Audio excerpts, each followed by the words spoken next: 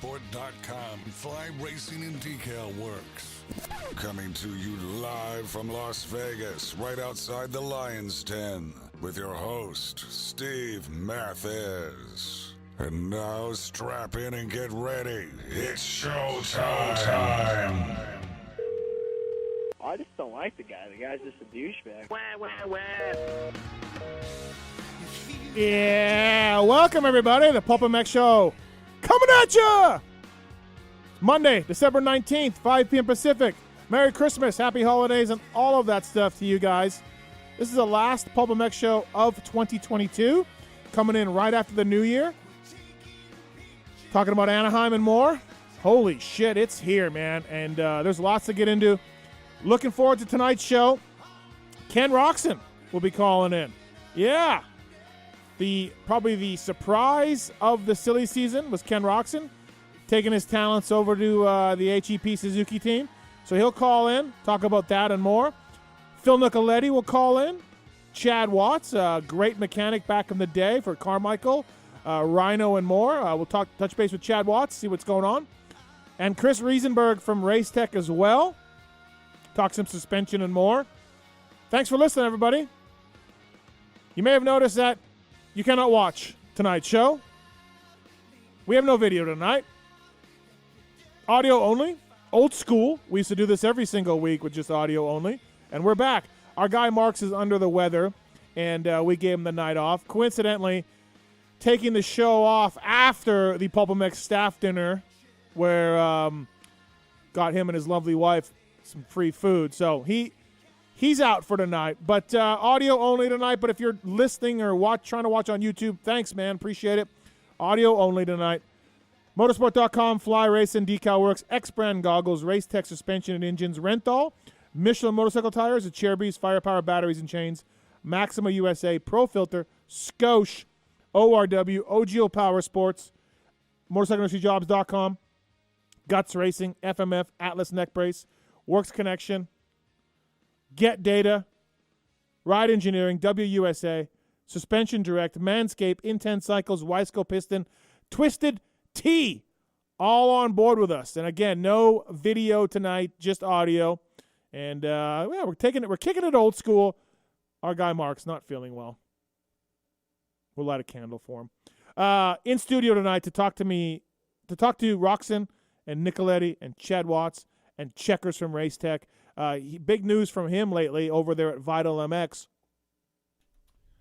Some new hires, things going on there. Michael Lindsay, what's up, man? How are you? Very conflicted tonight. Why? So you reach out to me. We're doing the last show of the year, and man, first there's no lineup. I'm like, great, I'm getting the low end of the stick. Then I see the lineup, and I'm like, oh, this is pretty sick. Then I get here. We go to Starbucks. There's no Corvette to ride in. I missed that by a week. Yeah. Marks isn't here. There's no video. I mean, I'm just going through the highs and lows. Right. Well, you know what? Marks is actually fine. He just didn't want to put you on video tonight. He just very likely. He's actually totally healthy. He probably saw that I was coming in. He's like, I'm out. I'll tell you what, though. You know who did come in tonight? Who maybe thick and thin, broken back, not feeling it, doesn't matter. The guy shrugs himself in here, puts in a hero's effort every Monday just about. Thanks for coming in, Talon. Thank you. Thanks, Thank you. Talon. Talon Taylor, everybody. Anything for you, Steve. How was what'd you think of the staff dinner we had? It was fun. I didn't like that Yar was next to that Moser guy, but Yeah, that was I was very a little worried scary. for Wait, that. that Moser guy exists? Yeah, he came out. Holy crap. Yeah, it's amazing. The vet was there. The vet, yeah. The vet was there. It was nice. You revved it up on your way out. Oh yeah. Well, try to get some some attention. I think it worked. That one guy said it was cool. He might have been saying it sarcastically, but He probably was. He probably was. But I'll tell you what, it's a good show tonight. You got a banger night lined up. Philip, Roczen, Chad Watts, Chris Riesenberg from Race Tech. I don't know if Kenny's done any public interviews since the switch. Nope, he did. So No, this he might be the hasn't. first one. So looking forward to having Kenny talk about the switch to those guys. PulpMX Fantasy. Sign-ups are open now. 5 p.m. PulpMXFantasy.com, 5 p.m. Pacific. They are open now on Monday, December 19th. So really cool. JT and I are going to talk more about this later. Are you going to sign up again, Michael? Are I you do in? every year, but what I really care about is industry idiots. That should be next week. Excellent. So, you'll be in Industry Idiot League as well, high Always. dollar. Have you ever won anything from Idiots? Actually, I'm lucky. So, like, I've done it for 3 years now, and I always at least make enough money that I can enter the next year. But I like everybody, I do good for a while until I have 2 or 3 bad rounds, and then I start throwing Hail Marys. Yeah. I always get 1 or 2 rounds where I'll top 3 a weekend and make, like, a couple of $100. I'm like, cool, now I can pay for it for the next couple of years and not feel bad. Yeah, I last year was the first year I didn't get any money. Just Ooh. no good. Didn't do well, but good to have everybody on PulpMX Fantasy. We are giving away. Hey, Steve, we always need people like you to just throw their money away. Absolutely, and Wygant too. We are giving away for PulpMX Fantasy in no particular order a Yamaha TTR, a Yamaha YZ250F, 2 Yamaha YZ450Fs, and an Intense Taser for the SMX series, and more, of course, Max's truck tires and Michelin and lots of things. But we stepped it up with prizes. We got the SMX series to talk about. We're going to do a separate league for that and a separate category for that with more prizes, more weekly stuff. Can we give away a Corvette? No, that was a rental only. So don't forget, we got the Race Tech Rant coming up later. We have the X-Brand Goggle Tear-Offs, and we have the Motorsport.com Tweet at Talon segment as well. So lots to get into. Thoughts out to Travis Marks. We hope he pulls through. And if he doesn't, there'll be a video hiring on motorcycleindustryjobs.com ASAP. So, yeah, lots to get into when it comes to the show tonight with Michael Lindsay from Vital MX. You have a couple new hires that we'll talk about later on. Some expansion going on at Vital MX. Starting our new empire. Yep, starting a new empire. So we'll talk more about that later on. That's good for you guys, though. I'm stoked. Everything's working out really well for that. So again, PulpMX Fantasy signups open. Thanks for playing that all these years.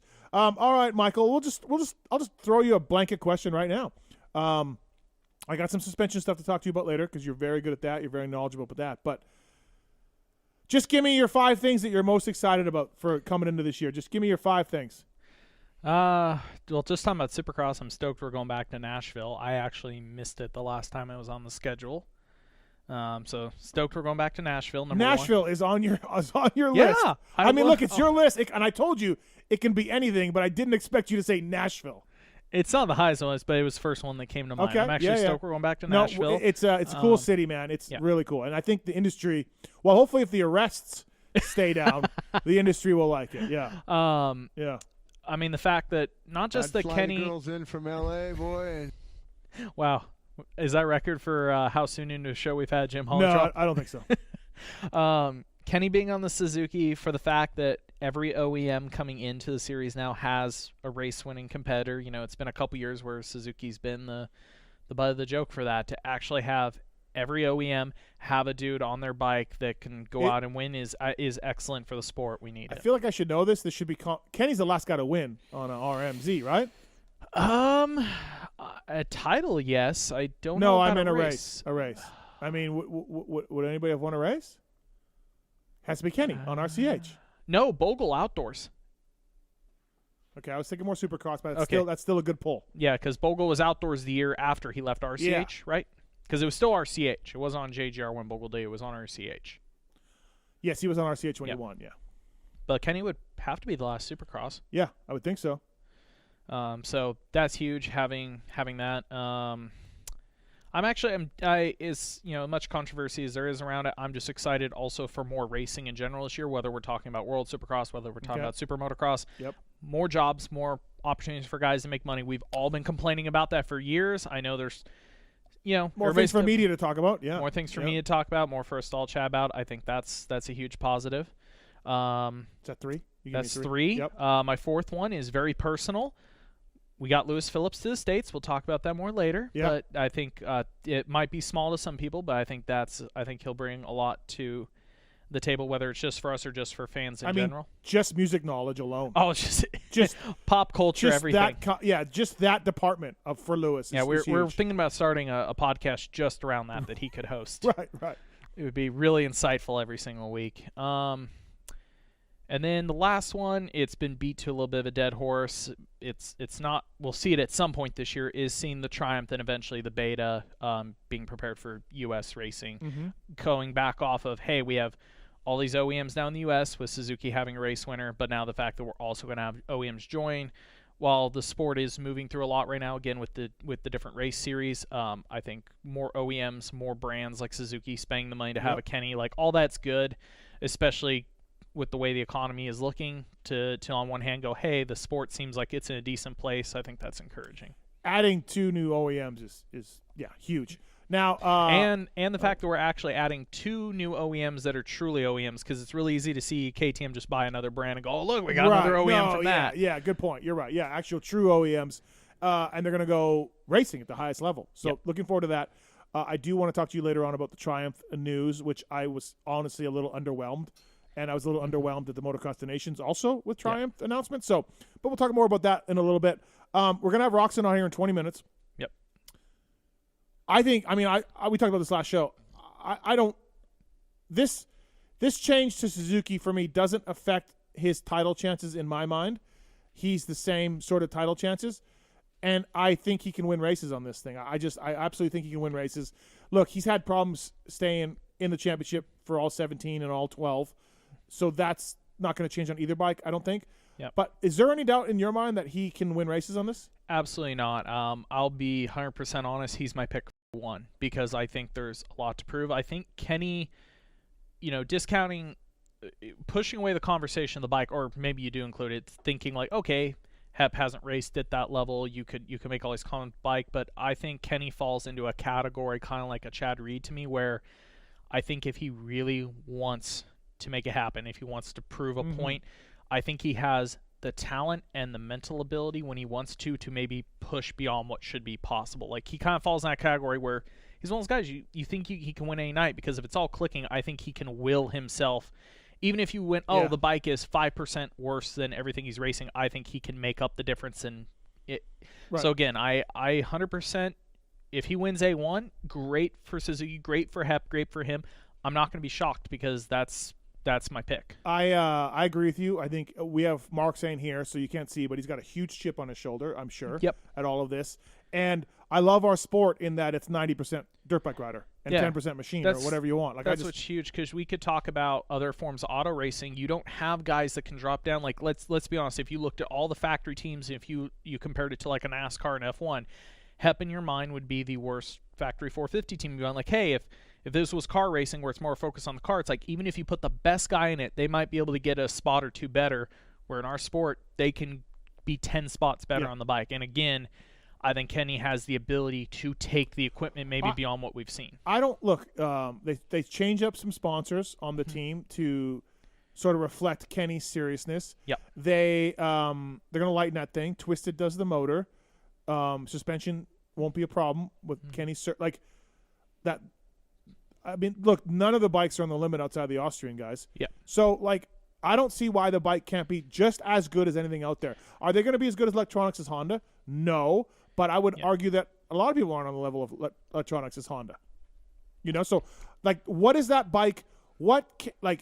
Twisted can make a bike as good as anybody. Electronics is maybe where they're going to lack, but I wouldn't put that as a huge deal. And suspension is going to be as good as ever. So, yes, when he stalls it, that's a little bit of but generally speaking, you don't stall it. So where is the bike lacking? Like, I don't see it. I think it's more, having personally, of course, running the Suzuki, we all tell you it's very rigid. I don't think it has the operating window that some of the bikes have. Like, I think it's partially the bike's operating window, just how much harder it's going to be to set up track to track. And also, maybe still, there is some really good guys at Hep, but as a working entity, maybe a little bit lack of experience of chasing each race to race the setup for top guy. I think that's where, when we talk about the championship, I do agree with you. It's like, hey, Kenny can run for one, but has a couple years. But I do lean a little bit where, like, hey, I'm not expecting him to race for a championship on this bike. Not saying he can't, but that's my drawback. I have a hard time thinking, hey. But if he was a factory Honda, would he be racing for the championship for you?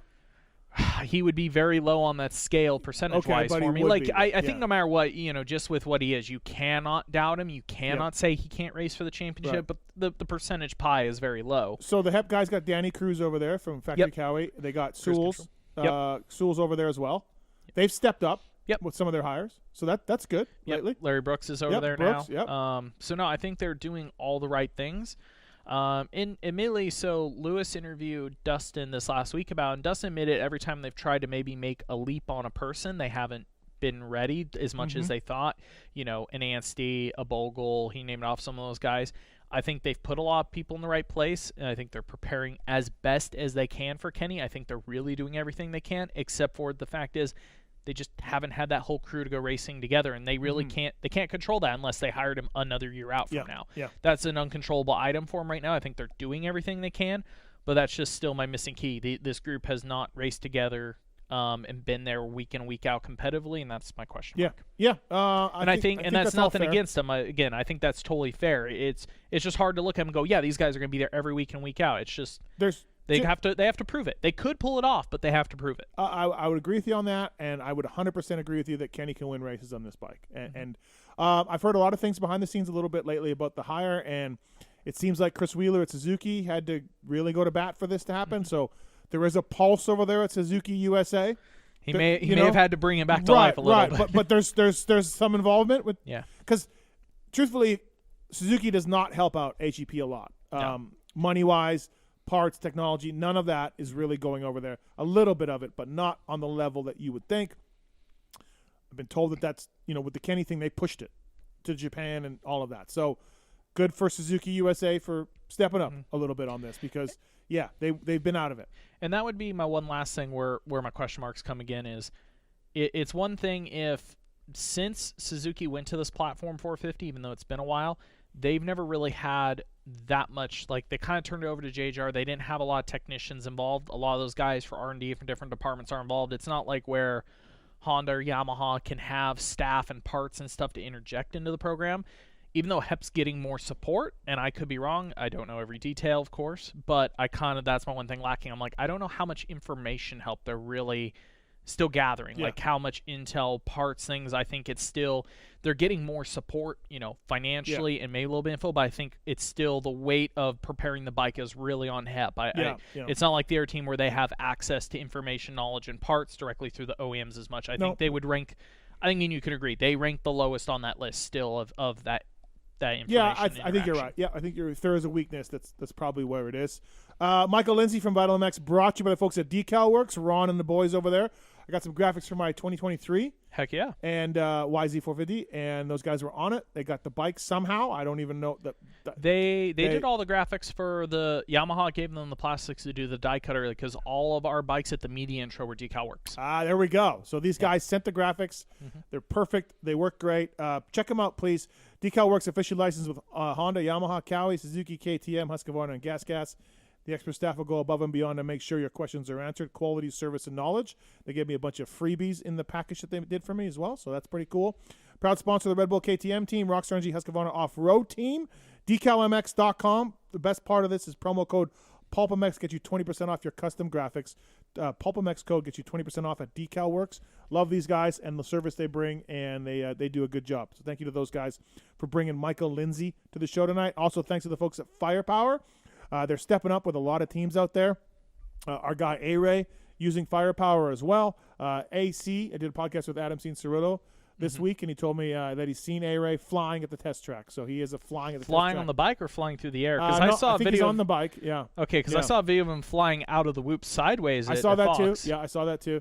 Firepowerparts.com. They got batteries and chains that race teams are using. Guys like Justin Starling as well. Logan Carnow. Many guys out there. Mason Kerr. And a lot of guys using Firepower. They support a lot of privateers. Firepowerparts.com. Chains made in Japan.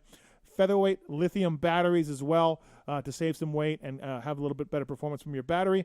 Firepowerparts.com also on board with us as well. Before we come up with Michael Lindsay, because something I was wondering about with Chase Sexton, obviously he's on a Honda, and I think he's my Supercross favorite. This is where you come in because you're smarter about the stuff than I am. Ooh, that's giving me maybe a little too much credit. Yeah, it seems like he's going to use the BFRC indoors. Yes, him and Colt Nichols both. Okay, so that's the Showa shock that he put on his bike for outdoors. That really worked well, and we know they fought the bike like crazy when it was on the bike before. Adam Cianciarulo's run with it, didn't like it. I've heard he's back on it now on a Cowie. I've heard Anderson's on it. I can't confirm the Anderson thing.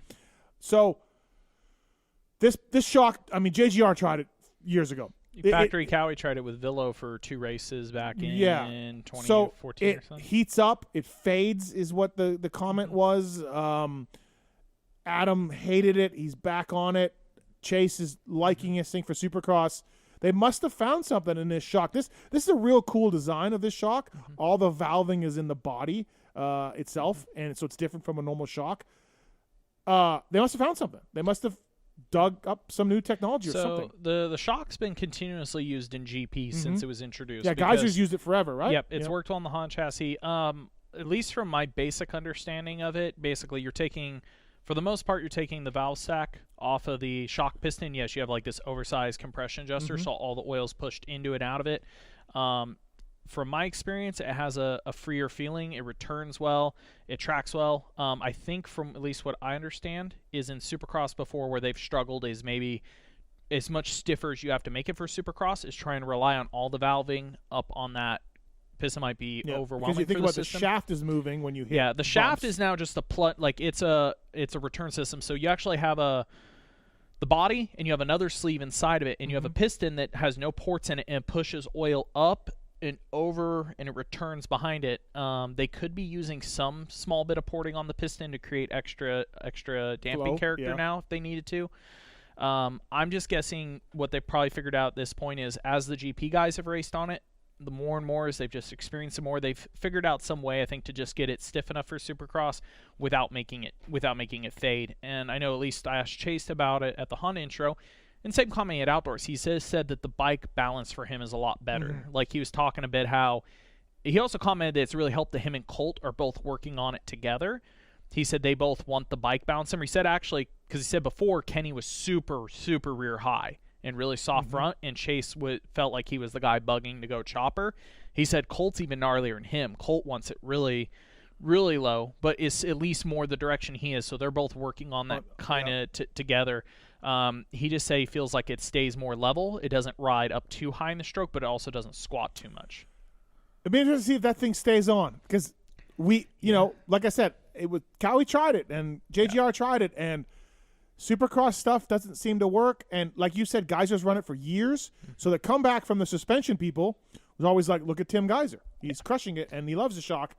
And then everyone's like, yeah, but he doesn't ride Supercross. Yeah, so and this will be interesting. And I was very interested when we got to the Honda team intro there on there. That was the first thing I asked Chase, because I was like, look, yeah, they ran it, the factory cow, like Fevra, like it stayed in GP. Again, the way it works, I think, really, especially in GPs where their tracks are really chattery instead of as much big hits, it works really well on that style track. So I understand why the GP guys have continued to run it. They've definitely had to find something now, just like everything else, though. However, when you're riding the same test track all the time, every day, we'll see, like you said, is it going to make it past the West Coast swing? Right. We'll see. Yeah. I wouldn't shock me if it made longer, never has. We'll see if it stays on any of those bikes the full season. Yeah, it'll be interesting to see if that happens. I haven't figured out if Jason's on it yet. Anderson, I've heard he was.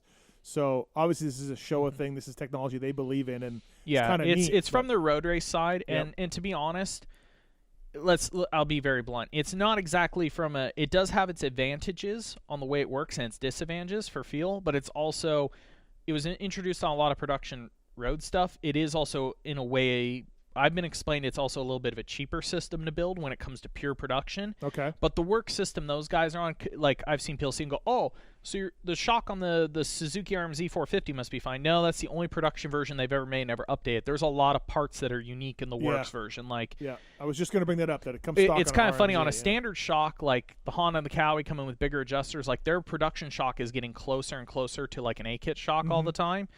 But this BFRC work shock is still, from my understanding, quite a bit different than the production one. I definitely find that pretty interesting going into the year. We know that Chase and Kenny were unhappy with their motorcycles. They went to aftermarket triple clamp. They were trying everything, and neither guy really liked the performance of the bike. Like I said, that was a big question of mine, Chase, and his biggest comment was he feels like now that him and Colt are more on the same page, that it's definitely helping. And it was nothing against he always says it's nothing against Kenny, said, because we were just so different. He goes, we were trying to develop the bike in two totally different directions all the time. We were never he goes, we were never heading the same way on the bike, where he said him and Colt are actually really similar right now. I know with Trey being hurt, they've actually been giving a lot of credit to Colt on testing. He's taken on a lot of Trey's duties of stuff Trey was supposed to run through, and I know they've been really happy with Colt's feedback so far. All right. 702-586-PULP. You got a question for Michael Lindsay or myself here on the PulpMX Show. Presented by Motorsport.com, Fly Racing, and Decal Works. 702-586-PULP. Talon, everything good over there? You all right? You good? We're good. Do you miss Marks? I miss Marks. Yeah, I miss Marks. I feel like I'm way further away because he's not in between us. I was wondering if we could move you up, because it feels really awkward yelling at you all the way over there. Well, you don't have to yell. We have headphones on. Yeah, but this whole house just feels, with the giant ceilings and you being over there, it just feels so big. It's not. I miss Marks. It's not cozy enough. Motorcycle Industry. I had to come back for Michael. I'll just shelve it. Maybe talk about it later. MotorcycleIndustryJobs.com. Job of the week this week. It is a Team Green technician. A lot of guys started out at Team Green as techs and went on to great things in the industry. It's a full-time job there at Team Green, and if you're looking for to get in the industry, if you're a little bit mechanically inclined, this could be it. They have immediate opening for Team Green technician and Team Green Racing Department at the headquarters in Foothill Ranch, California. The position is responsible for the technical and logistical support to Kawasaki Team Green racing activities. Skip Norfolk was once Team Green, and then met a kid named Jeremy McGrath, and they bonded. And then when McGrath went to Honda Pro Circuit, he asked Skip if he would go, and Skip's life changed. This could be you if you do this job. You never know. Maybe you meet the next So you're saying Team Green is like PulpMX, it's just life-changing. I don't really want to go there that much, Michael, but yes, exactly like that. So motorcycleindustryjobs.com. Upload your resume for free today. Job of the week, Team Green technician. Super cool job.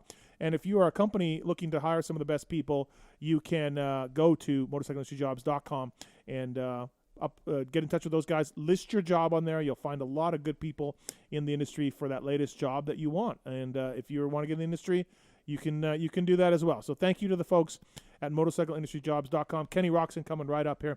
All right, we touched on the suspension. 250 Supercross. I have some things to say about it. I don't have enough time. Race Tech Rant? The new rule. By the way, I love that we've been talking about this. I got the heads up that this thing was changing in the summer. Yeah. I've talked about it for a long time. And then all of a sudden, it came out somewhere. Must have been in some media source. And then people are just hitting me up on Twitter about how this rule's changed. And I'm like, yeah, I've known about this forever. And we've talked about it forever.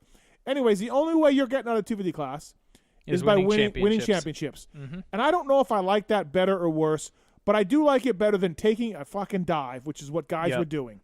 Once it was 135 points for 7 or 8 races, 3 years in a row, and if you got that, you were also kicked out of the class. Well, that's why J Mart skipped races. That's why Shane McElwatt skipped races, and so on and so forth, which is a joke of a rule. And now, Michael, you're only getting out if you win championships. I guess it's okay.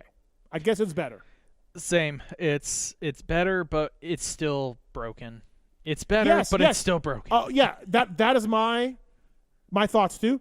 Yep. Better, still fucked. Yeah. Still screwed.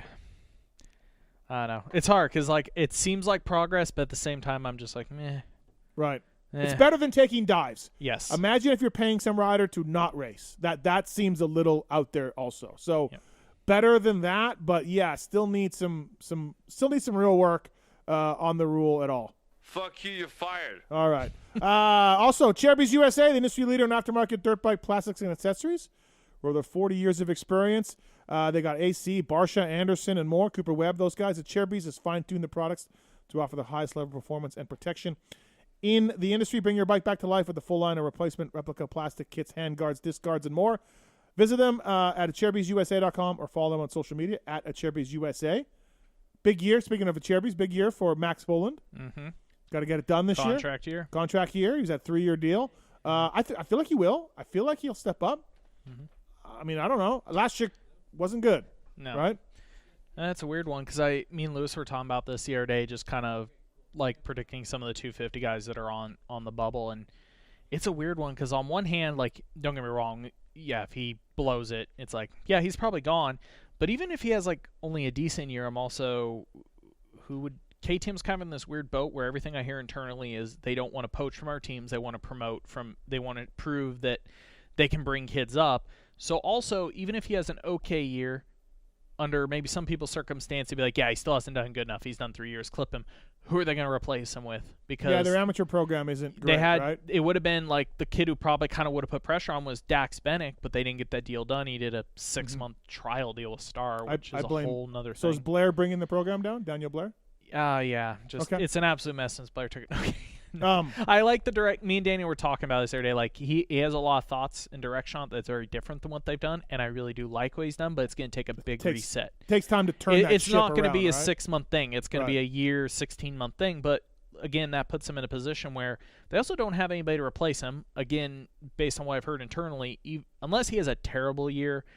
I don't know. On one hand, yeah, there's a lot of pressure come to the end of the year, but I'm at the end of this deal. But I'm also not sure like how hard they're going to push to replace him. If he has even an okay year and shows progress, I think he might get another 1-year deal regardless or something like that. Renthal is the undisputed global leader in manufacturing design since 1969. The Renthal has become notorious for a relentless obsession of detail and quality through the commitment to produce the finest products on the market today. Twin wall bar, Fat Bar 36. Please check it out. The history full of innovations in engineering and legendary component. Renthal is universally regarded as the most trusted brand in the pro paddock. Speaking of Renthal, our next guest brought to you by Renthal. He is switching. The team is switching to Renthal, and so Ken Roczen gets to stay on his bar of choice. Welcome to the show, Kenny. How are you, man? What's up, man? I'm good. How are you guys? We're good. Thank you for doing this. Appreciate it. Congrats on the new gig. So let me get this straight. Like, from what I know, you were obviously the firepower guys. You got him a world supercross title. You really liked Jarive. You loved the bike. I saw you in Paris. You were hauling ass. I was told by someone that would know that he probably thought you would have a 10% chance to sign with the HEP guys, but you were trying the bike. But it seems like, Kenny, you were just that impressed with the bike that's where you pivoted. Is that true? Just the bike, being back on Suzuki and being on their bike is what did it for you? Yeah, like you said, it did something to me. I've been on that bike a lot, though it does feel a lot different than what I was on, for example, in 2016. Mm-hmm. But my main goal, like I've been with Honda for so many years, and I had complaints about the bike. And my main goal, like I said before, I love Jarive. I love the whole team. I love working with them, and they did a really good job with the bike in the short period of time. But ultimately, that's what I told him too. It's like, man, I'm in this position, and my biggest goal was to kind of expand my horizon again a little bit and try something different and spark it up a little bit in my career. And I went up to Madeira, and like you said, I was pretty sold on going with Jarive. But at the same time, I wanted to give this a legit shot, right? I didn't want to go up there and make pre-decisions on how the thing's going to be. I just wanted to go up there and ride it. And, yeah, I ended up going up there for a couple of days. I rode it, and I definitely had some brain work to do. And I ended up going with those guys, and I'm really stoked that I did. Every time I'm up there, we're tinkering around with some stuff. We haven't really done, like, a big test or anything, but they're actually coming here the end of this week, and I just hope that the weather is going to be okay because we're actually we're getting some rain here tomorrow in Florida. So, but yeah, I enjoyed it, and I was looking for something new, and I ended up going with it. I just had a good feeling about it. Yeah, that's awesome. Now, one of my questions was, does the bike feel like it used to? You said it doesn't, but does the bike being it's pretty new since the last time you've ridden it, but it's pretty the same also in many ways, different frame and stuff, but does it you're getting a late start on this. Does the fact that you rode Suzuki before help you maybe avoid some late start issues that you could be having? So the bike I think it feels different than it did in 2016 by quite a bit, especially suspension-wise, because I was on KYB back then. I'm on Showa now. And I just think it feels different, but same at the same time. You know what I mean? Like it just felt familiar, right? I really like the size of the bike. Like the bike felt bigger to me than the Honda, and that's what I liked about it. And I'm excited to tinker with it a little bit more. We're still me and Chiz, we're trying to do some work to it still and try and tinker with stuff. But for the base that they gave me, I was really impressed with it. And I'm still riding literally that same spec, suspension-wise and everything. Okay.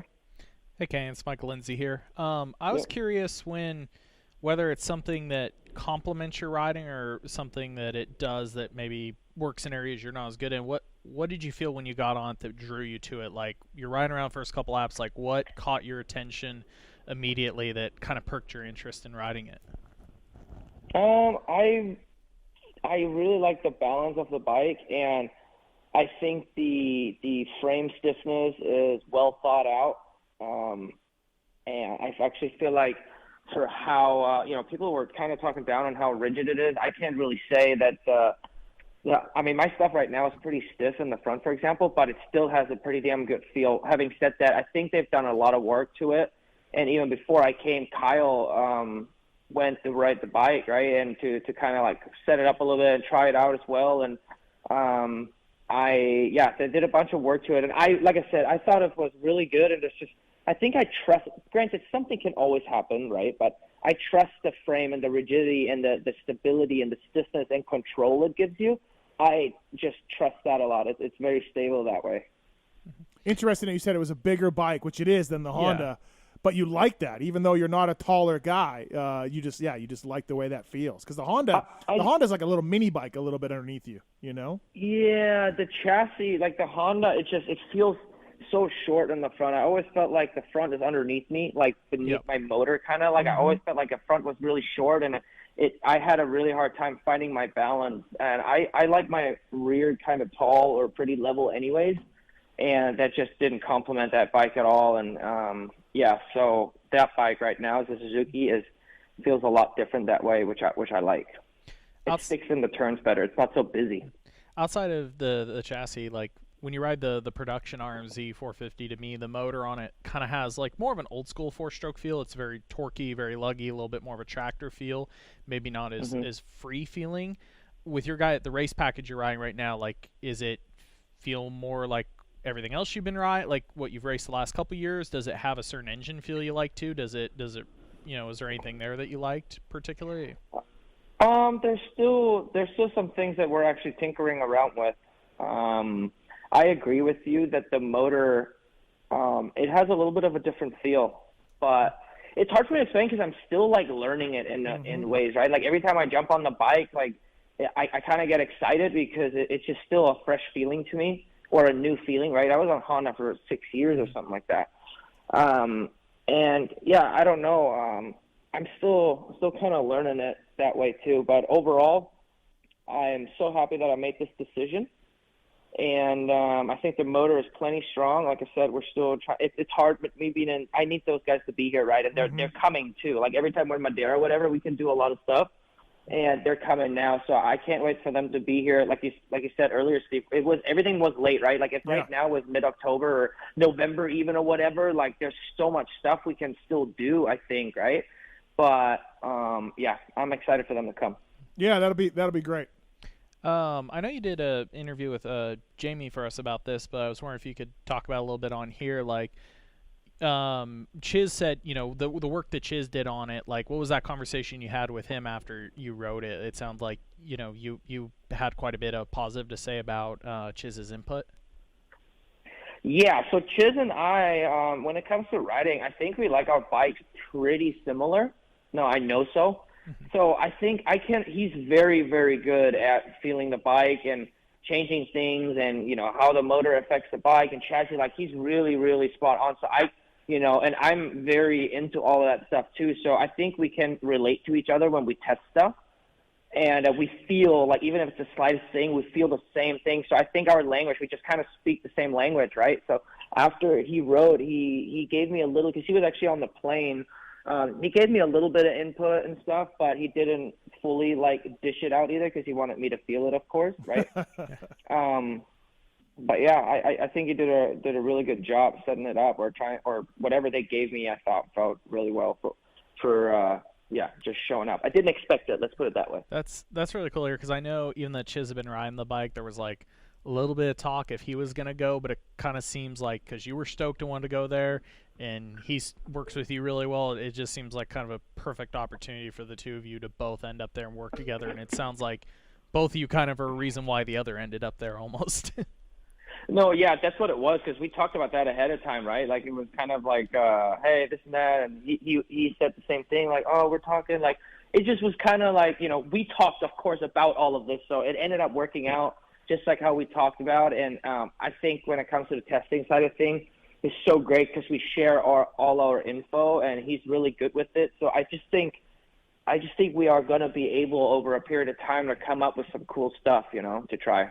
And Travis Sewells is your mechanic, I'm guessing? Sewells? Yep. And actually, having him too is pretty cool because he knows a lot from RCH days, and he actually gave me the whole rundown, right? Like, I looked at my bike. I guess I never have taken a close look at my championship bike here. He was just giving me the whole rundown of like, dude, like this is from factory Suzuki and this is from factory, this we made this, and they did all of this trick shit to the bike, right? And I'm like, you're kidding me. Like, I didn't even know all of, like, full on, like, just custom shit, right? And I'm like, that's so sick. I look at this bike way different now.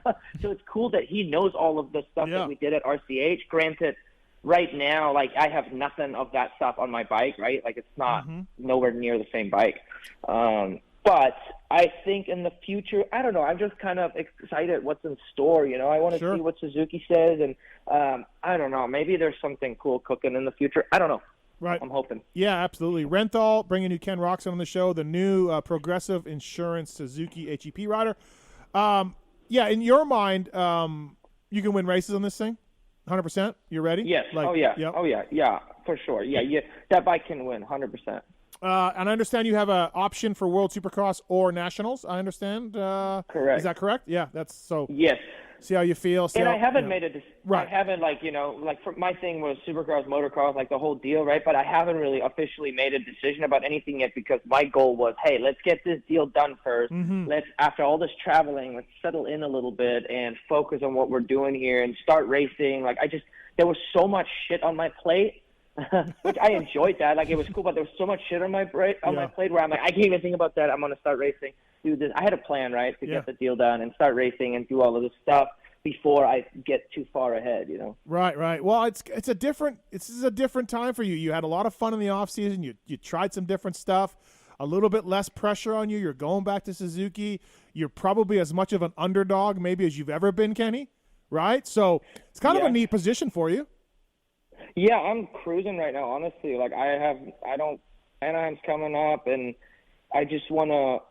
My main goal is to field the team out, right? Like, this is going to be our first rodeo, which I'm really excited about. I think it's going to be fun figuring each other out.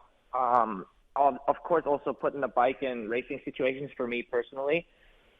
And I just think there's so much new and exciting stuff going to happen that I'm going to look at Anaheim and all these races from a different perspective, which is exactly what I needed. And I don't really want to put pressure on myself. If I win, great. If not, like, I just really want this to be a work in progress, and I want to be into it. I want to be into my riding and focus and kind of have fun with the situation and just rebuild, And wherever I'm at, I will be fine with it, and then I'm going to work forward and try and get better each and every day I go out in the track and whatever it may be. Like, I might go into the first race, and afterwards I'll be like, oh, I need to work on this, or I need to do the bike better, or whatever it may be. I want to attack that and then see if we can get it better and just be into it.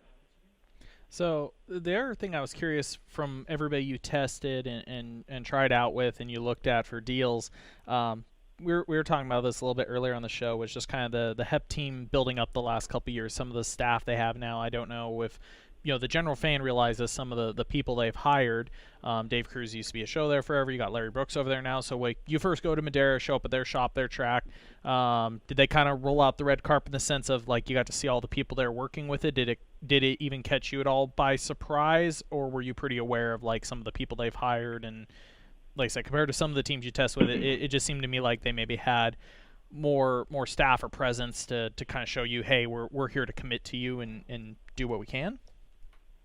Yeah, so obviously I knew some of the people there, right? Like, you see them around the pits and whatnot.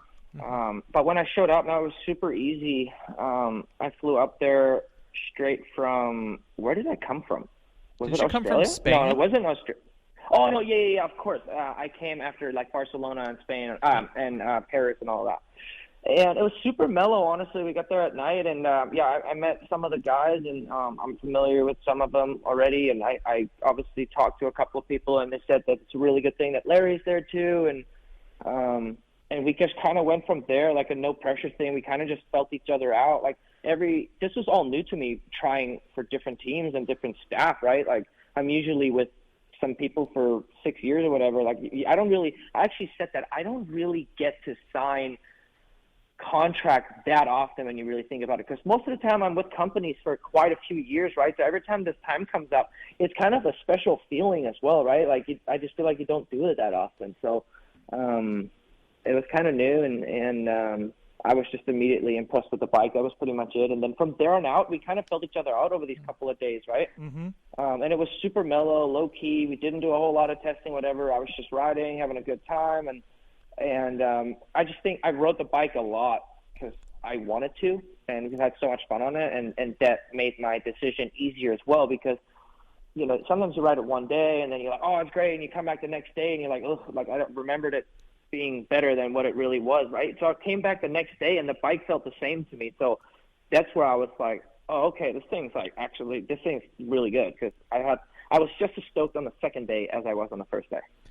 Is it special at all for you to not only come back to Suzuki, but come back at this time? Because, like, when you were with them in GPs, they were a top level program.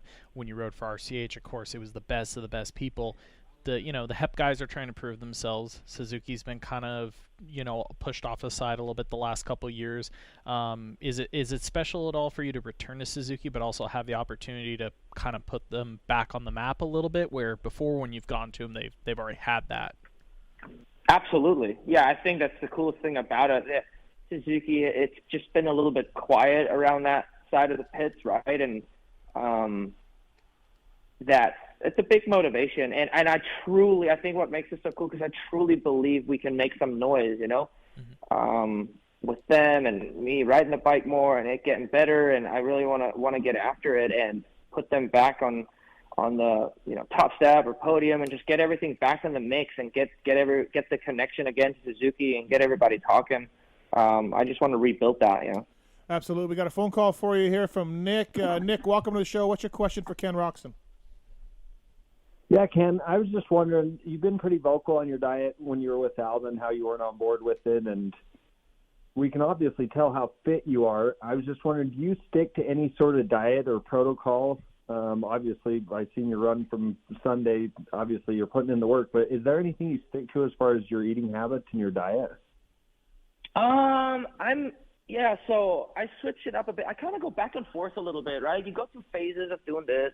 That's at least me, right? I like to have a little bit of fun with eating too, but in general, I've been on a little bit more meat and fruit diet, and I'm having some raw liver here and there as well, and I believe in the more like organ carnivore, I guess, type diet a lot more than all this vegan stuff, and to each their own.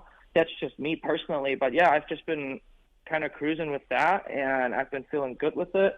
So meat, lots of fruit, all the good stuff. Thanks, Nick. Appreciate the call. Awesome. Thanks, guys. Thank you, man. Appreciate it. Kenny, I know I talked to you in Paris. You were going to ride the Stark. The guys brought you down there to ride it. Looking at your Instagram and stuff, you look like you had a lot of fun on the bike, and I've spent some time on the Alta, and they're pretty cool. Why do some people just got to hate on the thing, though? Like, I read through your comments, like, okay, like, if you don't like electric bikes, that's cool. Like, whatever, that no problem. Like, just like the e-bike thing, man. Why people do people hate to hate? Why It's do they so hate terrible. it though? Like, just if you don't like it, cool. Like, I get it. You want a gas powered bike. We're not telling you have to ride Right. one, but jeez, Dude, some of these people on Kenny's Instagram are losing their shit that Kenny rode this thing. I know, but yeah, I honestly, I can't tell you. I don't know what's going on. I see, back in the day, it's just like, when you love dirt bikes, like, it's like when you say we like gas-powered vehicles, you know what I mean? But, dude, you have to look at this thing. This thing is freaking amazing. It's fast as shit. It feels way different, you know what I mean? Like, it's a completely different riding. It's same and different, right? So it was just cool. Yeah. I rode it. Like, I gave my 2 cents about it. And it's just like, there was just so much heat and so much tension as always, right? And I'm like, dude, I just like riding dirt bike, and I've got this opportunity. Like, why can't you just take it for what it is, right? Like, calm down, everybody. Calm down. It's next level, honestly. I mean, there are just thousands of comments of. Well, it's just like anything in the world. I feel like people just take offense to everything, and that's one. It's like, hey, everything. We all talk. You see people in there like, I've been in motocross forever. Like, this is ruined. I'm like, we're all here because we like riding dirt bikes and fun. This is fun. I'm not telling you have to do it. I'm having fun doing it. Yeah. Some people are going to have fun doing it. What is the problem with that? How crazy is it, Kenny, coming into a corner and hearing like your chain slap? Oh my and God. that's it. Like, it's so weird. Tire roll. It's funky for sure. I got used to that. I was amazed by the handling when I rode the track. It was ripped up, but it was dry, so it was super pebbly, marbly, right? And that bike would just hover around the turns, and I was able to make one turn. And they had a stock Cowie there, and I rode that thing, and I really struggled on it. I made like 5 turns instead of one smooth turn. You know what I mean? So it's a completely different. You don't have any engine mass turning and rotating, so it's very stable. Granted, the bike, the track was pretty damn flat, but they had a couple of muddy areas where it was rutty, and it just stays in the rut. Like, there's nothing upsetting, like no engine brake, no nothing. And also, when you jump and you dive the front, you're always in the perfect gear. There's no clutch, no shifting, no nothing. So there's no limit really on how fast the rear wheel spins. So you can correct it. You can literally go from 6 o'clock to 12 o'clock just by holding the throttle wide open. It's pretty wild how it feels like. You know how the bike in general is pretty heavy, right? Like, it's heavier than a regular bike, but it feels like you're riding a 125. It really does. When Sebastian Tortelli told me that, I'm like, fuck, I was just so amazed by all the technology, because he explained some of the things with the software and the battery and all of that stuff, right? And it just sounded really cool. So I'm like, man, I got to go down there and ride it. So we set that actually up in Australia. That's when we sat down. Oh, okay. Yeah. I over jumped stuff. First 10 minutes of me on it, I was over jumping stuff. I was like, because I kind of know the sound that the motor makes to how far I'm going to jump, or I don't know. It just threw me off. I agree. Yeah. I agree. The jumping was a little scary at first, because also, first of all, I had a really hard time remembering the track. I rode this outdoor track on this golf course. It used to be an old golf course. I don't know if that's where you rode it or whatnot. Did you ride it in the U.S.? No, I rode the Alta. But the golf. I was talking about the Alta. The golf course is where they did the media stuff, though. Yeah. So and I rode the track, but I was so focusing just like on the bike. And granted, I just raced Paris 2 nights, right? I've had very, very, very little sleep. I'm coming there, and I'm riding in the afternoon. I rode until it was dark, literally. And I had a hard time remembering the track, because also the bike just jumped weird at first. I was just trying to focus on what this thing's doing. I think it would have helped me if I would have ridden this bike on a track that I've already known and ridden a different bike as well, Right. That would have helped a lot. Hey, I'm curious if you ever ran into this. So, here in the U.S., we got to ride the Alta over the years. I had to send somebody else that part, so I haven't rode that yet. But when we'd ride on more hard pack tracks, like the weight throttle, you rolled on is all good. But I rode a really rutted track with it one day with like long inside ruts. And the thing that tripped me out is where on a normal gas bike, you have clutch to be able to sort of load the bike in the corner, like load the throttle against the clutch a little bit and feed out and make the bike squat or manipulate that. Where those things, you're just rolling on throttle. When I rode one, I kept using the rear brake to almost like load the bike under throttle. Did that track have enough ruts? Did you ever like trip out on that experience, not having a clutch to load the bike, or? No, because I don't really use the clutch that much, so that didn't really bother me that much. But what I was tripping out the most, I think that's what makes it hard when the track gets hard pack and you open the throttle, because this bike doesn't give you that much feedback, right? And I think that's why it hovers over, or it feels to me like it's hovering over the ground. Like, you don't feel every little marble, where on your regular dirt bike, you feel everything that's laying on the ground. So that's kind of cool. But also, when I rode Supercross, because they had the Supercross track right at the bottom, I really, I was like, dude, I am not jumping this. I am not jumping that. I'm not jumping this, because it was just like, I had really hard time feeling the motor technically and how much throttle I'm really giving it. This thing is so incredibly fast. So I couldn't really get enough feedback, but I've also not ridden. When you ride that thing all the time, you'll just get used to it. But just coming from a regular dirt bike to that, I had a hard time feeling the motor and the connection to the ground a little bit, and where I'm opening the throttle and how it responds. I don't know, it was just a little bit weird that way, and it made it way, way, way harder on Supercross. That's when I was really tripping out. Yeah, you're a little more precise, right? Yeah. I'm like, I seat balancing. I rode 2 different sets of suspension there. One was Boss and one was from Magic or something like that, I think. or was it Bud Racing? Yeah, I think it was Bud Racing or something. Yeah. And so they had two different suspensions, and I just didn't know what it was doing. Plus it being an electric bike, and then on a supercross track, like it was a crazy experience. Hey, but moral of the story, you had a great time, right? 100%. Yeah. So you mentioned in there jumping on a Cowie for men. This is one I really want to ask you about, of course, amongst all the bikes you were supposed to test and ride, the ones that Mitch built for you. Did you ever actually get to ride them, or did that end up not getting to happen? No, that ended up not happening at all. I think the bikes took a lot longer than I personally expected as well, but I had to get something rolling because just if shit hits the fan and I don't have anything, at least I have bikes ready, right? Yep. But then also the stock bike that I rode on there, it was I wasn't even like really there. You know what I mean? Like it's the third day, that stock bike, like the suspension, it was kind of like slow in the front, so the forks felt super slow. It was just really odd for me to ride it there, and I only really did a couple of laps on it. Literally, that was it.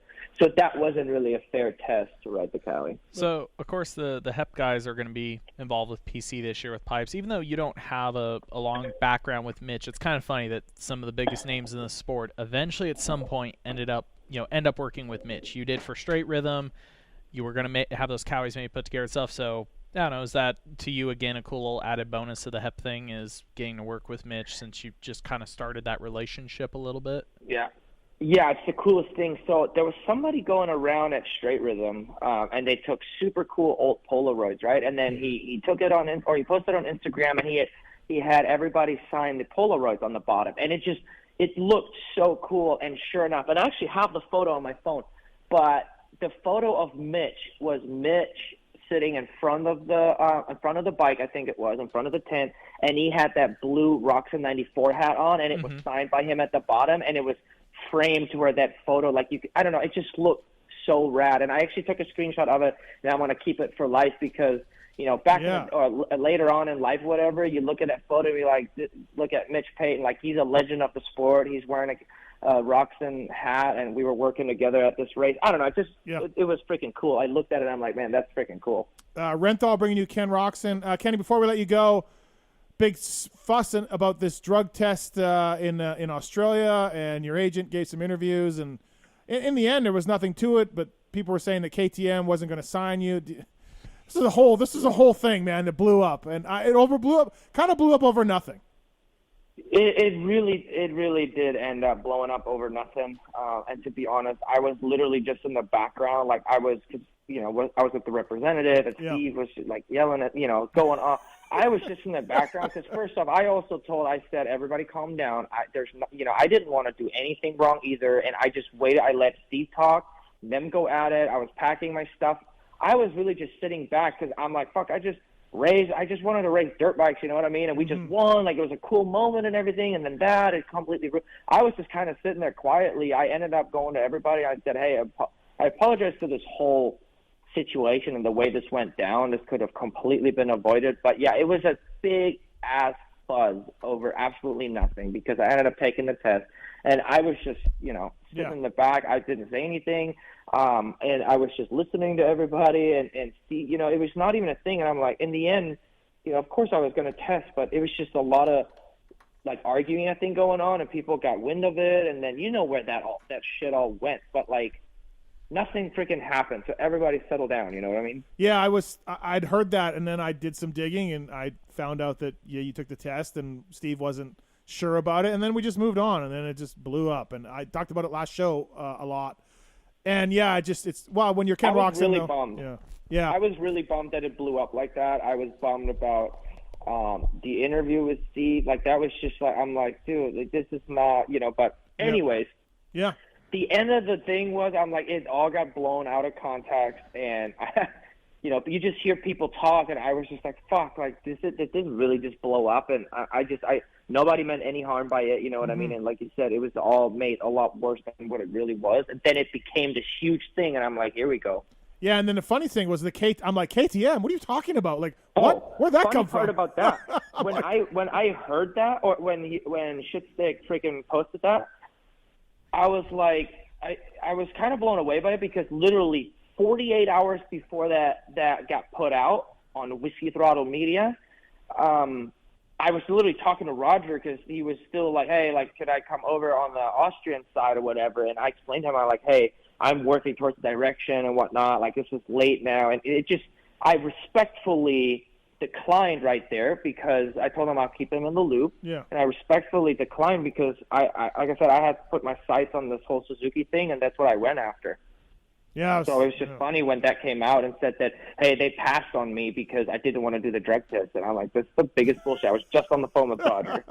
Yeah, I don't know, man. We're in a new age of media where people just say stuff, and I mean, if research. If you just do a little bit of research, because these people just ask me. They can ask you. They can ask Roger. Like, they have lots of contacts also in the sport. Just send some texts out and find out. I mean, call some people. It was like a freaking horny dog jumping on another dog. Literally, this shit just got blasted out there, and I'm like, what the fuck just happened? Yeah.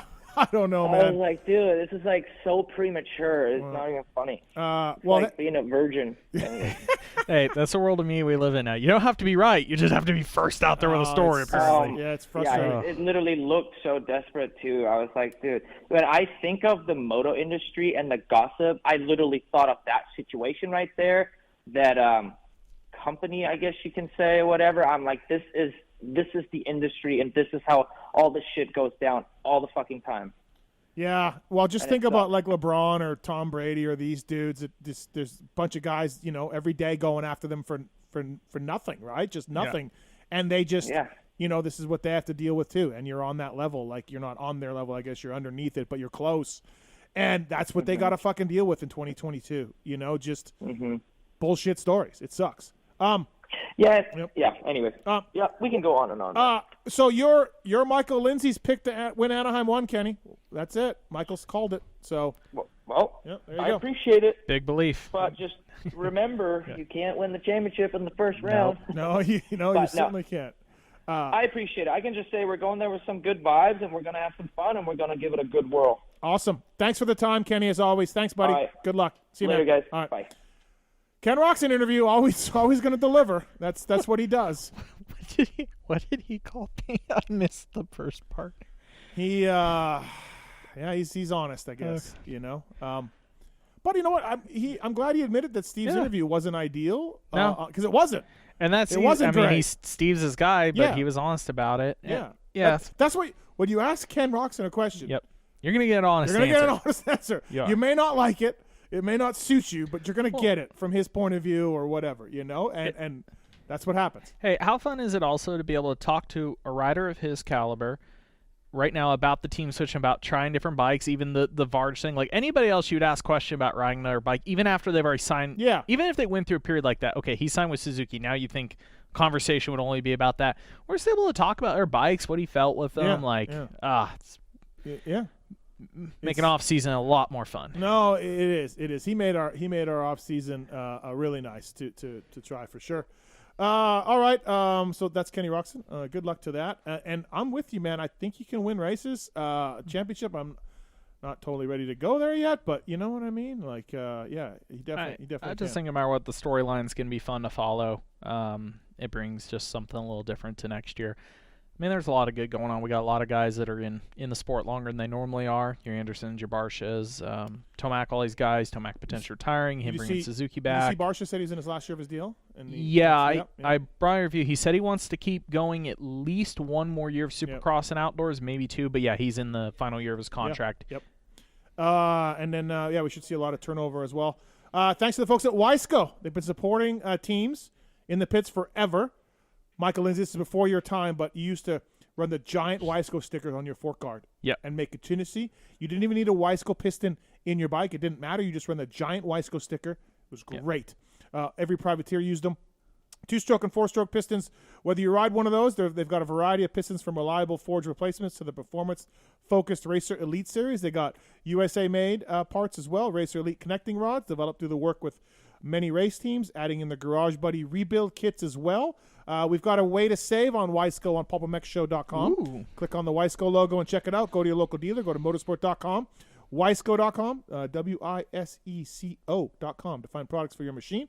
Thanks to the folks at Wiseco. Speaking of pistons and motorcycles and mechanics, We got one of the great ones on the line right now. It is Chad Watts. What up, Chad? How are you, man? Good. How are you doing? We're good. Long time no talk. Thank you for calling in. Appreciate it. How's everything going, man? Can't complain. Everything's going good. Business is good? Yep, rocking and rolling. What do you do mostly? Like we've seen you at Loretta's, right? You're working for some amateurs. You were there for Rhino, built them a sweet 85 CR. What kind of work do you do mostly? What's your bread and butter there in North Carolina? It is like customer, if they're on site, fine-tuning the bike. Most of my work is customers' cylinder head mods, case mod, crankshaft, transmissions, ECUs, EFIs, all programming, going on the dyno. And that's pretty much it, just doing to the public like what was on the race teams. Okay. And where can people get a hold of you? They want to find you for some work. We may as well throw some plugs out here on the show. Yeah, 980-552-5446. I moved my race shop from North Carolina to SOBMX. Oh, you're south of the border? Carolina. Okay. Yeah, my race shop's here at south of the border. Oh, a great training facility. Yeah, those guys, the PRMX guys are down there doing big things, and oh, that's awesome. Good for you. Yeah, I helped Julian start his semi up. It's been sitting for 4 months, and we finally got the rascal started about 3 hours ago. Hey, when you're a real mechanic, you can work on anything. Yeah, you don't just work on dirt bikes. You can help semis as well. Yeah. It was only jumper cables and 2 diesel trucks. Oh, okay.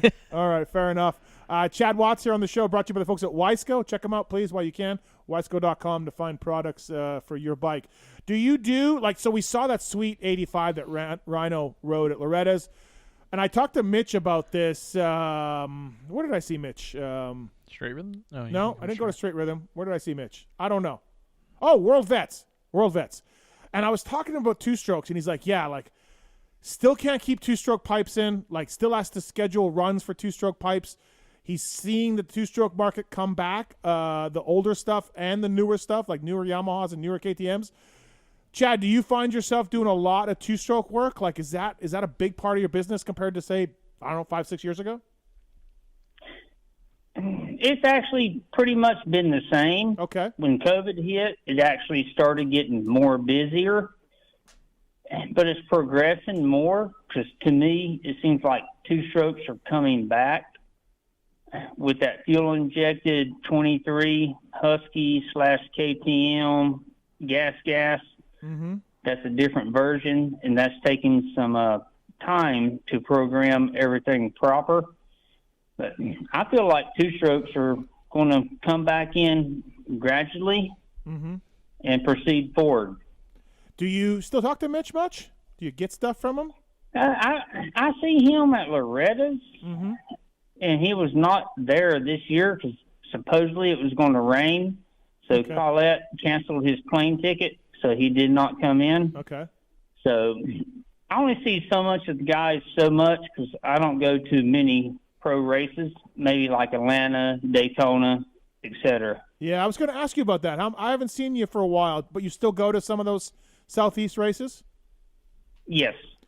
What do you think when you walk around now, man? You were in the sport for a long time. You were driving box vans, right, for different guys, and then you had all those years with RC. But when you go now, is it same shit, different day, or are you blown away by sort of the pit presence, the pit setup stuff, or what do you think of when you walk around the races now? Well, it's a different perspective because I'm on the other side of the fence, so to speak, and I look inside underneath the canopies, etc. So I enjoyed it more in being there, building the bike, than actually watching the race. Me watching the race, I really can give a shit less about. I enjoyed building the bike and winning the races. Okay, so watching it, you're like, whatever. Yeah, pretty much. Oh, okay. Hey, so business is good. That's good. You're at south of the border. Big things. But listen, that's something that's changed, Watts, is the freaking riding facilities now, man. There's some serious money put into those things and some serious efforts by amateur kids and everything else, huh? Oh, by all means. I mean, you see from a kid could show up in a freaking van with a pull-behind trailer training. You can see a person show up in a freaking $1 million rig. Yeah. I mean, you got different people that come, but it's a good facility. And, I mean, shoot, there's like 7 tracks here, gym, 2 pools, et cetera, and you got Matt, head trainer, doing the facility, and it's great being here. Cool.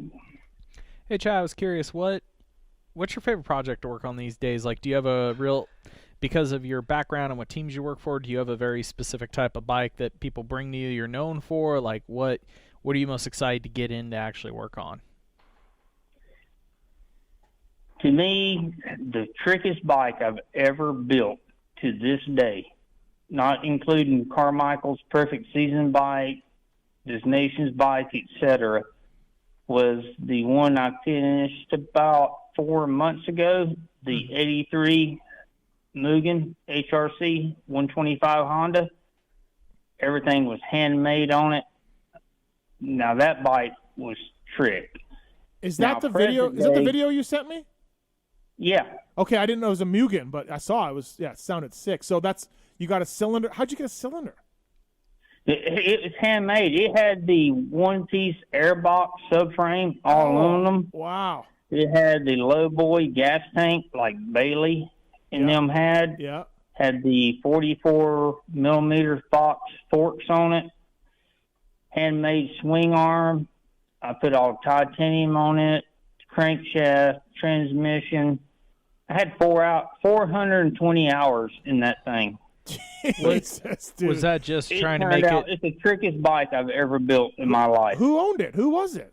Some guy? I ain't gonna mention the owner's name because he probably don't want me to say it. Okay, but this guy had it from back in the day. Like he had bought all this stuff in '83, or what? No, he found it somewhere. Oh wow! It only has serial numbers on the frame. Oh, okay. It was a legit. Actually, who hooked up the build was David Bailey. Oh, wow. David called me and asked me if I would be interested in it. 400 hours. You say 400 hours. Is that purely just trying to make everything perfect? Was it in rough condition when you got it, or was it actually like pretty decent? It was decent, but it wasn't in Watts Perfection's decent. Yep. Wow. You know what? Not Chad Watts Perfection. Hey, I watched that video that you sent me, but I just kind of half watched it. You know, like I just thought, oh, look, it's an 83 CR. Like I didn't really. Now I'm going to watch it again, Chad, and go look at it closer. Yeah, you can go on my Instagram and it shows different variations of the build. Okay. All right. And videos of it. That's pretty cool. Yeah. So that's the coolest thing you've done, and you've done a lot. That's pretty cool. Yeah. Yeah, no, it is cool. Even the owner of South of the Border, he came in here and listened to it. He said, why are 125 sound like that? I said, because I ain't modded a 125 yet, because Austin just got off of Super Minis on 125s, and I hadn't done a 125 yet. So damn, dude, that's awesome. No, that's pretty trick for sure. Hey, you talked to Ricky at all? I know things didn't end smoothly with you. You guys still touch base here and there, or Jeannie or anybody, or is it just nothing since you left? No, I did not see actually none of them this year. Okay. At Loretta's. Normally I do. But last year I saw Ricky and I talked to Big Rick. Okay. And the year before talked to Mama C. Everything's cool. Okay. You know, okay. They have their life. I have my life. Everything's good. Good to hear. You know, you and I were contemporaries. I was working at Yamaha when you were at Honda, and then they moved Goose in there.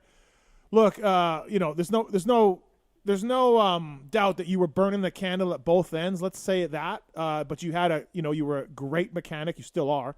But I'm saying with Ricky, never had a problem, never had any issues. are you? I guess you probably let it go, Chad. But any like bitterness or any like regrets, I guess, at the way it ended for you at Honda and all of that, or do you just like, hey, this is how it went, and your life goes on? Well, first of all, Honda wanted me to stay. Okay, all right. Cliff White wanted me to take over his position and be the head honcho between USA and Japan. They asked me to stay. Okay. So, but I was burned out traveling. I just had gotten married. I wanted to be home with my wife.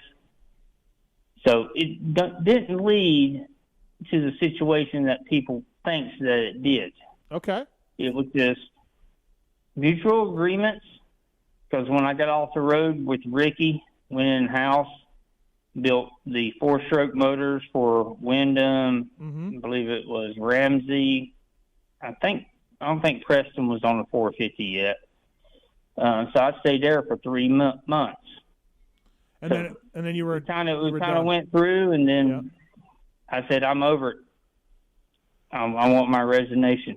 And that's when Cliff White, Eric Kehoe, and Chuck Miller took me in the office meeting room and asked me to stay.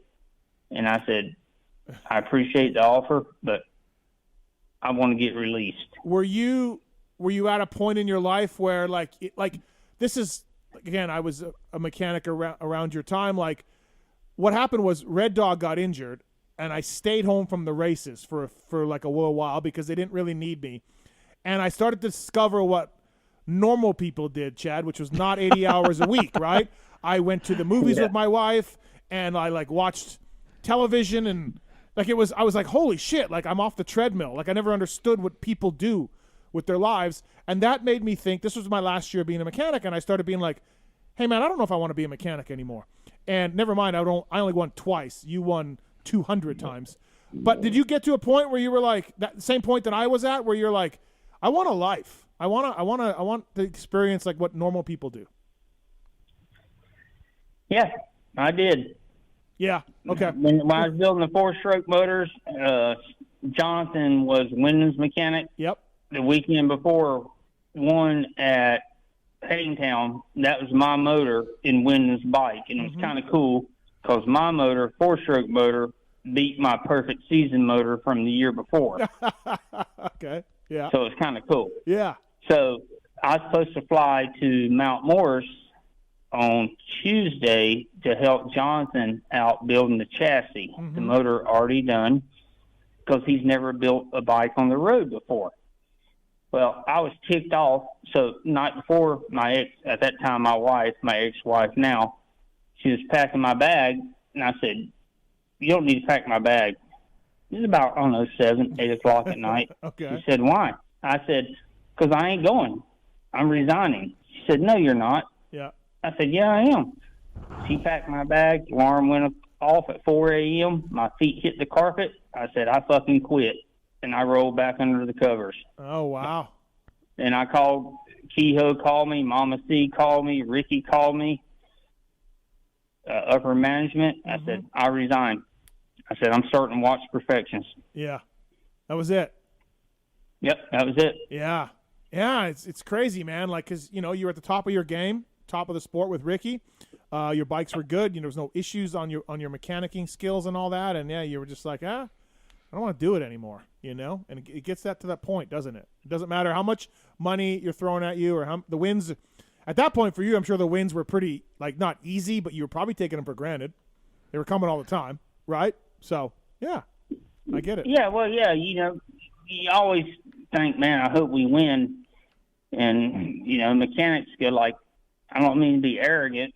I mean, all the mechanics work just as hard as I did and still do. They deserve the credit. But when that rolled over at a certain point, you're like, you know what?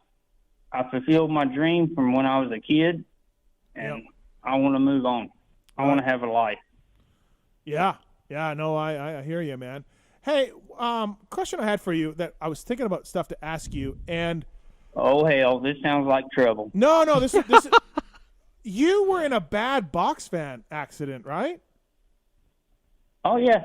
Right. So take our listeners through that, because from what I hear, like, it was gnarly and you're lucky to be alive a little bit. Take our listeners through what happened. I think you're working for Rhino at this point.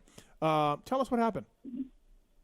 Yeah, that was the first year Kawasaki had the semi, and it was Matasevich, Kardowski, LaRocco, and Ward in the rig. And Rhino, we had the box man painted like the semi. So anyway, at Troy, Ohio, it poured down rain on Saturday night, Sunday morning. So they ran one moto. So it was me and Skip Norfolk with McGrath's bike, and I believe it's Buddy that used to work at Pro Circuit. Buddy Morgan, yeah. And Wyatt Seals. I said, well, I'm leaving tonight. They said, we are too. So we all washed our bikes real quick at the car wash, got our clothes out of the hotel room, and just tagged behind each other in 4 box fans. Mm-hmm. So we got all the way to, outside of Ontario, Oregon, and Wyatt and Skip pulled over. And I said, well, I'm going to run it. And Buddy said, I'm going to run it too. So I said, well, I got to pedal the throttle because I'm low on gas. I'll meet you on the other side of the mountain. Well, I feathered it all right, 70 miles an hour into a triple trailer, 70,000-pound semi, and ran right underneath him. Hit him so hard, my transmission came off, bounced across the freeway. The semi driver told the semi driver, you got a flat. And he said, no, someone rear-ended you. I went off the right side of the road. There's about a 100-foot cliff. Luckily, my right front tire caught something. I didn't go down the cliff. And Dude. I woke up. Then next thing I know, there's 3 ladies. I'm not being prejudiced here. They're sweet as could be, black ladies, and a man. And they tried to get me out. And I said, well, you got to get me out. It's on fire because the engine was on fire. So they grabbed a sawed-off shotgun, was going to shoot the window out. And the Navy guy said no. He hooked his Jeep up, tried to pull the door open, but couldn't. So I put a jacket over my head. They busted the window open with the butt of the shotgun, sat me on the tailgate, kept me alive. My knees were showing, blood everywhere. And I asked the 3 black ladies as they wrapped my knees up, what are y'all doing out here in the middle of nowhere? We're backup singers for a band. I'm all, well, why ain't you in the bus? We're backup singers. Dude, they were backup singers for Sir Mix-a-Lot at the time Baby got back. Baby got back. Goodness. And seriously, I'm not kidding you. And they had Daisy Dukes on and short, and the babies had the back. Dude, wow. They kept me alive because my stomach, all my ribs were broke. Everything. Stomach was busted open. So they life flighted me, or ambulance to that hospital, 2-hour drive. Surgery, I don't know, 12, 14 hours. Rhino walked in the room. He didn't recognize me. Nurse sent him back in. I couldn't talk. Yeah. And then they life flighted me to Boise, Idaho for open heart surgery. Oh, wow. And when I woke up, I thought I was dead in heaven because my nurse looked like Julia Roberts. And the light was shining in my eyes. And I just put my hand, give me a piece of paper. And she did. And I wrote, you are beautiful. Am I dead in heaven? And she just started laughing. Wow. Wow. And you fell asleep, huh? Is that what we figure happened? Yeah. Yeah. Yep. Holy smokes. Yep. Yeah, lucky to be alive. Like, literally lucky to be alive. I heard it was insane. By all means. I lost 90% of my blood. And yeah. I'm blessed. Wow. And how long for you to make a full recovery from that? Like, how long until you were back wrenching? About 4 weeks. Jeez. Because I called Roy Turner up. He was a team manager. Yep. And he said, take your time, because from the hospital, I flew back to my parents' farm with my mom and dad. I was so bad, the preacher from my church flew out because he thought I was going to be dead. Damn. But I called up Roy Turner, said, hey, I'm coming to Binghamton. He said, no, you're not. I said, yeah, I am. I said, have Sandy make me a ticket. I'm coming to Binghamton. Don't tell nobody. So 4 weeks, I still had stitches in my stomach, in my knees, and I went to Binghamton. Wow.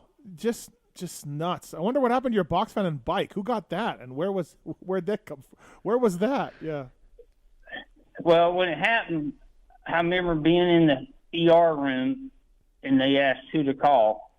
So I told them to call Rhino's house, because me and Rhino still live with Kathy and Bill. Okay. God bless Bill. You know, he's in heaven.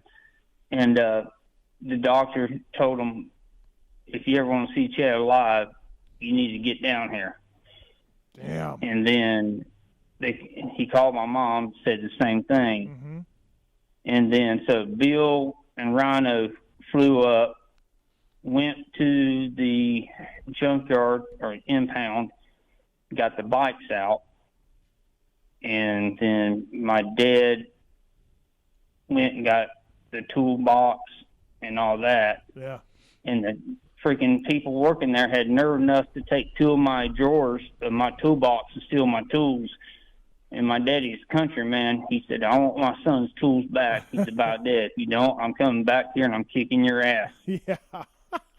So he came back and all my tools were in my toolbox. Oh, yeah, imagine that. What a story. Unbelievable. Hey, so I look around my PulpMX show studio here, and I have some cool stuff from the wrenching days, and I have some stuff in my garage also. What do you got? What do you got from your wrenching days and all that? What you got? You kept anything? Oh yeah, I got all my memorabilia. Do you? Oh, know, cool. I still got pit boards, like say for instance in '02 when we clinched the title at Dallas. I still have that pit board with original writing. I got my '97 at Washougal pit board. I got my Nations pit board. Nice. With all original writing on them. I saved all of them. I got all my number one plates, all my mechanic awards, jerseys. Oh, nice. Yeah. And I got stuff like I got a jersey from Cliff White, a crew shirt he sent to me because that year at Loretta's when Rhino rode that 86 CR250. Yeah. One of my riders' mom came up with an idea. Said, you need to dress like an old school mechanic. So one of the moms got me low top white Converses. One got me red socks up to the knees. Oh, nice. One got me yellow Miami Vice Dolphin shorts. They were short. Yeah, they were short. It was short. And I don't wear underwear, unfortunately. So luckily I had some friends that help out the view. Oh. and then so I called Clifford up and I said, I need a crew shirt. So he found me one. I said, sign it. So he autographed it. And nice. I have that. I got a bunch of cool stuff. You got any magnesium carburetors from the 450 days? Those things were so cool. No, oh, you're talking about the white ones? Yeah. Yeah. No, I do not. Those are pretty amazing. No, We not. We were very jealous of those at Yamaha. We had nothing that cool. Thanks, Chad. Thanks for calling in, man. Appreciate it. What a story. I'm glad everything's going well. Chad gave out his number earlier if you want to get in touch with him for some work. If you're in the South Carolina, south of the border area, 2-stroke, 4-stroke, whatever it is, Watts Perfection. Pretty nice stuff. Follow him on Instagram as well. Thanks, Chad. I appreciate it, man. I'm glad you're well. Okay, well, happy holidays to you guys. No problem. You too. Thanks, buddy. Take care, Steve. See ya. That's Chad Watts, everybody. Brought to you by the folks at Wiseco Piston, 2-stroke and 4-stroke. Pretty crazy. I'm just trying to picture the box van at this point. Right? I thought it was him. I was thinking earlier when I was making my notes, I'm like, I think he got in a bad accident because I think Skips told me about it or Berlude or somebody. And then I was like thinking, oh, was it Randy Lawrence or was it Chad? I can't remember. And then it was Chad. So, not to get too off subject, how many guys you work with that you had a box fan life at? I did a truck and trailer with PJ1 team. Mm-hmm. So driving all the races, but with a dually and then a long trailer. Yeah, I remember that trailer. Yep. And then I did box fan life with Ty Birdwell for 2 years. Mm-hmm. Season and a half. And then I did box fan life with Nick Way in 2002.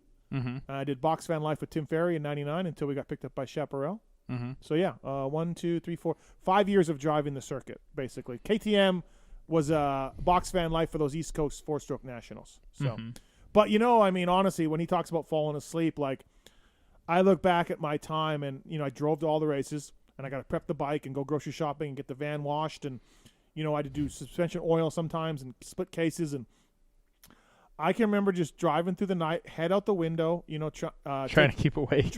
Taking those mini thins. They used to sell mini thins at the truck stops that were I think they're just basically amphetamine, right? Legal amphetamine. Taking those to stay awake, pinching yourself, hitting yourself, smacking yourself, like anything to stay awake. And I just remember one time, and I told this to Pookie a little while ago, like I had a Triton V10 box fan, so a really good one. Birdwell's dad owned a Ford dealer, right? I remember in pitch black fog, somewhere in the Carolinas, doing set the cruise at 85, and I can't see a thing, and it's 3 a.m, and you're going through fog, and I'm just like, the hell was I thinking? You're half asleep, and dude, it's nuts. It's crazy there wasn't more accidents for these guys back in the day. You ever slap yourself so hard to stay awake you make yourself cry? No, definitely not. Definitely not that. I did that driving straight through from California to Florida with the guys' practice. Dude, you drove your rig for bikes. a while for your team. The rigs I did totally. Hey, I did all the hours legally, but the box or our sprinter, I drove from California to Florida straight through to take the bikes, 2 practice bikes out for a week before Daytona. Yeah. And I remember being somewhere on the other side, Texas, and I kept smacking myself, and it wasn't really working. So I finally just wound one up, hit myself, and I started to cry afterwards. I'm like, it woke me up, but then I'm really contemplating all my life decisions at this point. I think back to some of those nights, man, and or sometimes I would pull in a rest stop, and it was weird. Like sometimes I'd find myself sleeping from 2 p.m. to 6. Yeah. Getting up at 6 at night and driving through the night when it was cooler and just better. And I would run that schedule for a while. And then other times I remember pulling in a truck stop at 11 or midnight, being pretty tired and doing push-ups. And it's really cold sometimes and you're back east somewhere and it's doing push-ups or doing running jumping jacks and then get back in the van and driving again. Because those, after a while, you can't drink enough coffee. Your guts just turn into bubble guts. And you know what I mean? Man, I look back at those days. All right, let's go to commercial break here. Our buddy Phil Nicoletti coming up here. Yes. Jason Thomas, Checkerz Checkerz from Race Tech. Thanks to Talon Taylor for coming in. Showing up. Yeah, just showing up. Fighting through stuff, Talon. It's nice to see. I'm fighting to stay awake over here. Wow, what are you trying to say? Yeah, what are you trying to say? I just miss Marks. Oh, wow. This show's just nothing without him. This is the part of the show where you bag on Marks. You don't say, I miss Marks. No, you bag on I miss Marks. Oh, my God, Talon. If you want, you could go sit in his desk. Maybe you'd feel a little closer to us. All right, we'll go to commercial break here. Vital MX's own Michael Lindsay is going to talk to us later on about some of the hires, but we'll be right back after this commercial break, everybody. God bless.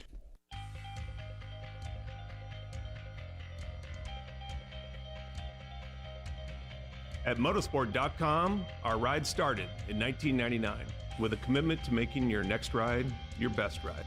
We take pride in having a huge selection of gear, accessories, and OEM parts for moto, street, off-road, ATV, and UTV. Riding is what connects us and makes us a family. From the track to the trail, tarmac to open roads, we're all connected because we ride. And that's what motorsport.com is all about. We've got your back. Our unrivaled and dedicated team of gearheads are willing to go that extra mile. No gimmicks, just high-quality parts, the best customer service in the industry, and free shipping on all orders over $79. Our passion at motorsport.com is to ensure your next ride is your best ride. This is our invitation to you, from riders for riders. Visit us at motorsport.com.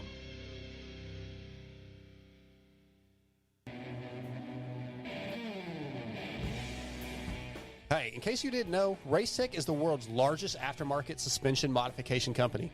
All Racetech products include award-winning gold valves and settings are 100% guaranteed and made right here in the US of A.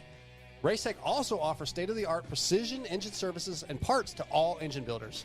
The staff has over 65 years of championship winning experience. It's so good that many of the top privateer teams such as SGB Honda, Team Solitaire Nuclear Blast Yamaha, and Motul AJE Gas, as well as Jerry Robin, Kevin Morans, and many more, choose Racetech for their superior performance, reliability, and their customer service. Hey guys, what's up? My name's Kate Clayson, and I choose Racetech because I love their desire to strive for perfection. I think we all know that perfection isn't possible, but getting to perfection is always the goal, and I think that is something that both myself and Racetech have always worked towards, and I think they can help you get there too.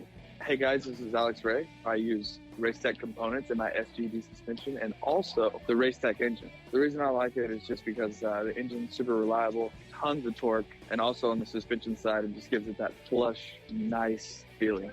Hey, it's your boys over at Team Solitaire. If you don't run Racetech, here's what you do. Put your hands behind your back and run your face into a f***ing wall. Racetech.com.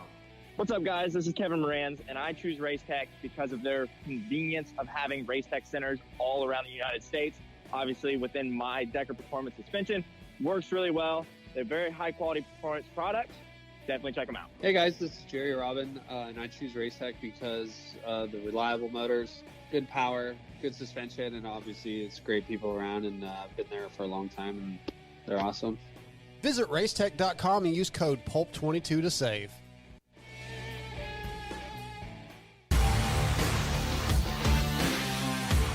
Love the guys at Works Connection. They continue as a 10-year sponsor of this show because, yeah, just like you, they're committed to the sport. For 33 years, they've been designing and distributing leading-edge performance products like Elite Axle Blocks, Elite Clutch Perch, Pro Launch Start Device for performance, radiator braces and skid plates for protection, along with a shock pump, attack, hour meter, and more for maintenance. Works Connection, great guys up there in NorCal, and super cool company. We're stoked to be associated with them. When you take a look around the AMA pitch, you'll see Works Connection proving ground for products under the canopies of Team Honda, HRC, Star Racing, and other top teams. And the best part of this whole deal is if you use the code PulpMX20, you get 20% off your order. Visit your local dealer, check out motorsport.com, and ask them to see the Works Connection product line for 2022. Great company, great products. Check it out. Thanks to Works Connection for coming on the show. PulpMX20, the code to save.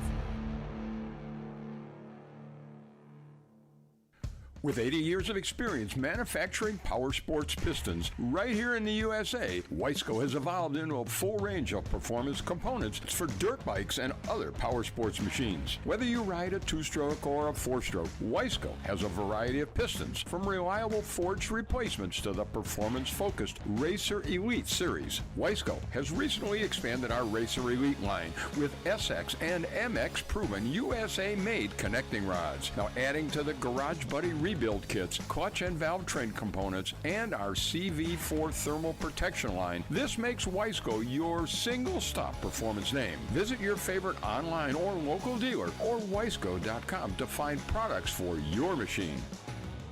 Maxima Racing Oils was created for world-class racers who challenge the limits of possibility. Their demands on equipment drive us to look beyond conventional ideas and to exceed industry standards. It's in our DNA to identify problems, formulate solutions, and execute at the highest levels of competition. Case in point, the championship-winning factory Kawasaki race team, longtime Maxima partners who extensively use Maxima throughout the bike. Maxima's USA-made products exceed JSO requirements and can be used in all motorcycle brands: Kawasaki, Honda, Yamaha, Suzuki, KTM, Husqvarna, and more. Maxima Racing Oils. Experience the difference. Visit MaximaUSA.com for more information.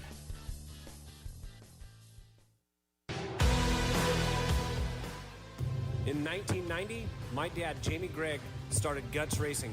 Guts stands for Greg's Ultra Trick Seats, because I was just a little kid that wanted a trick seat. And if you're out there looking for a trick seat, go to gutsracing.com, your local dealer, or Motosport, and place your order. Support the people that support PulpMX.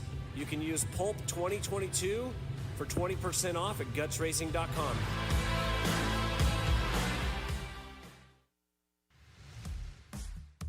FMF Racing is proud to celebrate over 45 years of fun, building every FMF exhaust right here in the USA.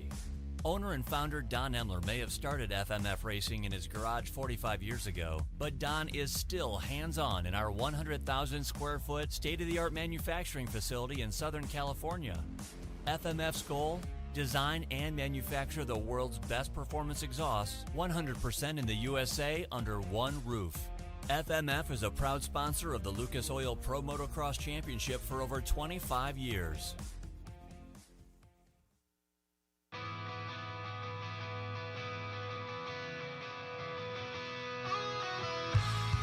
Hi, it's Tomax Superfan Dylan here. The only thing I love more than seeing Eli win... Whoa, wait, Dylan. Sorry to cut you off like Steve does his callers and guests, but a lot has changed. Similar to your favorite rider being on a new team, the new Michelin Starcross 6 tire range provides significantly improved performance and durability.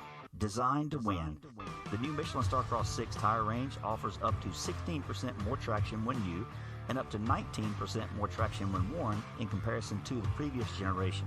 This means consumers will not only benefit from improved performance on their first few rides, but that this performance increase will continue throughout the extended life of the tire.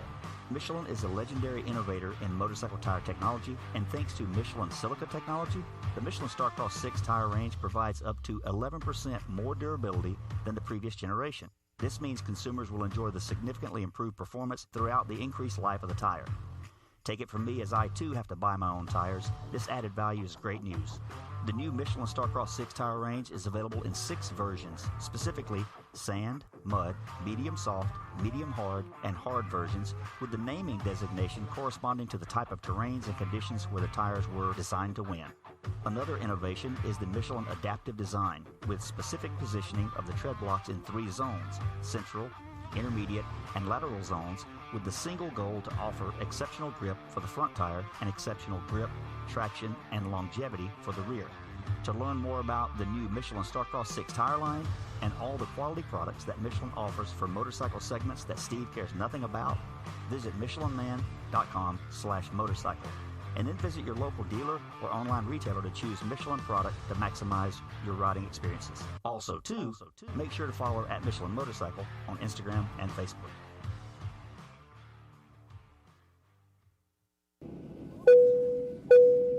Attention riders! Welcome aboard the all-new Atlas Vision. We hope you enjoy the added mobility, quicker flight time, and additional views. Please follow along as we outline the safety features of this revolutionary device. The first thing you will notice is the added headroom. The fore and aft positions no longer come with annoying restrictions, so feel free to move about the cabin. Quicker flight times can be achieved by unmatched comforts and unencumbered movements. Yes, we're built for speed and comfort. And now available to all customers is a 360 panoramic view. Go ahead and look around the cabin. These new angles are available at no additional charge. Located on the underside of the frame is the gold standard of impact absorption, D3O.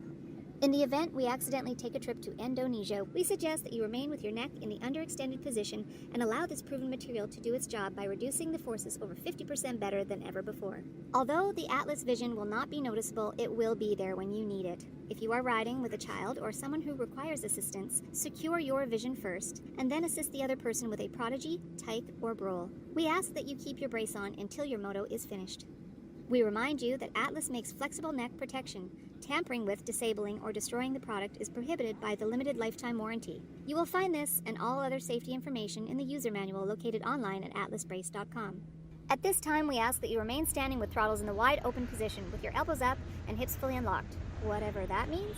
On behalf of the captain and entire crew, thank you for flying Atlas Vision. Enjoy the views. For over 30 years, DecalWorks has led the industry in quality and customer service by offering the best custom motocross graphics, plastics, seat covers, and rider ID products. DecalWorks is officially licensed with Honda, Kawasaki, Yamaha, Suzuki, KTM, Husqvarna, and GasGas. Their expert staff will go above and beyond to make sure your questions are answered. DecalWorks is a proud sponsor of Red Bull KTM Factory Racing and the Rockstar Energy Husqvarna Factory Off-Road Team. Visit decalmx.com and be sure to use promo code PulpMX at checkout. Quality, service, and knowledge is what makes DecalWorks stand out. Decal Works, #1 for many reasons.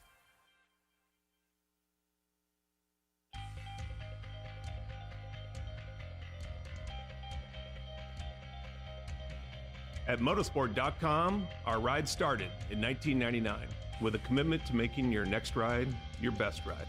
We take pride in having a huge selection of gear, accessories, and OEM parts for moto, street, off-road, ATV, and UTV. Riding is what connects us and makes us a family. From the track to the trail, tarmac to open roads, we're all connected because we ride. And that's what motorsport.com is all about. We've got your back. Our unrivaled and dedicated team of gearheads are willing to go that extra mile. No gimmicks, just high-quality parts, the best customer service in the industry, and free shipping on all orders over $79. Our passion at motorsport.com is to ensure your next ride is your best ride. This is our invitation to you, from riders for riders. Visit us at motorsport.com.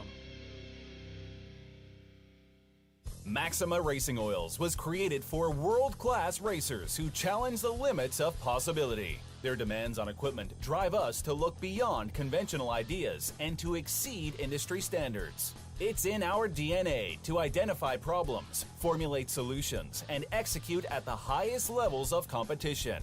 Case in point, the championship-winning factory Kawasaki race team, longtime Maxima partners who extensively use Maxima throughout the bike. Maxima's USA-made products exceed JSO requirements and can be used in all motorcycle brands: Kawasaki, Honda, Yamaha, Suzuki, KTM, Husqvarna, and more.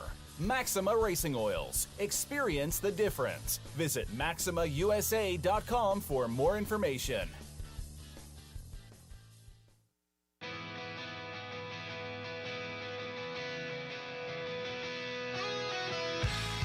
Hi, it's Tomax superfan Dylan here.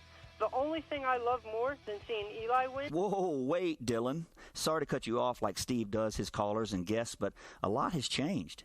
Similar to your favorite rider being on a new team, the new Michelin Starcross 6 tire range provides significantly improved performance and durability. Designed to win. The new Michelin Starcross 6 tire range offers up to 16% more traction when new and up to 19% more traction when worn in comparison to the previous generation. This means consumers will not only benefit from improved performance on their first few rides, but that this performance increase will continue throughout the extended life of the tire.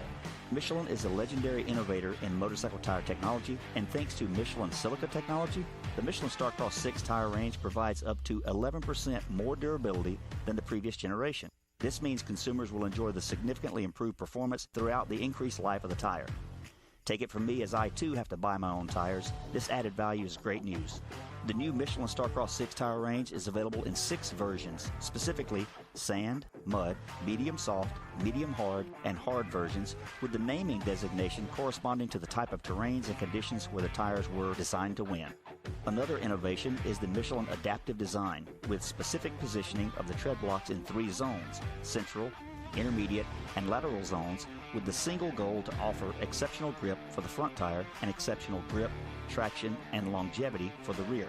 To learn more about the new Michelin Starcross 6 tire line and all the quality products that Michelin offers for motorcycle segments that Steve cares nothing about, visit michelinman.com/motorcycle.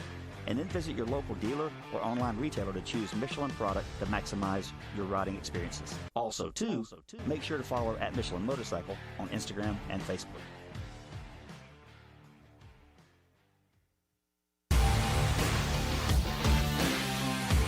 Love the guys at Works Connection. They continue as a 10-year sponsor of this show because, yeah, just like you, they're committed to the sport. For 33 years, they've been designing and distributing leading-edge performance products like Elite Axle Blocks, Elite Clutch Perch, Pro Launch Start Device for performance, radiator braces and skid plates for protection, along with a shock pump, a tack, hour meter, and more for maintenance.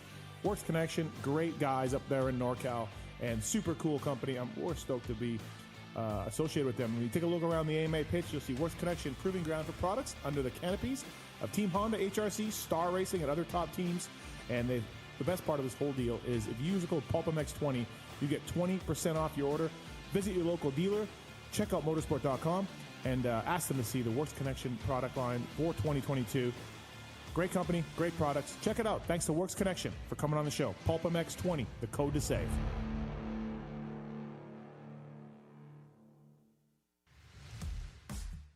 FMF Racing is proud to celebrate over 45 years of fun. Building every FMF exhaust right here in the USA. Owner and founder Don Emler may have started FMF Racing in his garage 45 years ago, but Don is still hands-on in our 100,000 square foot state-of-the-art manufacturing facility in Southern California. FMF's goal? Design and manufacture the world's best performance exhausts 100% in the USA under one roof.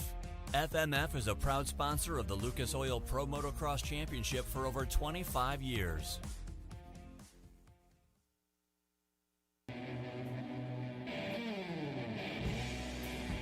Hey, in case you didn't know, Racetech is the world's largest aftermarket suspension modification company. All Racetech products include award-winning gold valves and settings are 100% guaranteed and made right here in the US of A. Racetech also offers state-of-the-art precision engine services and parts to all engine builders. The staff has over 65 years of championship winning experience. It's so good that many of the top privateer teams such as SGB Honda, Team Solitaire Nuclear Blast Yamaha, and Motul AJE Gas, as well as Jerry Robin, Kevin Moran's, and many more, choose Racetech for their superior performance, reliability, and their customer service. Hey guys, what's up? My name's Kate Clayson, and I choose Racetech because I love their desire to strive for perfection. I think we all know that perfection isn't possible, but getting to perfection is always the goal, and I think that is something that both myself and Racetech have always worked towards, and I think they can help you get there too. Hey guys, this is Alex Ray. I use Racetech components in my SGD suspension and also the Racetech engine. The reason I like it is just because the engine's super reliable, tons of torque, and also on the suspension side, it just gives it that plush, nice feeling. Hey, it's your boys over at Team Solitaire. If you don't run Racetech, here's what you do. Put your hands behind your back and run your face into a wall. Racetech.com. What's up, guys? This is Kevin Moran's, and I choose Racetech because of their convenience of having Racetech centers all around the United States. Obviously, within my Decker Performance suspension, works really well. They're very high-quality performance products. Definitely check them out. Hey guys, this is Jerry Robin, and I choose Racetech because the reliable motors, good power, good suspension, and obviously it's great people around, and I've been there for a long time, and they're awesome. Visit Racetech.com and use code PULP22 to save. With 80 years of experience manufacturing power sports pistons right here in the USA, Wiseco has evolved into a full range of performance components for dirt bikes and other power sports machines. Whether you ride a 2-stroke or a 4-stroke, Wiseco has a variety of pistons, from reliable forged replacements to the performance-focused Racer Elite series. Wiseco has recently expanded our Racer Elite line with SX and MX proven USA-made connecting rods. Now adding to the Garage Buddy rebuild kits, clutch and valve train components, and our CV4 thermal protection line, this makes Wiseco your single-stop performance name. Visit your favorite online or local dealer or Wiseco.com to find products for your machine. For over 30 years, DecalWorks has led the industry in quality and customer service by offering the best custom motocross graphics, plastics, seat covers, and rider ID products.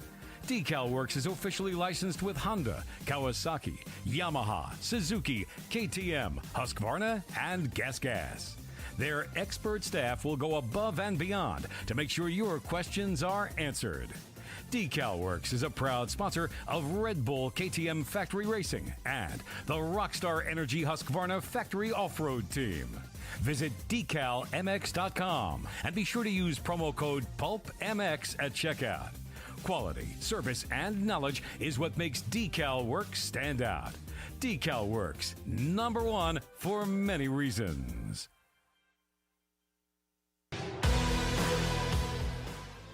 In 1990, my dad, Jamie Gregg, started Guts Racing.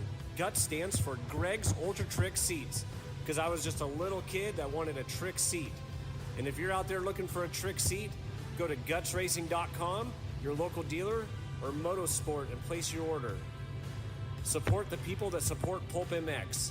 You can use Pulp 2022 for 20% off at gutsracing.com.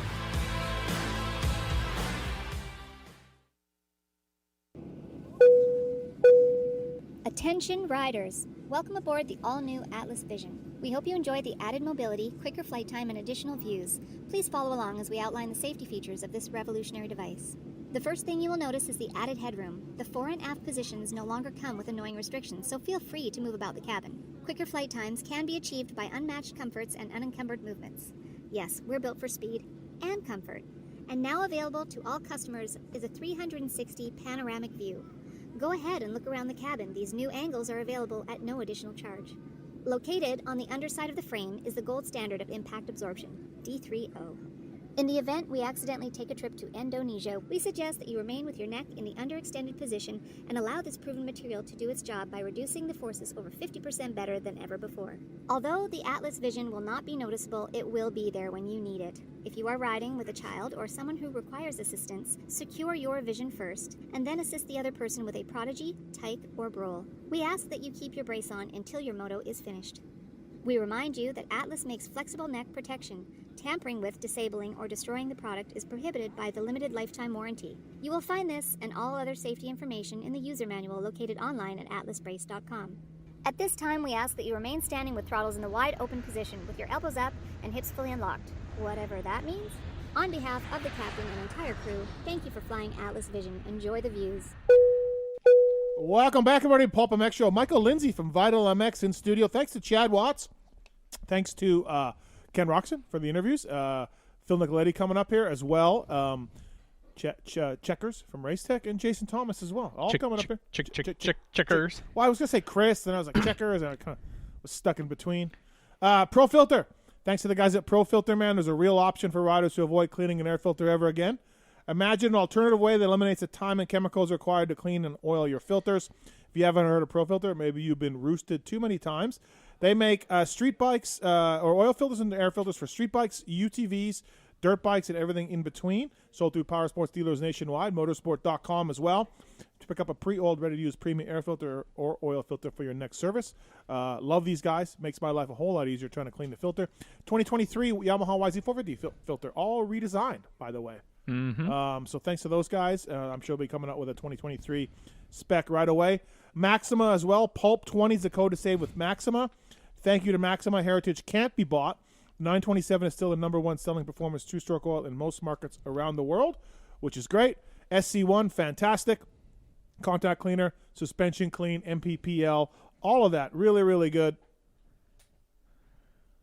You have a dog trying to attack you. Oh, my God. Great radio. Yeah, well, we're not on video, so it doesn't matter. MaximaUSA.com, Pulp 20 is the code to save with Maxima.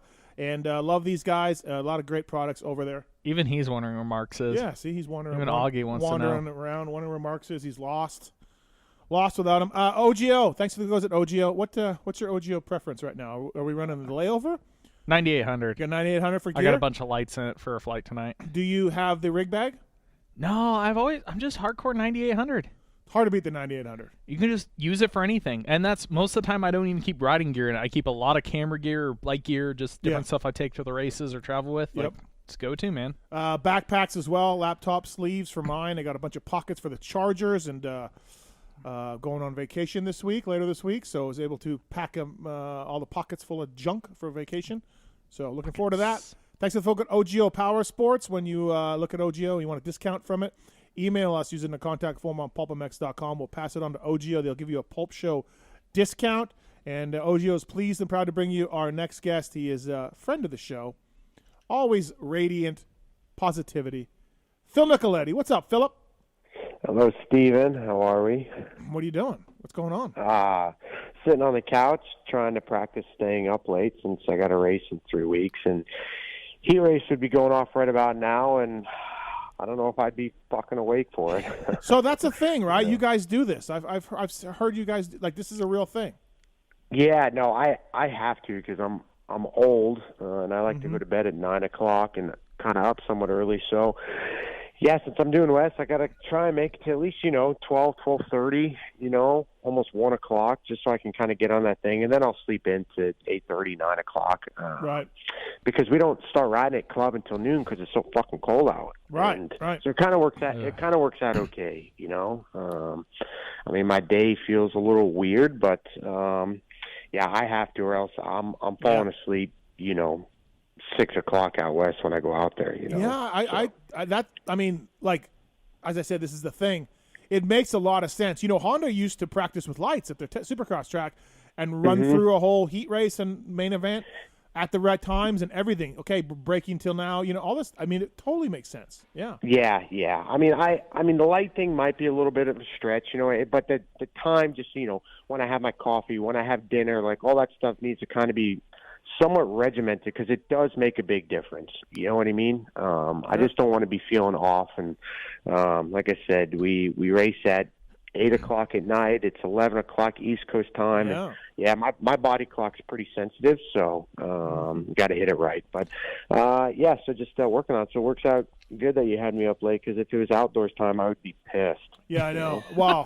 But you're mandated to do these appearances on the show, especially now that motorsport back on with Philip for 2023. So yeah. So contractual obligations. I'm gonna have to suck it up, you know, even though it's around midnight right now. You know, no, okay. Now you're going. We talked about this when I saw you out with for Coy's service. You're going back and forth every week. Now that. Correct. I know. I'm very surprised on that. Well, it's tough for a team to have bikes and you know and all mechanics, and it's tough to coordinate all that. But man, I would really thought that, you know, staying out west for 2-3 weeks, as much as you love California, Phil, would work. Yeah, exactly, shit box. But I would like to stay. It's just, yeah. It's only a 4-hour flight. You know what I mean? 3 hours, 45 minutes, whatever. It's really not that bad. Going there is not the problem. It's coming back is the issue. You know, trying to get in the routine on Monday and then riding on Tuesday and Wednesday, and then I'll fly back out on Thursday nights. But it's hard for a team, especially club. Like, we're still, you know, budget-wise, not a factory team. You know, there's not an unlimited budget, so we can't have 3 practice bikes out there. We can't staff mechanics out there. Like, there's so much. We don't have parts. There's just so much that goes into it to be able to do that. Yeah, okay, 1 week you could maybe get by, ride a race bike, you know, for on a Wednesday or something if it's kind of like a down week. But to do it for 4 weeks, it's virtually impossible, you know. It's just easier for everyone to come back. Everything's isolated here in the workshop, and we just bang it out. Ride Monday, Tuesday, Wednesdays, fly out Thursday nights. Right, you know? right. It just you do fly out Thursday nights. That helps too. That's a smart thing. Yeah. Because we can still get our training in, and then we fly out at 6:30. You know, Thursday night, and we're into California by 9 o'clock. Head to the hotel, stay up a little bit. You know, pass out. You know, so the routine's not bad. You just kind of have to block it out and just fucking do it. You know, I mean, it's really not that bad. If it was 6 week's in a row, this year's not bad because it's only 4. You know, but in the past it had been 6 weeks, so it kind of makes that makes a big difference. You know what I mean? It's like driving, you know, 7 hours versus driving 12 hours. You know, it's like fuck. You know, it's kind of on the edge of flying or driving. So, yeah, we're sticking with that, and that's what we're gonna do. We're gonna run it. So, Phil, Michael here. Been watching those club videos that have been come out. I gotta ask, who's more of a nuisance on a day-to-day, Enzo or Germa? Fuck. The problem is I get both of them at the same time. Whammy. Yeah. Enzo got to babysit a little bit more. Jerema's just, I don't know. He's insane in a good way because he's so into it. You know what I mean? Enzo's super laid back and doesn't really care. Jerema's doesn't show up on time. Yeah, doesn't show up on time, likes to, he's just lackadaisical, you know what I mean? Where me and Jerma are kind of like killers, but, yeah, between the both of them, it's definitely there's no dull moment, you know? But I'm going to have to go with Enzo's more of a pain in my ass, you know? Okay, so that moves my next question. Alex Martin or Jeremy Martin? Bigger pain in the ass to have around because you got rid of one and you got the other. Was that an upgrade or a downgrade? Yeah, upgrade or downgrade to Jerma. Well, Jerma doesn't stay with me when he wants to come. Alex would stay. Alex is more of a pain in my ass. Okay. Yeah. Fair enough. Yeah. I would say Alex seems pretty cheap. German at least buys you water, or at least takes care of you a little bit. Yeah. No, Alex kind of like uses me a little bit. You know what I mean? Somehow when he ends up coming, I end up being his fucking maid, and he leaves bottles around. It's just like Germa's good on his own. We just ride, we'll train together, and then like he's okay. But German does call me quite a bit, and we bounce a lot of ideas off each other and stuff like that. It's so, just Germa's intense. Germa, Alex, or Bailey the dog? Is this fuck, marry, kill? Yeah. Whose dog? Bailey. Thury's dog. Thury's dog. Oh, it's Thury's dog. I fucking hate that dog. Okay. Okay. All right. So if you were ranking them, it would be Germa, Alex, Bailey the dog. Dude, I told Thury he's lucky it wasn't Anchorman because I'd Baxter that thing off the bridge. You know. I've never. I don't know. I did a podcast with him, and he owned it, and he loved it, and he said Bailey goes everywhere with him, and he's in a strange country, and in a way, it's his best friend, and like he owned it, dude. He owned it. Yeah. Everywhere. Dog went everywhere. To dinner. It was in the semi. Dog hair. It's just like I'm at a race. It's a Sunday or Saturday. Like in the semi is a dog kennel. You know what I mean? Dogs running around. Like I'm like, where the hell am I right now? I've been in the pit next to your team and found the dog in like the next pit over sometimes. No, yeah. Just wanders. Yeah. That. Yeah. If I was team manager, nope, not happening. Hey, so this year, since he's not on the team, let's say West Coast, if the solitaire guys end up parking near you and that dog comes wandering over, what are you gonna do about it? Have you warned Nick what could happen? Nick knows better. You know, Nick knows better. Dog will end up back over in his pit. You know? So I won't walk it over. We saw the club video. We saw Jeremy's crash. That'll put him on the East Coast. Enzo jumps to the West. Yeah, pretty good video there. Pretty intense, Phil. Yeah, I mean it's club's kind of going a different way. You know, with showing stuff because everyone knows shit like that happens. You know, it's just I mean every rider's talked about it before, but it's always got to kind of be hush hush with kind of what happens, and you know it's almost on a weekly occurrence. You know, all these guys have all these all these teams have all these riders and a lot of shit moving parts, and it happens. The problem is it's just unfortunate fucking part of the sport. So lucky enough he was okay, took the hit, rolled out of it pretty good. Just kind of put him on a downward spiral a little bit, trying to get back and whatnot. It just wasn't possible to be 100% for East Coast or for West Coast. So, so it'll be me and Enzo West. And how's Enzo feeling? He seems like he's got that issue sorted out, right? He had a little bit of a nerve issue. Yeah. Enzo's, it's hauling ass. German was hauling ass. Like it's been really good. I'm the low man on the totem pole, you know. So I'm just trying to hang with the kids. I mean, German's not really a kid anymore, but I think Enzo should be good. You know, he kicked my ass on Saturday, kicked my ass again today. So just get my fucking teeth kicked in. Yeah, we saw that. We saw the Instagram. So do you feel, though, as good as you did last year? We all know last year was a good season for you until you got injured.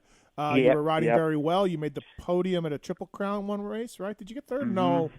Did you get third? Second. Yeah, second one. Yeah. Doesn't count, though. Do you feel as good? I do feel really good. So, Enzo's I think he's raised the bar, and there's some days he's faster than J-Mart, and then J-Mart's fastest, and there'll be some days where I'm actually faster. We just got one track at club that's kind of it's obviously a supercross track, but there's a lot of tight corners, and I can't fucking turn a motorcycle to save my life. So, J-Mart and Enzo wax me. Their roll speed is just phenomenal. So. The other two tracks have big sets of whoops, and I can hold my own, you know. But if I don't have that, I'm going first in the motos when they go sort of fast. Has having Germa on the team changed like the development of the bikes at all? Because I mean, you think of somebody of his caliber, if he comes in and has comments or thoughts or what he wants to do, you would think at a certain point, like, okay, like do you feel like the team's still developing at the same rate, or because Germa's there, is there a little more hustle to be like, oh, we got to step up or we got to make this happen? Yeah, I mean, I think that just comes with any team that kind of takes over a champion of any sort. You know what I mean? They got to raise their bar. Obviously, our bikes are good. Star's a factory Yamaha team, and we need to try and close that gap to them, which I think we're getting closer and closer. Our issue is we struggle a little bit with the manpower because, again, the budget's not there. If you don't have the money, it's really hard to go do that. But for the dollar that's being spent, it's going in the right places. So Germa has definitely upped the level of what needs to be changed and people staying on certain things better, whether it's engines, suspensions, other sorts of parts on the bike with chassis and whatever. It's just like, yeah, it helps for sure. Yeah, it's like J-Mart, two-time national champion, is telling Brandon, hey, we got to do this, or we need to do this. It just carries a bit more weight than Janky Phil. Yeah. And it's not that I haven't had that with other factory teams. It's just, I've never won at that level. So yeah. I don't know what it takes, from a championship winning guy. I think I know, and I feel like it should go that direction. But until somebody that's already been there, done it, and proved it, tells somebody that has literally no idea about it or how to get there, they really don't have any reason to listen. You know what I mean? So Germa kind of helps with that push a little bit more, because no one's ever been around that. I know Germa as a slapdick, you know what I mean? So I know how he is, but as a racer and wanting to win, that's the guy. So what I see this off-season they built a new race shop. Some people might think that's minor, but I know the workspace they were working on before was pretty tight and cramped for the guys. Bike improvements, like from your perspective on the team, what's been the biggest improvement they've been able to make this season? What do you feel like has helped you guys the most? Well, with Germa, getting Germa, it brings a little bit more money. So we have more parts, and not only that, having Germa does help. But the team went from 9 guys down to 4. 4 focused. So that alone wipes out so much shit. You know what I mean? So now we can actually, not me, but the guys can actually focus on each individual rider a little bit more. Everyone has, proper race engines, proper practice specs, and everything's on a rotation at a certain amount of hours. It's not like they're going that extra little bit because they have to, because there's too many guys. Now there's, limited guys, and everyone's got more strict focus. So I think that's kind of what's helped more than anything, not so many people, so they can be a bit more detailed on the inner workings of shit. And I think, from the outside looking in, if somebody heard you say that, they'll be like, well, of course, obviously less people, better focus. But also knowing, kind of having done, is a lot of teams end up starting. It sounds weird. As a small team, you see a lot of small teams run a lot of guys because it's this guy has a connection to this brand to get some help. This guy has a connection. Yeah. You actually have to kind of get all those guys to get the help need. It sounds weird. The more people you get, the more help you get. But once you kind of prove yourself, then it's the opposite end of, like you said, you get a level of a Germa and yourself, a couple big names. It's like, hey, you can maintain, if not grow, the support. But you gotta walk before you run. Sometimes you have to have a lot of guys of a certain caliber to get help, but once you prove yourself, you can thin down and get the help. Makes sense. Yeah, absolutely. Phil, we got some calls for you here. First up, it's Skippy. What's up, Skippy? How are you, man? Doing well, boys. How y'all been? Been a while. We're good, man. Yeah, thanks for calling in. What's on your mind? Man, so I've recently found some passion in golf now that I'm not riding as much as I used to, and it kind of just made me think. I feel like all three of y'all have a very versatile set of skills, professionally in some way, shape, or form. What is something you guys would be doing if you weren't, either in the industry or racing?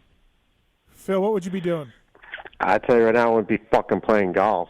But I don't. Fair enough. No, golf's not really my thing. I like going to Top Golf and be able to hit the ball any which way I want and have a beer with the boys. But I'm not driving down the fairway chasing after it. But I don't know.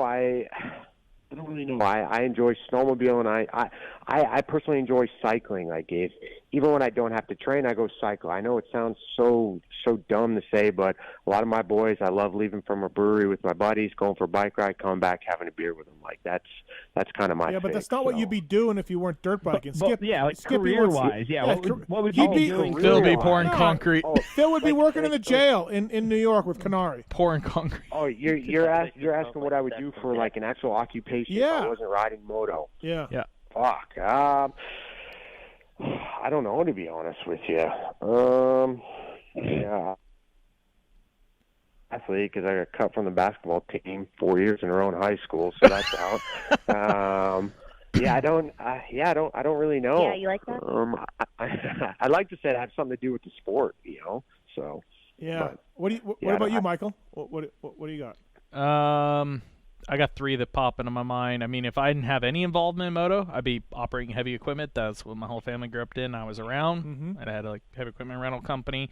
But if it was in the industry and it wasn't being media, it'd either be suspension guy or I actually really enjoy driving a semi. I would totally be a team truck driver and be happy as a clam doing it. Wow.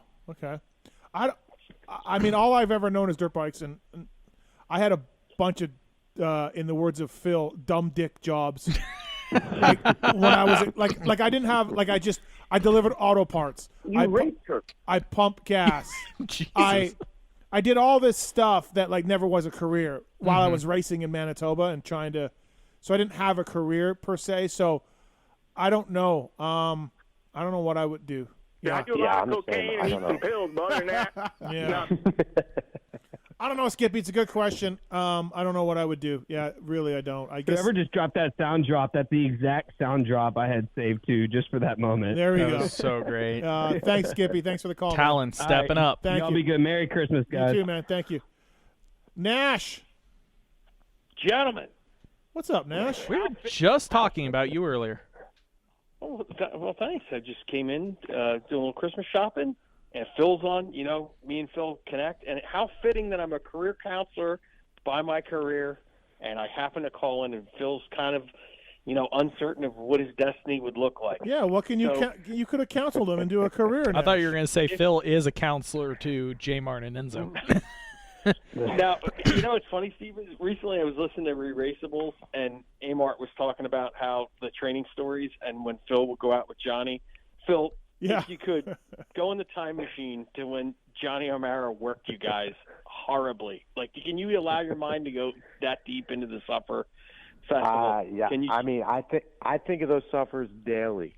Honestly, I think that's helped me most of my career, to be honest with you, because there's been some days when Johnny where it's just been fucking miserable.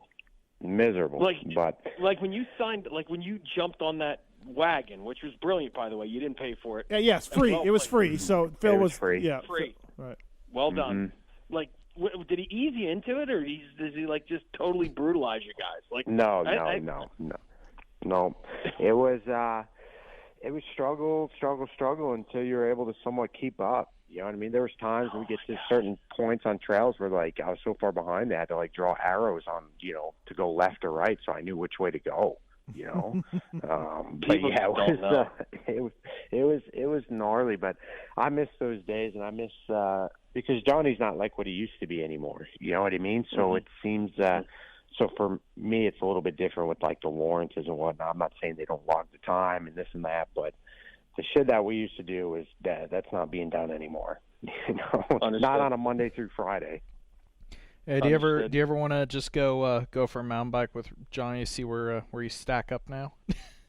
I kind of do. I would like to actually go back and do some of the old, Skyline, ITT, El Carrizio, up to Los Pinos, like those climbs, just to kind of see how I stack up from back then, because I've been with Seiji Ishii for a long time, and just to kind of see where I'm at. The hard thing is with that, all the trails change, through the years, and they get all rutted up, so times vary, but it would still be kind of cool. Yeah, it would be neat to do that. I think that Nash, who told us about Pike? Was that Phil or Troll when Pike went out? No, it was Amart.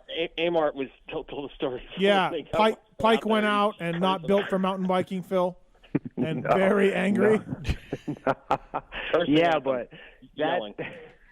Poor Weston got fucked, though, because we took him on a trail, which we had never really done before, and 3/4 of the trail climbing up to the main divide in California was like a hike-a-bike, you know? Oh, yeah. So you could just see Weston screaming in the base of the mountain, and you could just hear him echoing through all the trees and stuff. Oh, he was absolutely miserable. So was it more fun to know that Weston was suffering worse than you did at one point in the Johnny experience? Because I was, like I said, I wasn't low man on the totem pole. So when anyone weaker than me showed up, I felt like a fucking hero, you know? So I'm like, finally, you know, I'm not the last one to the top, you know? Steve, I think this is they were good. You guys were asking about re-raceable stuff. I think an 11-10 mods with Phil would be something that everybody would love to listen to. We could do 11. We could do re-raceables from Freestone where he ran out of gas. Both motors. And he was. That was one of the first times I noticed him. Or I'm like, did you like whole shot a moto there, or come out top 3 the one moto? Yeah, I think I ran maybe 3rd or 4th until maybe 2 laps to go, and I ran out of gas. Yep. Oh my God, twice in the same race. So like back-to-back moto. Yeah. Yeah, it was that was a tough day. That was a tough day. And it was 110 degrees at Freestone. Box fan didn't have AC. It was just it was a bad. I think 11-10 mods. Phil, that's why you are the working man's champion. You know you're a Canadian Supercross champion. We know that. You were underestimating yourself when you were talking before. No, Nash. The real problem is I'm too stupid, because if I would have known better, I would have quit back then and been done with all this bullshit and moved on with my life. You know? Well, listen, we love your insight. Every time you're on, it's like when I looked on the internet and saw you're gonna be on, I'm like, oh my God, I gotta definitely call and Phil. But hey, listen, my office is always open. You can call anytime for a counseling session. There you go. Dirt Bike Racing Show, where we'll get you plugged in, Phil. Hell yeah. You and Meathead, prison guard. Yeah, that'd be good. We'll see you at MetLife, Nash. All right. Thanks, Nash. All right, cheers, guys. Go get him. Thanks, Phil. See you, brother. See you. Thanks, Nash. Bye. Appreciate it. Phil, another thing. Michael Lindsay here. A couple of high-profile hires with Darkside and Lewis Phillips. Who will you give your time to more? They're both going to be covering races. They're both going to be there, looking for scoops. Yeah, I don't know. I'll be at some too. Jeez, I don't even get added. I'm just not allowed to go to races anymore. No, I'm just talking about your new hires. Dark Side. Yeah, he's got 2 hired guns. I don't know. I don't really, to be honest with you, I don't really know Lewis. And I just know Dark Side. So I don't know. If they're friends with you, Steven, I'll talk to him. If Lewis comes up to you at a race, just ask him about his favorite music artist or anything about pop culture. He's very tuned in. Is he? Well, No. I don't know much. I don't know much about him, But yeah, like I said, if he's friends with Steven, I'll talk to him. Philip, you're doing West, like we said. East seems to suit you better. You're from the East, and you rode East last year. How do we feel about the harder dirt and the West Coast look to it? Like, where are we at on that? To be honest with you, I think all that. No, it don't matter. Okay. I think all that stuff nowadays is more of a myth. I think some tracks, will be a little more hard packed, like, I don't know, Denver and stuff like that, Salt Lake. Yeah. But man, Anaheim gets tacky and rutted and gnarly, and even Glendale, even though it's inside, it's still kind of. You're right. Yeah. Yeah, they get gnarly. So that perception of like hard packed dirt is kind of out the window. They've really standardized the dirt in the last few years. They figured it out, right? So I don't think it's really. That's why you need to go to California to ride hard pack. Like that logic just, to me, is flawed now, because it's not like that. Well, I think it is. It's hard, but it's not as bad as it used to be between the two. There's not dust flying. It's not like Denver. No. I'm thinking of it used to being like Denver, how it was this past year. That's how the races used to be. Right. Anaheim and San Diego or whatever. It's not like that anymore. I don't even feel like it's close.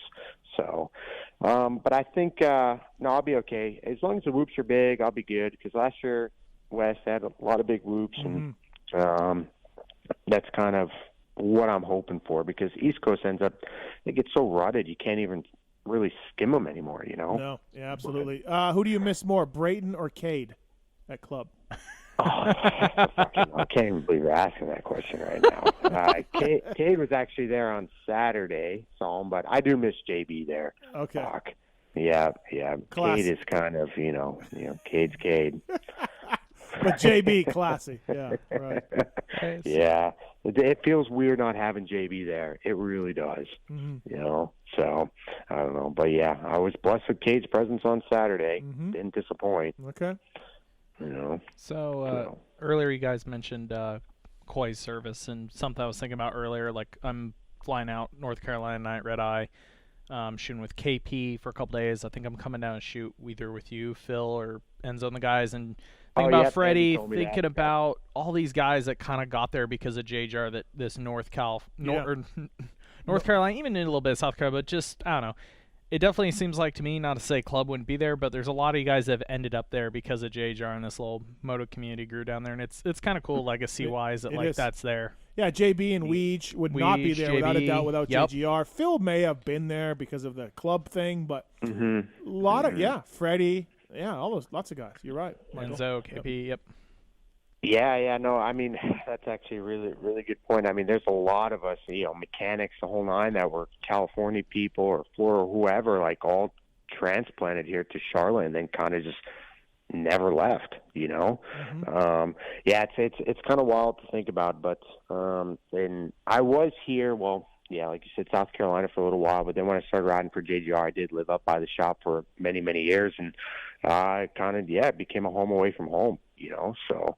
and it, like you said, it's like that for a lot of people. So, but yeah, like you said, Steve came for the service last week, and it was really cool. So saw a lot of people and a lot of support for that whole thing, and it was actually kind of comforting. So it was nice. It was actually a really, really nice service. I'll tell you what wasn't comforting. You saying you were going to buy dinner, and then at the dinner place, you're like, I forgot my wallet. And then our buddy Thomas had to step up and buy dinner. So it was. Yeah. Well, me buying dinner went out Thomas? the window. Yeah. When Mr. Tom bought dinner, and then it went out the window, me buying anything after our political debate. That's 45 fucking minutes. A whole dinner that was super nice just went out the window because Steve. Oh, because of me. All these tans, yes. Because of me. Yeah. Oh, just had to keep trying to get the last word in every time. Oh, it's shocking. Shocking. It's tough. It's tough to deal with logic. I understand that, Philip. You guys have problems with that, but logic and reason was trying to impart some. Shit. Couldn't happen. But I mean, Mr. Tom really wanted to get into it. Oh, dude, you and Mr. Tom shut down the whole fucking restaurant. Yeah. Like we were there till it closed because down. I'm trying to figure out you people. I'm trying to get in. Like I have an open mind, and I want to tell me what you guys see. That's where I'm at. Tell me what you guys see. We see clearly now that the rain's gone. We're dialed. You're the one that's struggling. Your windshield wipers are broken. Maybe. I don't know what. Yeah. Maybe I have an open mind to learn, and I just that's all I'm trying to do. But you need to pull an X-brand tear off, bro, so you can see what you're doing. Some of the talk was Corvette talk too, though. It was also some Corvette talk. It was. And I had to rent. How are we doing with that? I rented it, and I got it.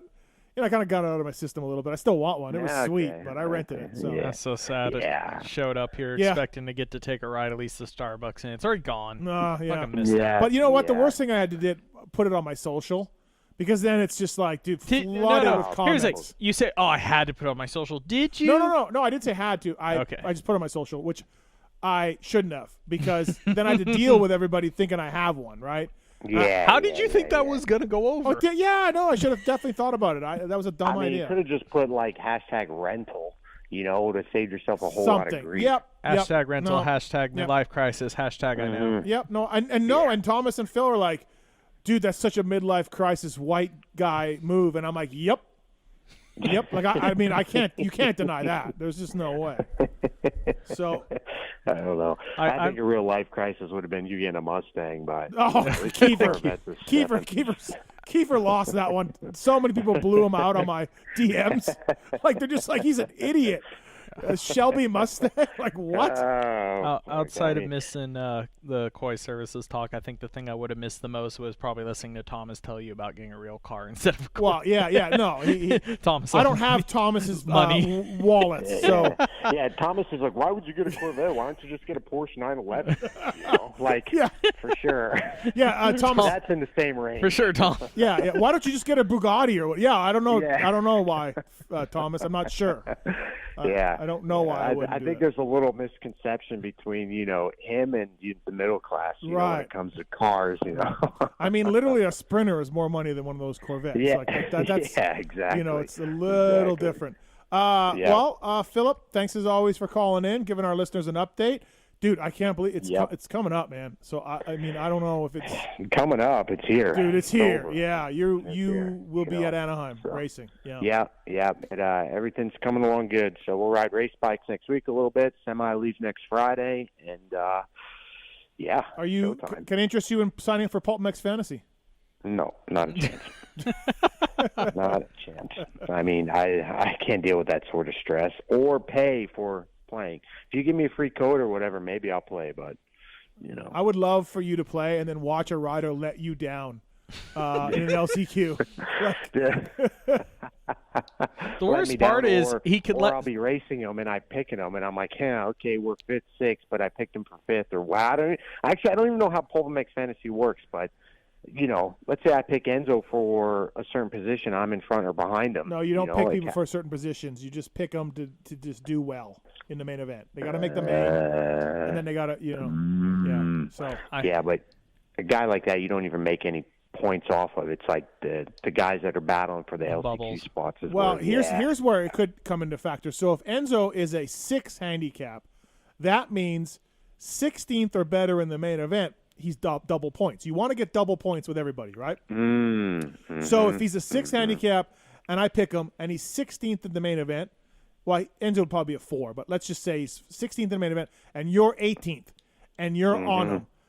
If you pass him and I picked Enzo, I'm going to be so mad because you're going to knock him out of double points. So you really, it's a double points thing that you want to go off of. So it goes off the 10th place plus their handicap. So. Okay. So if he's 3rd and I'm 4th and I annihilate him for a podium spot, that doesn't change anything? It just knocks him out? Well, does he finish the race? Maybe. Because you annihilated him? Or is he DNF? But as long as he's in the top 16, gotcha. Okay. Yeah. So if he ends up 12th, he still gets double points. Yes, Okay. But if you annihilate him and knock him out of the race, then that's what happened with Troll. Kate hit Troll. And they won last year. Gotcha. He really fucked a lot of us Troll owners that night. So I think you just got fucked as a Troll owner all year. Yeah, Troll let us down. Yeah.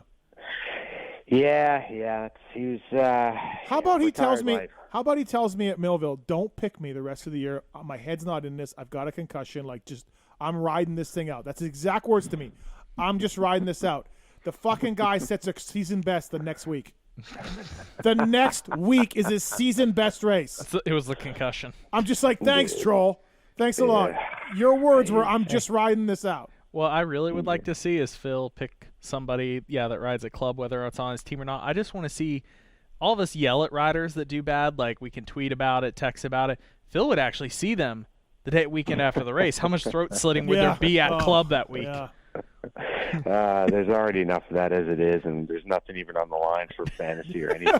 So there's plenty of drama that goes on a daily basis. Thanks to Scott at motorsport.com for renewing Phil's deal another year. Yeah, Motorsport's on board. It's awesome. I mean, it's in my agreement. It's also in my FXR agreement, PulpMX show. So I kind of had to do it. You know what I mean? So wait, do you get money per appearance, or do you get penalized if you don't come on? No, I get penalized. It's in your FXR agreement. I could see Andy putting that in there. No, it's actually just it's just a deliverable. You know what I mean? Oh. I kind of have to. Not that I have to. Right. Since you did get my FXR deal for me. I did. So you say. Yep. I got that. I got your KYB deal. I got motorsport.com deal for you. Yeah. That's what I do. Motorsport, you did. You did hook me up with Mr. Scott, so I can't complain about that. All right, but Philip. You're pulling through. Yeah, for once. Hey, so what? who's I got a question. So who's your new Enzo this year? I don't know. You're the one who told me about Enzo last year, and so we wanted to help him out a little bit. But you got a new guy? You got any ideas? Enzo sent me a nice jersey today, signed and thank you notes and everything. So that was awesome for the studio. Oh, look at you. Yep. Yeah, I don't know. No, Okay. I don't. No, I don't know anybody. No. I know that you constantly give Enzo shit, which I love, and it's great. But he did seem really appreciative, so that was cool that we could help him out with the sticker cool. deal. Helped. That went a long way, so that's cool. Not a lot of people know that, but yeah, you did a good deed. So Right. and then he got a big money deal now because he did so well with Club. Big money. Yeah, we're racking it in over here, man. Right. We're racking it in. Is Talon? Are you paying attention or no? Yeah, I'm here. Okay, because I just put on the JT. Yeah. Yeah, I Okay. see that. All right, thanks, buddy. He's falling asleep over there. So, Yeah. Well, he told me he doesn't have Marks in it because I was actually trying to watch the you guys on YouTube here just a little bit ago, No, but I didn't. Marks is sick. Yeah. So, Yeah. First time in what? 6 years? Is that what it is? I don't know. He claims it's the first one, but who knows? So. Yeah, I was gonna say that's a hell of a record. I think he deserves a bonus. All right, thanks, Philip. Yeah. Okay, we gotta go. right. Any talk of bonus Bye. for Marks? We gotta go. Later. See you, boys. Thanks, Phil. See ya. Yeah. That's Phil Nicoletti, everybody. Brought to you by OGO Power Sports. Please check out OGO Power Sports website for the latest and greatest. You know what I really appreciate? What? Doesn't matter if it's a top rider or fan. While they're trying to say goodbye, you still clip them anyways. Yeah, we gotta go. It's just Philip. You don't judge. You don't play favorites. Could be a janky call-in. Could be a legend of the sport. They're still saying, "Okay, but click." Speaking of Troll Training, please check it out. It's an online training program for riders of all skill and fitness levels looking to get fit and go fast. Did you know what Alex didn't have when he started his career? Someone who could give him the shortcuts on what not to do when training or preparing for the race at professional level. All of Alex's training and racing mistakes are your gains. Trolltraining.com for more information on that. John Westling, Alex Martin doing a good job with that, doing really well. And tell them you listen to Pulp, and they'll be able to help you out a little bit. So trolltraining.com, Alex Martin. We're going to have Alex and John on to answer some questions, too. Nice. Hopefully Training this year they do a little bit better job with Dark Side because I was a little disappointed in the results. Well, it turns out the Dark Side was not even on the program. He just said he was. Just said he was. Is that what most people do when they say they train? They say they're on a program, but they don't actually do it? I think so. 7 o'clock hour brought to you by Off-Road Warehouse. This is the ORW at the back of Phil's butt.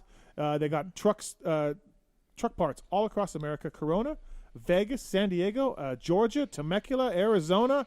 The PulpMX guys using ORW for their stuff. And if you use the code PulpMX at offroadwarehouse.com, you can save with those guys. You can get some suspension direct. You can get tires and wheels and all sorts of things from offroadwarehouse.com. The code is PulpMX to save. They sell everything. They install everything they sell. Suspension kits, tires, wheels, and more. So get your truck to the track in style, whether it's Jeep, Overland, UTV stuff, whatever it is, ORW, offroadwarehouse.com. Use the code to save. Thank you to those guys for coming on board. Next up on the show to discuss X-Brand Goggle tear-offs, PulpMX Fantasy, and more. It's Fly Racing Zone. Jason Thomas. What's up, JT? What's happening? Big day. Big day. So PulpMX Big Fantasy day. is launched, and I played the audio that Mark's made for Michael, Lindsay, and Pookie of your excitement. So good. Your excitement for fantasy, and then your reaction after Anaheim won. Yeah, it's this game is so entertaining. For those of you who play it, I'm not telling you anything you don't already know, but for those who haven't, there's really nothing else out there that can make the race as entertaining as fantasy does, and it's no different than what fantasy football has done for the NFL or any other sport.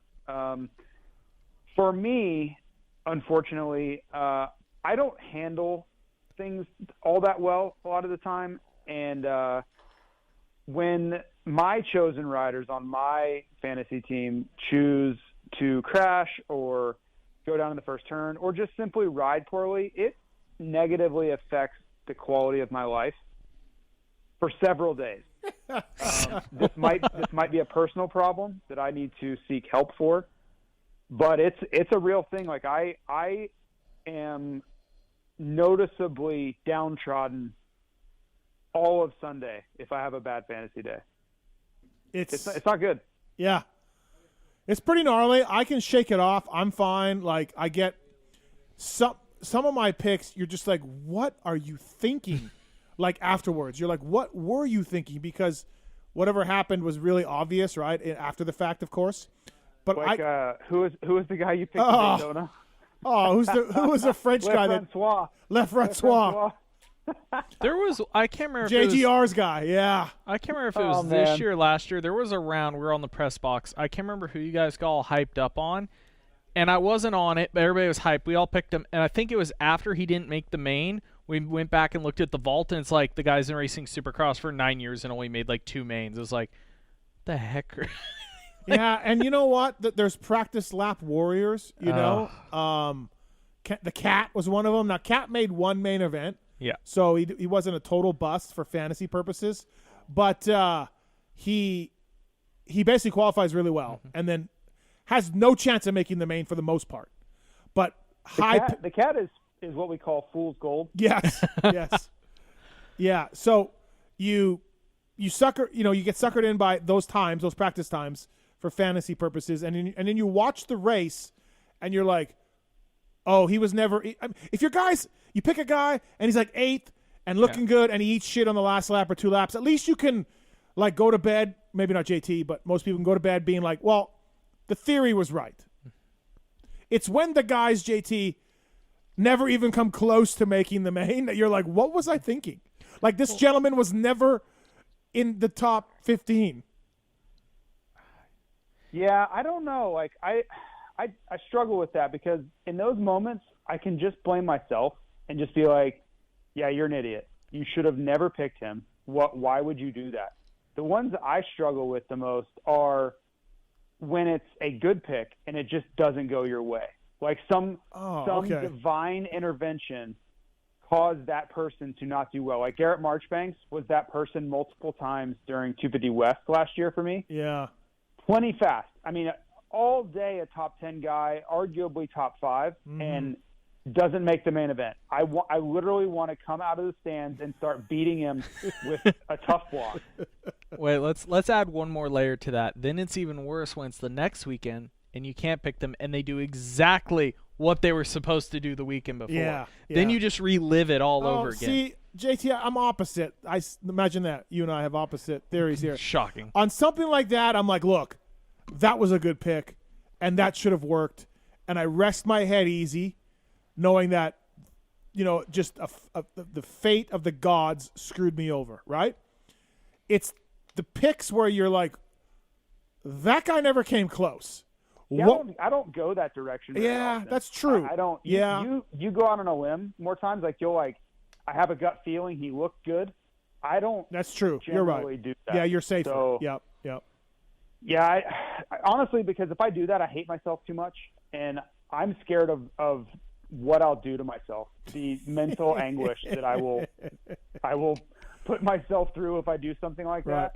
It's when I pick the safe guys that should get me a decent score and they just poop the bed. That's when I can't handle it because I'm not taking risks, and then you're going to cram it up my cram hole anyway. Right. I'd like to thank Michael Lindsay for that Millville day when I picked Cody Schock and his chain broke both motos. Thanks a lot. I'm still having PTSD. Yep. Still having PTSD. Thanks a lot, Michael, for that. Still having PTSD. That was great. Hey, can we all agree? Okay, I want to get your guys' thoughts on this. I am 100% convinced that being at the races makes me a worse fantasy player when I weigh that. You're not allowed to say Vince on the show. I'm not allowed to say what? Vince. Convince. Convince. We can't. The word Vince, even if it's Yeah. mixed in our word. Okay. I am 100% with my theory that being at the races makes you a worse fantasy player, because every time I go off a rider telling me, man, I just don't have it tonight, or pick me because I'm going to be good, or I hear some little injury, it backfires on me. I would rather just look at the numbers from practice and pick, and I do way better. Being at the races does not help me. Riders are notoriously bad judges of their own ability. It's like, and Steve, this is a theory of yours. Players make bad coaches. You can't go off of what they tell you or what they see. You've got to go off of your own opinion, and don't let them give you bias. Who was it last year, Steve, that told you that he was just terrible? Was it Starling? I don't remember, but there was somebody. Yeah. I was like, man, I'm just not feeling it. Yeah. Do not pick me today. I think it was Starling. Crush it. Yep. I think it was Starling. Yep. I'm just like, what in the hell, dude? Or what about when the riders that aren't going to race the night show and they don't let you know ahead of time? Yeah, thanks, Amart. Thanks, Troll. I got a Christmas card from your family today. Doesn't make up for that night. Like this is my best going against best judgment. I think it was 2 years ago at one of the early West rounds. Chisholm, I think I was walking around with you. Chiz was just like, "Oh, I'm so sick. Like I'm so under the weather. Don't pick me. Don't pick me." I walk away and I'm like, man, Chiz is always going to chiz, but he sounds so unconfident. Take him off my team, makes the main, gets like a 15th on a freaking 14 handicap or something stupid. Yeah, no, it's PulpMX Fantasy, everybody. We're scaring everybody away, but no, you got to play. It's great. We great. got 31 series-ending prizes, including a Yamaha YZ450 for Supercross, and we have 23 weekly prizes. There's random prizes that you don't even got to be that good at the game to win. There's gift cards. There's motorsport.com first to the finish line. So the first rider to cross the stripe, not a lap, just the first guy to cross the stripe. We give prizes for that if you can pick that guy. We have SMX prizes. The Intense guys are giving us an e-bike to give away for the SMX champion. There's three series champions now this year. Thank you to Yamaha and Michelin and Shinko and Racetech and Get and Motorsport and Renthal and on and on and on for all these great prizes. You can play for free. Or you can you don't win any prizes that way. You just win the satisfaction of being good at it. Or you can pay a little bit of money and you get to play for these prizes. You also, even if you're no good at it, you at least get raffle tickets for the Yamaha YZ450 if you pay ahead of time. So you also have a chance of winning a TTR randomly, a Yamaha TTR bike. So yeah, I think that's one of the coolest things about this, and I understand for a lot of people, like they look at the game and it's a little bit hard to figure out at first. And they're like, man, I'm never going to be good enough to win any prizes. That's one of the coolest aspects is if you just sign up and you become championship eligible, you can win a dirt bike just for being a part of it, right? We raffle these bikes off just to be a part of it. Like it's a random draw. So you don't have to be amazing at the game to have a chance to win a motorcycle, which is really cool. The person who won the YZ450 last year, 2022, was not a good player at all, but they won a dirt bike. That's why we do it, right? Like not everybody's going to excel at this game. Trust me, I've had years where I'm terrible, absolutely terrible. And there's a lot of luck to this thing. Okay, yeah, you pick obviously bad teams, you're not going to do well. But I mean, I've talked to guys that I'm like, how, like you don't know much about this sport and they're just crushing it. You know, like Dan's got a buddy like that too. Yeah, he has people he works with that just kill it, and they're like, yeah, that guy looks pretty good. I'll pick him. Well, that's what goes. That goes to Michael's theory about just looking at the sheets. Yeah, like Dan knows these people's social security number, and he, the guy's beating him in fantasy. It's unbelievable. The rider, Dan knows the rider's social security number. Right. Yeah. And the guy, absolutely. No, I agree. I don't know about your theory, Michael. To me, it goes both ways. Sometimes being there really helps. Sometimes being there really hurts. So I wouldn't say one way or another as far as which way it goes. Yeah. But I know what you mean for sure. I feel like it's bit me more where I feel like I weigh, again, the little stuff I get from people that might not be public, where I get it. Yeah, sometimes you find out about injuries. I feel like you can still be – I think I am a better player when I pick a Thursday team early. I just look at practice times, and I just check – Twitter to see if anybody has mentioned somebody getting hurt, like really obvious. I feel like I make better decisions off of good, solid information versus inside talking to somebody. Yeah. Half the fun too is listening to the weekly pod with Paul and JT. Oh, I love it. Yep, that's great. You know what else I'm really happy, JT, is the fact that you're playing Industry Idiots again this year, because I know it will make the fantasy pod just that much better. So a little change. We're having Industry Idiots this year. It's $100 again, but a little change. You have to be a member of the Championship League to play Industry Idiots. So you have to sign up for PulpMX Fantasy, pay to play, and then you can pay the money to be Industry Idiots. Did you guys have that many people not doing both? We have some, yeah. Huh. Yeah. So we want to keep the game true to what the game's supposed to be, right? Yeah. Like Industry Idiots starts to take on a life of its own, and that's not really what we created the game for. So Yeah, it's fine. I mean, honestly, if you're willing to be an industry idiot, we're not asking a lot here. No, I actually didn't realize, because I've always played both. I didn't realize you could. You even could do only industry you just get idiots. people coming in and trying to snipe industry idiots, and that's not really what it's there for. Mm-hmm. So for $40, you have all season long. You have an extra drawing for the TTR 110. You have 2 entries for the YZ450F. So if you want to pay $40, it's all available on the website as well. You can see all the rules and the pricing and everything else. You can pay extra to see my picks, Dan's picks, JT's picks, and Paul's picks as well. Extra picks, expert picks. Sorry. So you can see it all on the website. $39.99. You save $15 to pay for the year. You get an extra raffle drawing for bikes and all of that. So it's all worth it. Industry Idiots is a $100 league that we will tell you more about on social and everything else to join that. That's always fun. Can I add a little bit extra flavor? Yes. Whoever does the worst of you guys out of the expert picks gets demoted for the year and can't be an expert pick, and you have to put somebody else in. We should do that. I'm fine with that. I mean, that might have been me. No, outdoors I was strong. JT nabbed my second place at the last race. It was complete bullshit. But gotcha. But he got me for second at the for outdoor. But Supercross I was terrible. I'm picking La Francois. I mean, I deserve. and here's the thing too, and we've talked about this on our pod. It doesn't pay to reach for the stars in this game. Just make the safe picks, and you will do well. You may not win a prize, but when you shoot for the moon, A-Ray, Jerry, you sometimes could get it right. But for the most part, it pays to play safely. So you say that, but 8 is great. That's fact. But I have made my most money winning individual or getting like top 3 individual 9 industry idiots by sending it for the stars because the rest of my season has gone so bad. That's my only hope. There is that. Look, Parabinos, I didn't like it. Literally paid. I didn't agree with this, but Parabinos one week was doing so poorly, he did not pick a team, so that the next week everyone was open for him again. I don't recommend that strategy. And he sucked that week. He did. Yeah. So, flashback here. The strategy still did not work. It didn't. No, he was terrible. But that's the kind of thing because he was like, hey, screw it. I'm just going to try to win a week by picking the best guys. And yeah, it went terribly. But that was a strategy you could do. So there is that. Also, if you forget to fill out your team, something we introduced last year that was really popular. We have a lot of people. You're at weddings. You're camping. You're balls deep in your wife, whatever it is. Whoa. No, I'm just saying things come up. And things really do come up in that case. We got it. And so I'm working blue tonight.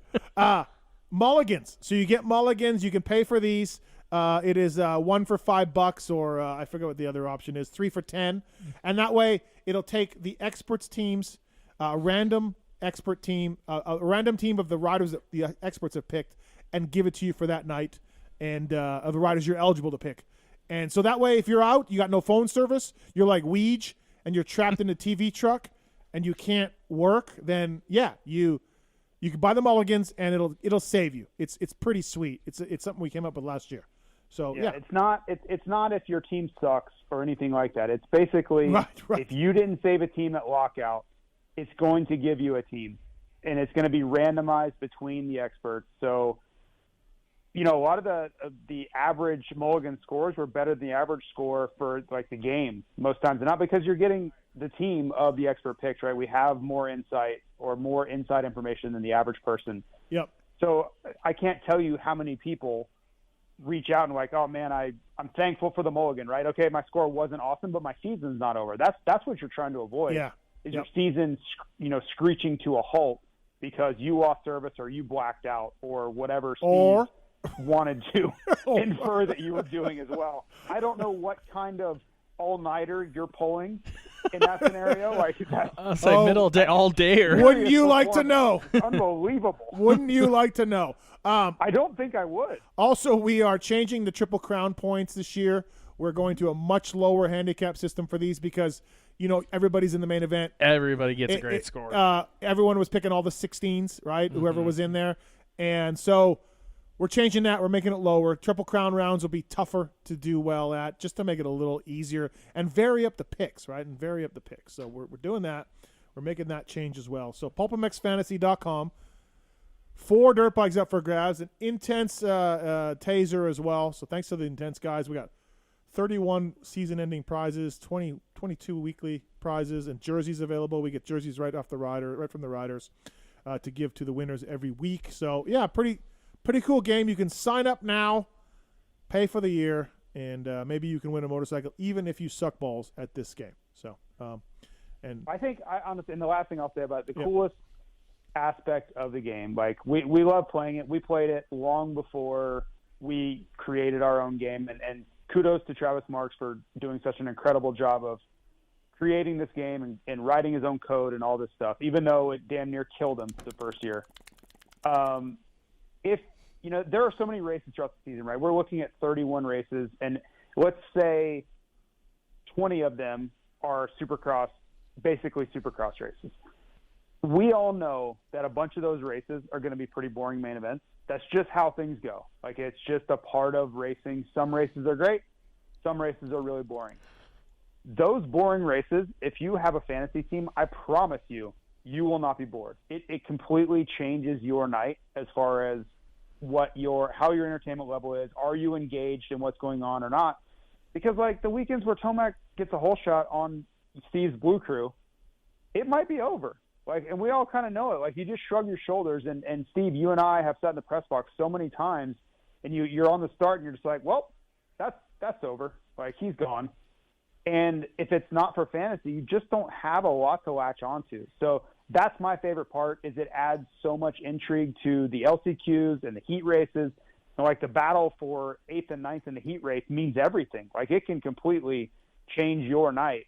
Otherwise, you're just kind of like, yeah, whatever. Yep, Freezy got in, or he didn't, or whatever. So that, again, for the people who have never played it, I think that will completely unlock a whole new level of engagement and interest for you in racing.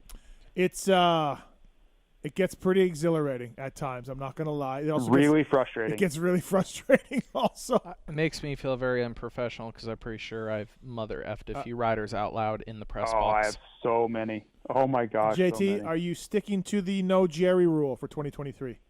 That's like a lifestyle decision. Okay. Yep. Yeah, it's not a personal thing. Like, I know he's a really nice guy. It's just not – it's one of those things where you look at a situation – okay, it's like if we went out, right? I came down to visit, and I'm going to come down for the A1 Pulp Show, right? And let's say we went out to dinner on the Strip somewhere, and we're walking through a casino, and I see what may or may not be a woman of the night, kind of shaking her ass at me, right? Yeah. I know working blue too. That's bad for me. That is bad for me. Yeah. Like, yeah, could she show me a great time? Probably. She's got a nice ass too. So right. Yep. She's attractive. She's giving you the eye. Like, Jerry's lap time is just it's eyeing you up and down, like saying, pick me. But you just know it's bad for you, and you have to run, not walk, run out of the casino before you make a really bad decision. And that's how I feel with Jerry. Like, when I see him, I run the other way. And it is something I'll never cave. I will never pick him. All right, fair enough. Next time I talk to Jerry, I'm going to tell him that he got compared to a Las Vegas strip, but like a really lady like in the corner. Classy one. Yeah, classy right? one. Like, classy one. Like help him make it feel a little better. Hey, it was a classy one. Like Pookie like corporate executives, the ones that they call. Pookie and I got approached by one time at Caesars. Like Pretty Woman. Pretty Woman. Yeah, Pookie and I got approached by one at Caesars one time when we were at the bar. We were pretty sure that's what she was doing. That's what she was going to, and this woman was a 10. Right, like this woman goes home to a home nicer than yours. Right, she is nicer than cream Michael's, of the crop, or nicer than mine. Woman of the night. My house is That's where Jerry is for fantasy. I can't even afford the second story all the way across my house. I don't have a home. Well, I mean, so. it's several thousand feet of second floor. Oh, please give me a break. Nick wants to talk about fantasy. Nick, welcome to the show. What's your story about why you had to quit fantasy? This is Fantasy Anonymous. Yeah. Yeah. Well, I still paid. I just didn't sign up anymore. Oh, we like that. Thank you. It was the money. It was becoming too stressful. Like, My job, I'm a tattoo artist, and okay. Saturdays are a super busy day. Trying to watch practice, pay attention to. I already see where what's this is on, going. and like tattoo is pretty difficult. So. So Saturday night, Yeah. you got a chick laid out. You're putting a ladybug on her stomach. You end up writing F. Jerry Roczen. And A-Ray puts it into the stands. Yeah, it's a high stress situation where like this is not helpful. Right. So I had to pump the brakes, but okay. Well, thanks I think I'm just gonna try to pick early, I guess. And, that's hope for the best leading into the week. Honestly, if you're working Saturdays, look at the practice times. Right, they're up. Yep. They're publicly available. Get 8 in the main event. So just play it safe with 8 guys. 8 is great. Chiz and Starling if he's riding really well, and those type of guys, and then a couple factory guys, and then just tattoo away, Nick. Yeah. Here's a great strategy, Nick. Here's what you do. You pick your team whenever you have time, Thursday, Friday, whatever, right? Pick the guys that you think that you would pick. Then sometime after practice on Saturday, carve out 5 minutes. You scan the times, make sure your guys all, practice, did a lap time, whatever. You make any adjustments you need to, and off you go. That's it. Like, you look basically twice. Pick your team when you have time during the week, scan one time, and go with it. And I think you'll probably do better that way. The amount of times that I've overthought things and screwed myself is never ending. Like, Dan Truman has a thing called a Wednesday team, and it, without fail, he's going to tell you how great his Wednesday team was. He always does like every single pod. Yeah. Every week. His Wednesday team is like the greatest team that's ever been assembled. And then none of them are on his final team. Well, he overthinks it. Like, he's like, this guy, but this guy. But if you go with common sense and you don't get caught up in the moment and let recency bias creep in, and you're just like, this guy's good. Like, he's going to figure it out in the race. It's like Steve always says, like, he's a racer. The guy's going to figure it out when the gate drops. Yeah. I started strong, which didn't help me. So I was like in the top 50 the first 2 weeks. Oh, and then nice. It all went downhill from there. Better than I ever was. Well, Nick, are you going to sign up again? Because you could win a motorcycle if nothing else. Yeah, I definitely am. Okay. I think I could just learn from you guys there. Yeah. I'm picking a little early, and there you go, and just relax. Not taking it too crazy. Yeah. Ink away, dude. Ink away in peace. And let it roll. Yeah. Thanks, buddy. Thanks for calling. Thank you. Yep. Thank you, guys. Bye. Thanks. I just texted our buddy A-Ray here, but is it time to get rid of the warning? No, I don't think so. Okay. No, and I don't mean. I haven't seen. I don't even seen any behavior that would. Okay. I haven't either. I don't even mean from his riding, because we haven't seen him yet. His wrists are better. He's back on Blue Crew. I just meant like as in just sort of a decency, like I think you need to put and this technology may not exist. So Marks, please fill me in here. But could you have? And I've seen this on they put these on cars, but where if you pick him, you need to breathe into a breathalyzer to make sure that you're not wasted. Yeah. Like, and if your blood alcohol level is over 0.08, you're not allowed to pick A-Ray. Yeah. Yeah, maybe we could send people to Walgreens for a self-test, then you come back to the website. The pop-up says, "Are you drunk?" And if you click no, it comes prove it, and then a little breathalyzer pops up. Yeah. See, I'd like to see a little update to where it just says New Year, same A-Ray, ?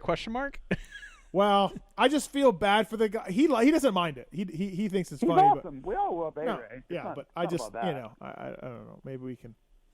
But he has a damn clothing line called Sketchy. No, he does. Mean? Yeah, no, I don't mean it. He's not saying this. I'm just wondering if it was time or Hey, at least he finally owned it. He disowned me one time for calling him sketchy on this show. I know, right? Didn't talk to me for 6 months. Now he has T-shirts that say it. Fly Racing, flyracing.com. Please check them out if you want to check out the latest and greatest from Fly.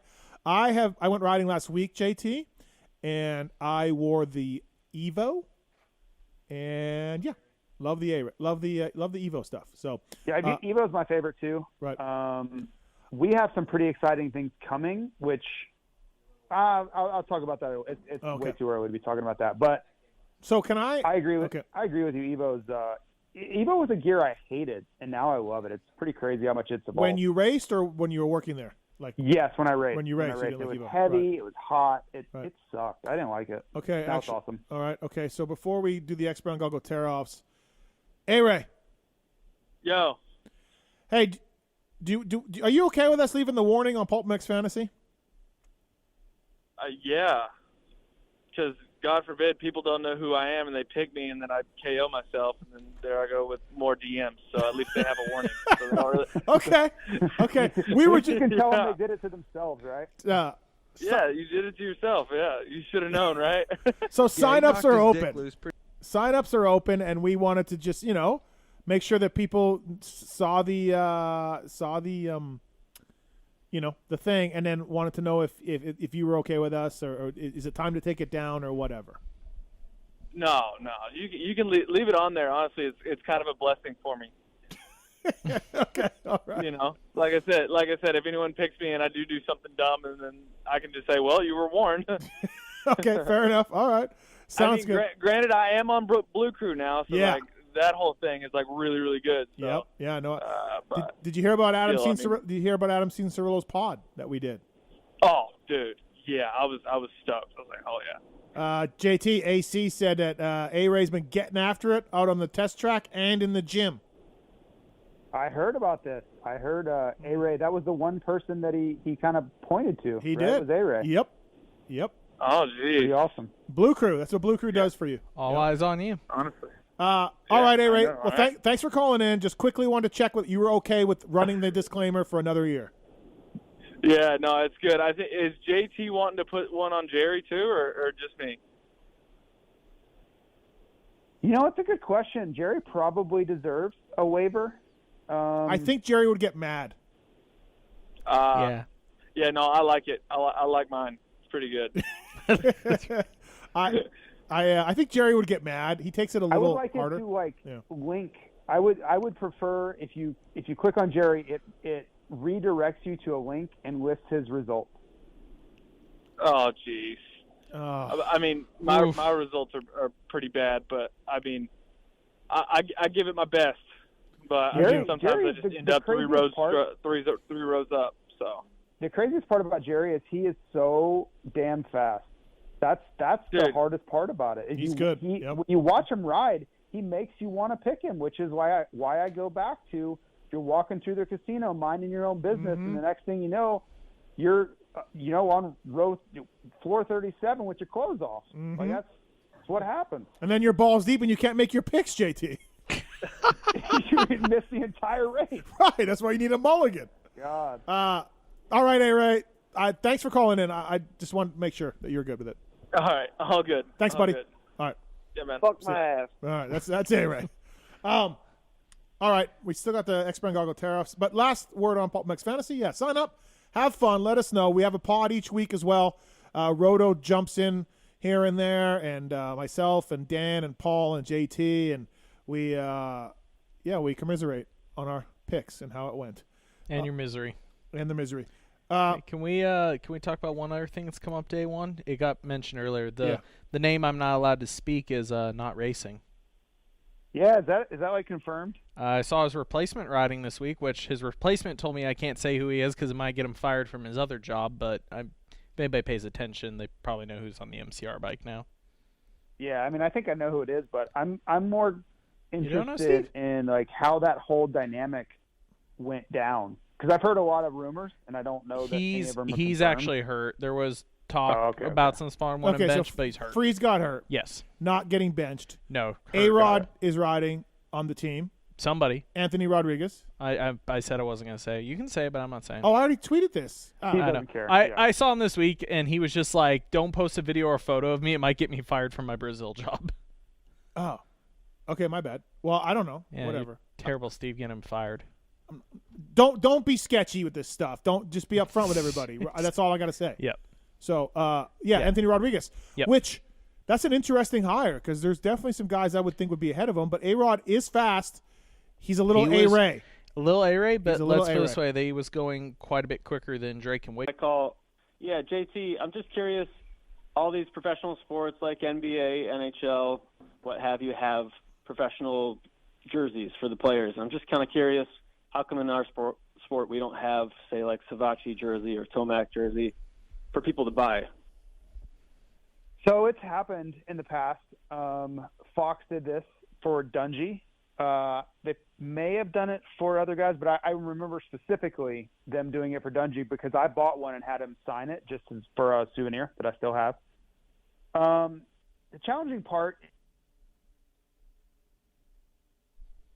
Oh, we lost JT. The challenging part, and then he was going to. The challenging part is going to lay it all out there the for phone us, signal, and he could never do it. See if we can get him back on, if we can. I hung up on the caller too. Oh boy, you're a dick. Let's go to Alex on one here. Alex, what's up, man? How are you? Alex, you there? Man, we're really batting 1,000, batting 100 right now. Oh, did we lose phone service or something? Marks isn't here, so we lost phone Talon's service. asleep. Yeah. 702-586-7857. If you got a call, give us a call, and we can chat with you about whatever's been going on here. Michael Lindsay from Vital MX as well. Please check out, by the way, the Manscaped stuff. Manscaped 4.0 Performance Package. Did you get one of these yet? Mm-mm. I gotta get you one. It's great. It's waterproof. It lasts. It charges forever and lasts forever. I've had a couple of people ask me why theirs won't turn on. There's a travel lock, so you hit 3 buttons. You hit the power button 3 times in a row. It turns the travel lock off. I just got a question about that tonight. So if you have a Manscaped, it doesn't turn on. Hit the power button 3 times, and you can. JT, you there? Yeah. I could still hear you guys. I don't know what happened. Yeah, it just clicked off. The challenging part of that. Yeah, the challenging part of that is getting all of the individual sponsors that these riders and teams have to agree to it, then work out some sort of profit sharing deal. Like there's just a lot of elements to it that preclude it. A lot of these people don't necessarily want to give you their trademark to be able to go sell this for profit, that jersey. So it's challenging. You also have to deal with, MOQs if you're going to sell these things. Like you have to get a lot of them. So it's not impossible. It's something we've looked at. It's just not as easy as the NBA, because the NBA, like all they have to do is it's just a team, right? Like they're starting to branch out into maybe adding one sponsor onto their jersey, but the team owns the rights to everything on that jersey, so they can just print them as many as they want and sell them. We don't own the rights to an authentic jersey, like all the sponsors, trademarks and copyrights on those jerseys. So, and I guess you wouldn't want to just make if you're making a Joey Savachi jersey, you don't want to just put Savachi and his number on it because it's not really authentic then. Yeah, right? That's like when Dungey's jersey, it was just a jersey with Dungey on the back. Oh, it was? So it wasn't okay. even the same. Yeah, so it's right. the same but different. I don't know. It's something we've talked about a lot. It just never kind of come to fruition. So, like the Dungey one you got just from looking at feeling, did it feel like one of their normal high-end jerseys, or was it a much lower-end material, much more basic to run it, making a larger run? No, it was a normal jersey, which that's not a problem. You can get the real material and the real jersey. The hardest part of it, from what I've been told, is all of the 1,700 individual sponsors that we have to put on the jersey. Yeah. That's the most challenging part of it. Because by the time you do that and you pay royalties, you're charging $200 for a jersey or whatever. Yeah. Well, yeah, and even the Fox one that they did was $100. They were selling them at all the nationals that summer, and I just went and bought them. Here's $100. I got one. Wow, look at you. All right, Nick's on 2. Nick, you there? Yeah, buddy. Nick wants to he wants the top 5 next year. Is that what you want, Nick, in Supercross? Yeah, I usually see y'all's Racer X video out, and I hadn't seen that yet because we were bench racing. Just came out today. Nick, the first one came out today. Epic. So, and then our championship. I don't really want to give away a championship pick. Maybe just watch the Racer X video, Nick. We give them out in episode 4. All right, I'll watch that. And then I got one more for you on fantasy that y'all were talking about. Yeah, go ahead. All right. This is something for anybody else that's like me that sucks at fantasy. Just play with your friends. Set up a group, and then y'all be competitive together. Yeah. There you go. I mean, that's what we do. You know, I never even mentioned that. You can create your own leagues with you and your janky buddies, and you can lock it and give a password. So it's you and your 5 janky buddies or 9 janky buddies, and then you have your own league. And like Nick says here, doesn't matter if you guys all kind of suck at it. It's at least it's your all buddies, and you can all talk shit on each other. I mean, that's what Industry Idiots started as. Right. that's where it was. There was only a few of us, and then now it's turned into this whole other thing. Good point, Nick, for sure. Absolutely, man. Thank you. Thanks, man. Appreciate it. Yeah, start your own league and all of that. So appreciate that. All right, before we let JT go, it's time for the X Brand goggle tear-offs. Let's do this. It's the X Brand tear-off segment. 15-second rapid-fire Q&A. Rapid fire. X Brand goggles are choice of champions everywhere. Like Freddie last year and Chiz last year. Some real privateer heroes wearing X Brand. Josh Strang won GNCCs with him. Ricky Russell, X Brand guy. Ryan Brees, top privateer with X Brand. So please check out xbrandgoggles.com, eksbrand.com. The Lucid goggle is really, really good. And WUSA's got goggles too now. They're collabing with X Brand, so check that out on WUSA's website to buy a W branded X Brand goggle. Pulp Show 22 is the code to save with those guys. And these questions, JT, are submitted by a Jason Wygant. Oh man, I'm so excited for these. Weege is a really smart dude, and he doesn't ever do this, so I'm curious to see what he came up with. Yeah, here we go. All right. About time you got a true professional. Yeah, this. no, great point, Michael. Yep, absolutely. All right. Don't hate on Mose. All right, first one for you, Steve. You lived through Timmy's retirement. What advice do you have for Weege now that Brayton is not racing A1? Yeah, no Justin Brayton. No hitting me on the shoulder pointing to Justin Brayton on top of the board at Anaheim 1. It's just hard. It gets easier each week, Weege. So just hang in there, buddy. Let the pain is going to be there. Just, it gets less and less each week. 26 seconds. Time heals all. Yep. JT, will Santa have even dropped off the presents by the time you leave for the gym on Christmas morning? Well, my gym is closed on Christmas, so that's a real bummer. But I have some equipment at home that I will. There's no days off, like Bill Belichick says, no days off. So I'll be getting after it. There will be no cookies and milk, but I will be. I'll be doing my thing. Unbelievable. ML, is Cooper Webb going to be happy this year with his motorcycle? Is that a short enough answer for you? Yes, no, maybe so. Okay, all right. I'm in the middle. I'm not going to give a yes or a no. I'm not trying to waffle, but it could go either way. You're trying to waffle. Yeah, waffle. You're not trying to, but it's exactly what you do. You would know, JT. You would know. I would. I'm a connoisseur. All right, Steve, now that the Blue Crew has shaved 5 pounds off the YZ450F, do you plan on adding 5 extra pounds on yourself to get the same feeling? No, I do not. I hope to lose at least 5 more at some point here. No, the Blue Crew needed that weight loss. Handles like a CR80 now out there. It's so lightweight. So, yeah, it's great. Bike of the year. Hey, what did you so for those of you who haven't watched our Supercross preview video, Chris Kiefer weighs in on this, and he mentions it's a little twitchy. Like, you have tried to sell everyone that corner better and there's no downside. Kiefer was pushing back on that a little bit. What are your thoughts? Please, Kiefer don't know.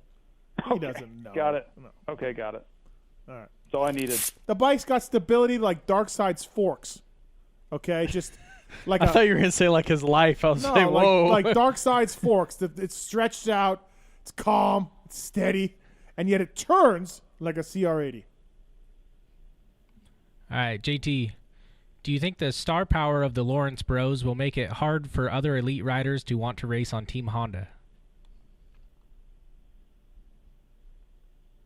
I don't think it's necessarily star power that I would say, but it's a little bit of a, it's going to be a little bit of a boys club there. They're going to have their little clique, but I think anybody would be foolish to not take a factory Honda ride if it's offered to you.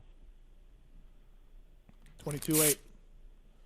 I'm glad, by the way, speaking of the Racer X videos, I'm glad that Sexton has reached out in anger at what we just done. Yeah, I heard you guys didn't mention him in the episode, or what did we just do? Not true. It was not that he was not mentioned. He was not mentioned. He wasn't mentioned.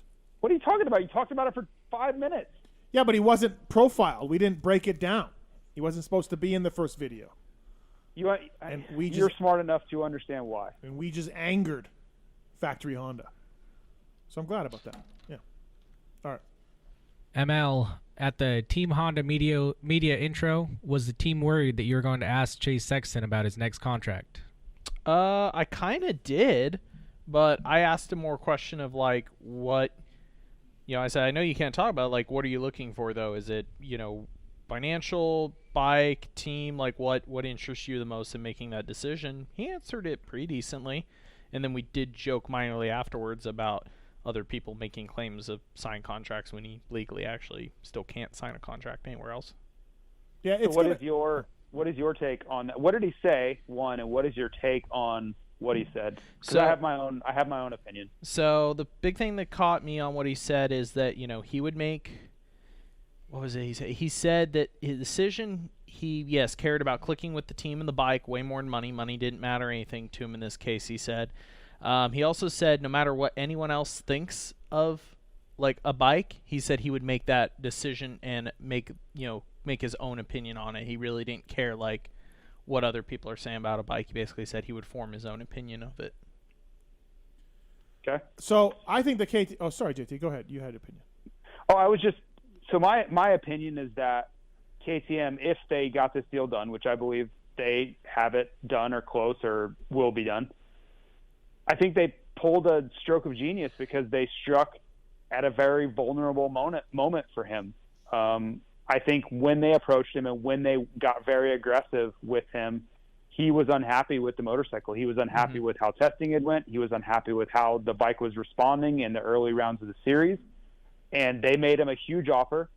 I think they basically painted a picture where he would be the number one guy, and they're going to build their entire program around him, which I don't blame them for doing that. Mm-hmm. And I think they got him, because I think if they approach him middle of the summer when things are going so well, he's probably like, I don't know. But they got him at a really, really good time. So I don't know how that all plays out. I'm not any sort of gypsy, like as far as predicting the future, but I think they were brilliant with their timing. Yeah, I would. It's kind of what I was saying is that if he could go back in time, when he started talking to KTM, when he was frustrated before he got that shock and was crushing it outdoors, how would he feel? So I was curious what you guys have heard on this, because the information I've been told by somebody's camp over and over is that he legally can't sign a contract anywhere else until next year. Yeah, that's true. So that's why I'm worried. When we say that, is it really I agree with you guys. I think there's a heavy push on KTM's side, his side. I think there's a lot of reasons we could go deep into about him wanting to be the number one guy, then blah, blah, blah. Are we at a point that we're at a foregone conclusion he's going to go there, or do you think there's a chance to salvage this on Honda's part? No, I think he goes. I think whatever he goes too. Whatever he's got going on, he has to go. I think he signed an LOI. That's my personal opinion. I don't have any facts to back that up, but I think he signed an LOI, and when he is able to fully execute a contract, he will. Yep. Letter of intent is what LOI means. Other one was when we were at the KTM intro, I asked Cooper Webb why he only did a 1-year deal. And he had just finished talking about how if he can't win, he's like not interested in racing. I said, so was the 1-year deal because you were weighing out how you're going to feel this next year, where you want to go, blah, blah. And he just really quickly was like, the 1-year deal was not my decision. But couldn't you see this just being a swap? Like if you're Honda and Sexton leaves, wouldn't you want to sign Cooper Webb? I would. I think past champion who is just, you can clearly see he's struggling with the motorcycle. Like everybody can see that. And you get a hungry Cooper Webb that gets to kind of hit the reset button. I would be very, very interested in I don't know if KTM will let him go. Like I'm presuming a lot, but if that happened, man, I would be after him if I was Honda. I think I'm heavy on the boat, of course, of replacing Eli at Star and Star, going back to working with him, because at least in Honda's case, you have Jet moving up to 450 this summer, and Hunter, at least at media intro, answered that his plan is to do the exact same thing next year, to go 250 indoor, 450 outdoor. For I understand, but if I had the chance to sign Cooper Webb, I agree. Like it's pretty easy choice. I agree. If I was in their position, I would definitely have the conversation, try to make it happen. people can doubt on Webb, but you don't win 2 AMA Supercross titles if you basically can't get it done. Like, he's completely worth talking to. I had to laugh about Hunter Lawrence saying his style fits a 450 better. He's only the 800th consecutive 250 rider. Everybody says that. His style is better on a 450. Oh, okay, cool, man. Right on. Never heard that before. I just feel like I suit the bike better. Yeah, I know, right? I mean, whatever these guys got to tell themselves, I just think. And that is, again, that's not a dig on a Hunter. We joke about it. It's just they all do. everybody says that. They all do. All right, next question. All right, last round for you, Steve. Jet is racing west. Moseman is racing east. Do you think the top contenders are purposely moving away from Jet to improve their title chances? Yes.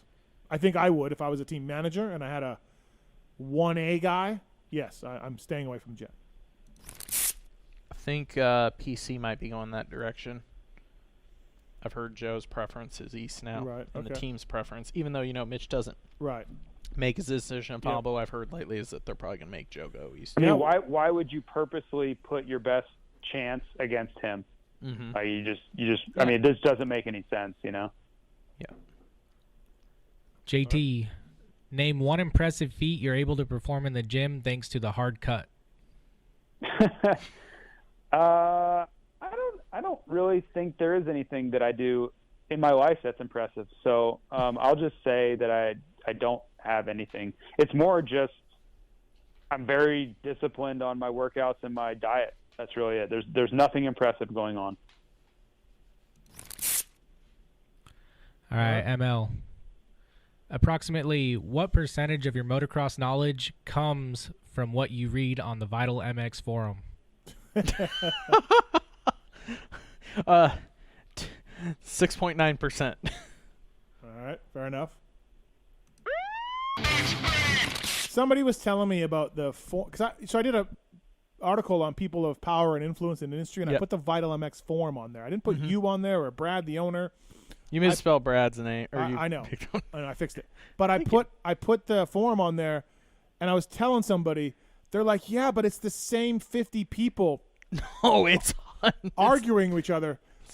But hundreds of thousands. Yeah, but okay, but wouldn't you agree with that? Whatever number you want makes 60% of the posts. Some number, 300 people make 60% of the post. I don't know. Some greater majority make most of the post. Whatever number you want to put on it. I told this person, I said, he was saying the same 50 people, and I agreed with him. Of course, it's more than that, and of course you're. But I said, but that doesn't matter because when you go to the teams, they say, "Oh, Vital said this and Vital said that," and you know what I mean. Like that's why it has power and influence, not because they're right or not because they're onto something, but because the people in the pits, read it, and therefore. That's your power and influence. Well, I'll say the big one, I mean, it's pretty straightforward. We post the view counter on the forum topic. So, yeah, you got a topic that's 8 pages deep, has 200 or 300 replies. Yeah, maybe of this 200 or 300 replies, maybe there's only 60 people that have commented in there. But the thread has 30, 40,000 views. There's a lot of people that read it and put weight in it. And you know as well as I do, we make fun of all we want, but I walk by a lot of mechanics, team managers, different people that if I sneak up on them and they got their phone out, I can see the forum on their phone pretty often. Yeah, no, people read it. There's for sure. My brother will text me and be like, "You're on the thread, or you're on Vital." I'm like, "Oh my god!" Like, what have I done now? Yeah, like it's not good news. This is my next example. When you have riders, like I've gone mountain biking and road bike with a couple riders, or just been around some lunch, more casual situation away from the races, and they'll make a forum joke or comment. I'll be like, haha, and they'll be like, yeah, and then you got that guy Gravel 833 that said this about me last week, and I'm like. Yeah. Okay, I'm like, I know what that username is because I have to pay attention, but the fact that you remember their username and what they said about you is you can't. And James Stewart had an account on there. Yep, Tony Alessi had an account on there. And the funniest part is, if I remember right, James's account I think was like CR22 fan or something really goofy like that too, which was even funnier. Yeah. So anyway, my favorite is when Steve he will rail against me or anybody like, you got to stay off there, you can't post on there, and then he'll get wound up and go to town on there. I'm just like, what are you doing? Not really. What are you doing?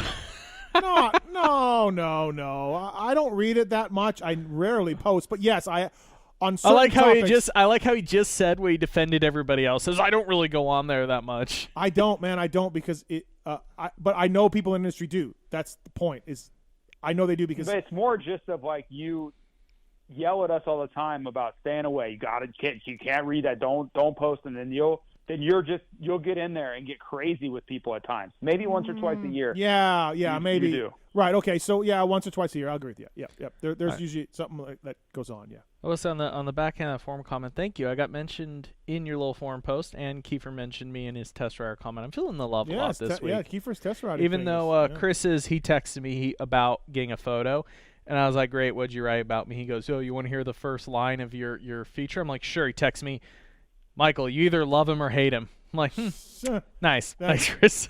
Fly Racing, flyracing.com. Get it at Motorsport and all of that if you can. Local dealer as well. Thanks, JT. PulpMX Fantasy.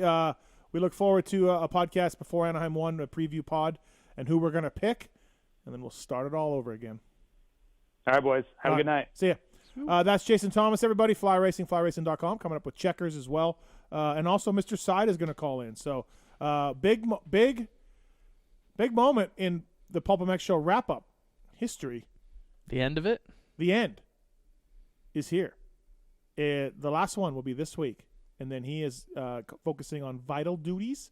And so if you like the wrap-up, it's going to go away. If you don't like the wrap-up, it's going away. Either way, same outcome. We'll talk to Mr. Side about that. Motorsport.com, Fly Racing, Decal Works, Race Tech Suspension and Engines, X-Brand Goggles, Renthal, Michelin Motorcycle Tires, Acherbys, Firepower Batteries and Chains, Maxima USA, Pro Filter, Scoche, ORW, OGO Power Sports, FMF, Guts Racing, Atlas Neck Brace, Works Connection, MotorcycleIndustryJobs.com, Get Data, WUSA, Ride Engineering, Intense Cycle, Suspension Direct, Manscaped, Weisco Piston, Twisted Tea, all on board with us. Manscaped, like I said, use the code PulpMX to save. Look, it's December 19th. If you're listening to this live or listening to this tomorrow, December 20th, you can probably get a Manscaped 4.0 for Christmas presents. It's fantastic. It'll change your life, and it's got the whole performance package as well. Comes with some ear and hair and nose trimmer, and it comes with some undies and some ball deodorant as well. Ooh. Manscaped. PulpMX is the code to save. Thank you to those guys for all that they do for us. Also, I want to thank the folks at Ride Engineering. Adrian there doing big things at Ride Engineering. PulpFan20 is the code to save with Ride Engineering. And right now, this week, Ride Engineering is constantly testing its products and making updates so that they can evolve with the motorcycle manufacturer's new chassis. Triple clamps used to be only about changing how the bike handles, but now the front end feel, steering precision, and the comfort all play a big part in making a triple clamp better than stock. Don't think the expensive price tag is about looks. It's about using the best materials and longer machining times to put all the details in that can be felt on the track. Have you used anything from Ride Engineering lately? Have you got anything? No, not recently. All right, ride-engineering.com. PulpFan20 is the code to save with those guys. Hey, the guys at FMF have been a part of our show for a long time now, and to celebrate that, we are giving away 2 FMF apparel packages. 2 FMF apparel packages. Let's do one for the archive listeners. So email contest@pulpmxshow.com. Contest@pulpmxshow.com. We'll put you in a draw. Michael. Yes. Pick a number between 1 and 300. In honor of Phil Nicoletti, 69. All right. 69th email will get the FMF apparel package. And the second one we will do for our live listeners. Lone Wolf, I need you awake for this one. I'm here. I'm awake. Fifth caller gets the FMF apparel package. Get an email and the sizes, please, for me.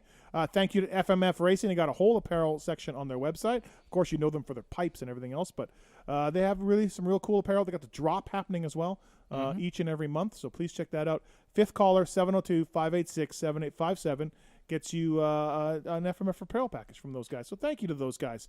All right, let's go right into our next guest from Race Tech. Racetech.com. It's everybody's favorite suspension rep, Checkerz. What's up, Chris? Not too much. I think I might have lied to you and said I'm a night owl because I'm bogging a little bit. I'm going to try to get some hype going for some Supercross talk. You did tell me you were a night owl. That's why we did it so late, this call. So it's on you, buddy. Hey, right. How's things at Racetech? How's everything going? Are you clipping Vital MX yet, or how's that working?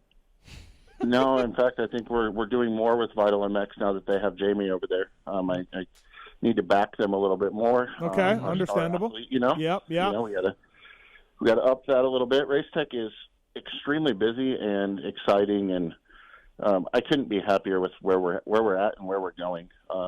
It feels like everybody got kind of a fresh shot of adrenaline lately, so things are really good.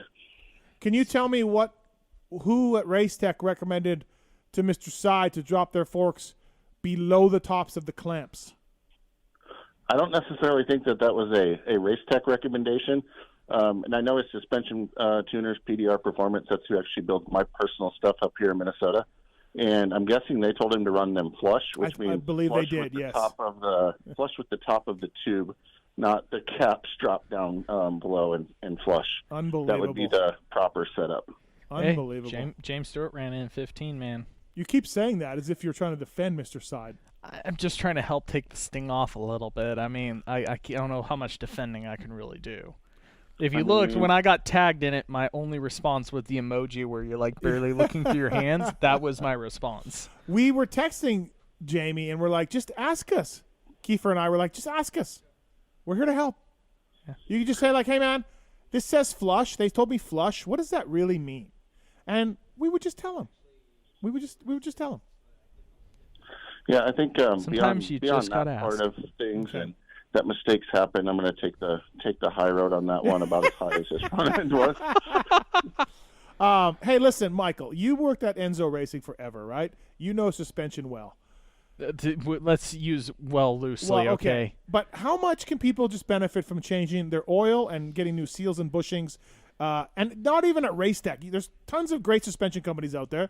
So this isn't an infomercial for Racetech, but we're affiliated with those guys. But I'm just saying, can we just get some people to service their suspension? Do you know how many people's suspension I would take apart where it was like water coming out because the oil was so freaking gone? Dude, just service it, man. Just service it. Like, don't get me wrong, revalve, respring, something that can make it a lot better, but just keeping the stuff that's what I'm even saying. working. Right. You can buy the gold valve from Racetech. Yeah. That's great. You can get the right springs for your weight and or speed. That's all great. But just, if nothing else, people, get the oil changed in it. Good God. Right, Checkerz? Well, yeah, and I mean, even before that, make sure your forks are at least parallel and your front end's not pinched. Because that's probably, when I do trackside support stuff at amateur events and whatnot, or even, honestly, in Supercross, I've watched Wyatt go around so many times to the privateer guys. You know, they take their wheels off, get fresh tires. They have a mechanic that's just their buddy there for the weekend, putting the front wheel on, and they don't know how to properly install their forks on their bike and honestly torque your triple clamps. All of those things are completely free and super easy to do, but it's so common that they're messed up, and your bike will work absolutely horribly if that stuff's messed up, and it'll cause damage and whatnot. So, yes, come spend money with us, please. Get your stuff revalved, and it'll be amazing. But do yourself a favor and at least start with that type of stuff. Set your sag, the free stuff. Do that first. The Checkerz is so right with that. Like, you wouldn't believe how many people we would have bring in stuff, and or I would see at the track that would ask for help, regardless, ends up anybody's stuff, and it would be like, man, I did this, and I'm just like, I'm not stoked on it, or they said they used to be and they're not now. And go through the basics. Okay, when was the last time you set your sag? Either they got the stuff back and never did. They're just like, oh, I thought it was just right. Well, they get as close as they can, but if you lied on your weight and a couple of things like it's not right, how many, can't put the front wheel on straight. And I cannot stress this one. This one blows my mind how many people will do this. Look, I understand not everybody wants to spend $600 or $700 on a torque wrench from Snap-on. At least get a nice cheap one. Torque your triple clamps, especially the bottom ones. There are so many people where, hey, it should be 16, 18 foot-pounds. I'll go to check, and I'm like, man, that thing feels tight, so I'll take a torque wrench and check. And it's at like 30, 35 foot-pounds. It's like, oh, yeah, the bushings are just getting crushed while they're trying to pass that area of the tube. Yeah, it's simple, easy stuff to make your bike work better, to make yourself enjoy riding more. And last part I was going to say with this, I've had, again, a lot of people come, hey, can you help me? And I'll just be like, hey, what's your base sag supposed to be? What's your base clicker supposed to be? If they can find on the sheet, a lot of times they'll get lost. They haven't checked that. I'll reset everything, help them do the sag to get the balance right, make sure, again, the front end's on all straight, everything. Be like, hey, okay, we're back to where you were supposed to be. Go at it. They'll come back in and be like, oh, my God, my bike hasn't felt this good in months or a year. I say it all the time, but, just get your oil changed and get everything working. Just take care. Yeah. Take care of it, especially for the people, again, that revow recently. Like, you've already spent really good money. Like, you put your heart in cash. Yeah. Just go that extra little mile, make sure it's all good, and you'll be stoked. And you can get it down at Racetech. Tell them you listen to Pulp. But again, even if you don't want to support Racetech or the show or whatever, there's plenty of great suspension people out there that can help you help yourself. Checkerz, Anaheim's right around the corner. Who you helping this year? Who you got? What's been going on? Well, privateer proven as always. It's really interesting. Like the last few years, we've worked really hard to help grow our Racetech Center program and let those guys provide a lot of the support to grow their businesses and honestly provide really good support to the riders. So a lot of our support, instead of being in-house, has been through them. And we've I was just talking to Rob earlier, going into this year, we don't have a ton of guys left in-house. And it's almost worked too well to have them going through centers and stuff. So he wanted me to get the word out that we're actually looking to pick up some more guys and help some guys again. You know, we've had some really, really good years in business, and we're happy to give back, and actually would like to give back a little bit more than we are. And he wants some guys that he can get to the track with and do some testing with and that side of things. And, you know, that was a really big part of our program when we started the whole privateer proven thing, was spending time at the racetrack. And, you know, like I said, everyone's really re-energized and whatnot right now, and he wants to be back trackside, you know, working with some guys. So, I mean, we still have, like, you know, Jerry Robbins back with us again, and he may have issues on finishing races, but he was very injured last year, but it was him and not his motorcycle. Well, he was riding to get money, right? He was riding to make the night show. He was miserable, and the reason I bring that up is when I first started working with Jerry, it was because he was pushing his bike off after every single race. And luckily we've at least fixed those problems for him. Now it's just getting Jerry back to being fast Jerry and finishing races again. I mean, we did have one really good year in there, and then it hasn't been so awesome since. And is he on AEO? Is he on the real AEO team? Or is he's on AJE. AJE? He's on AJE. Oh, why did I Gas. Oh, okay. Is he on the team? AJ? Yeah. Okay. Him and Mitchell Harrison, and then they're looking for a third rider right now. All right. Yeah, and then Nagy's back. Nag Dog, yeah. His stuff is probably valid for big hits, though. Big freestyle. Freestyle. Yes, and then, I mean, we have, like, McClellan Heil. I believe we're going to do some stuff with Politelli, Logan Leitzel, and then honestly, it's really crazy. You think we're almost ready for A1 and everybody's all dialed, but in privateer land, it is extremely common for guys to come a couple days before A1 and I need help. My bike's not working that well. Right. I know of a rider getting stuff through a dealer that just switched this last week. I remember when Bachelio was riding for Josh Hansen's team, he came to Wednesday before A1, and it was on the Suzuki the first year, the BFRC shock. And was like, I'm struggling, I need help. Can you guys help me?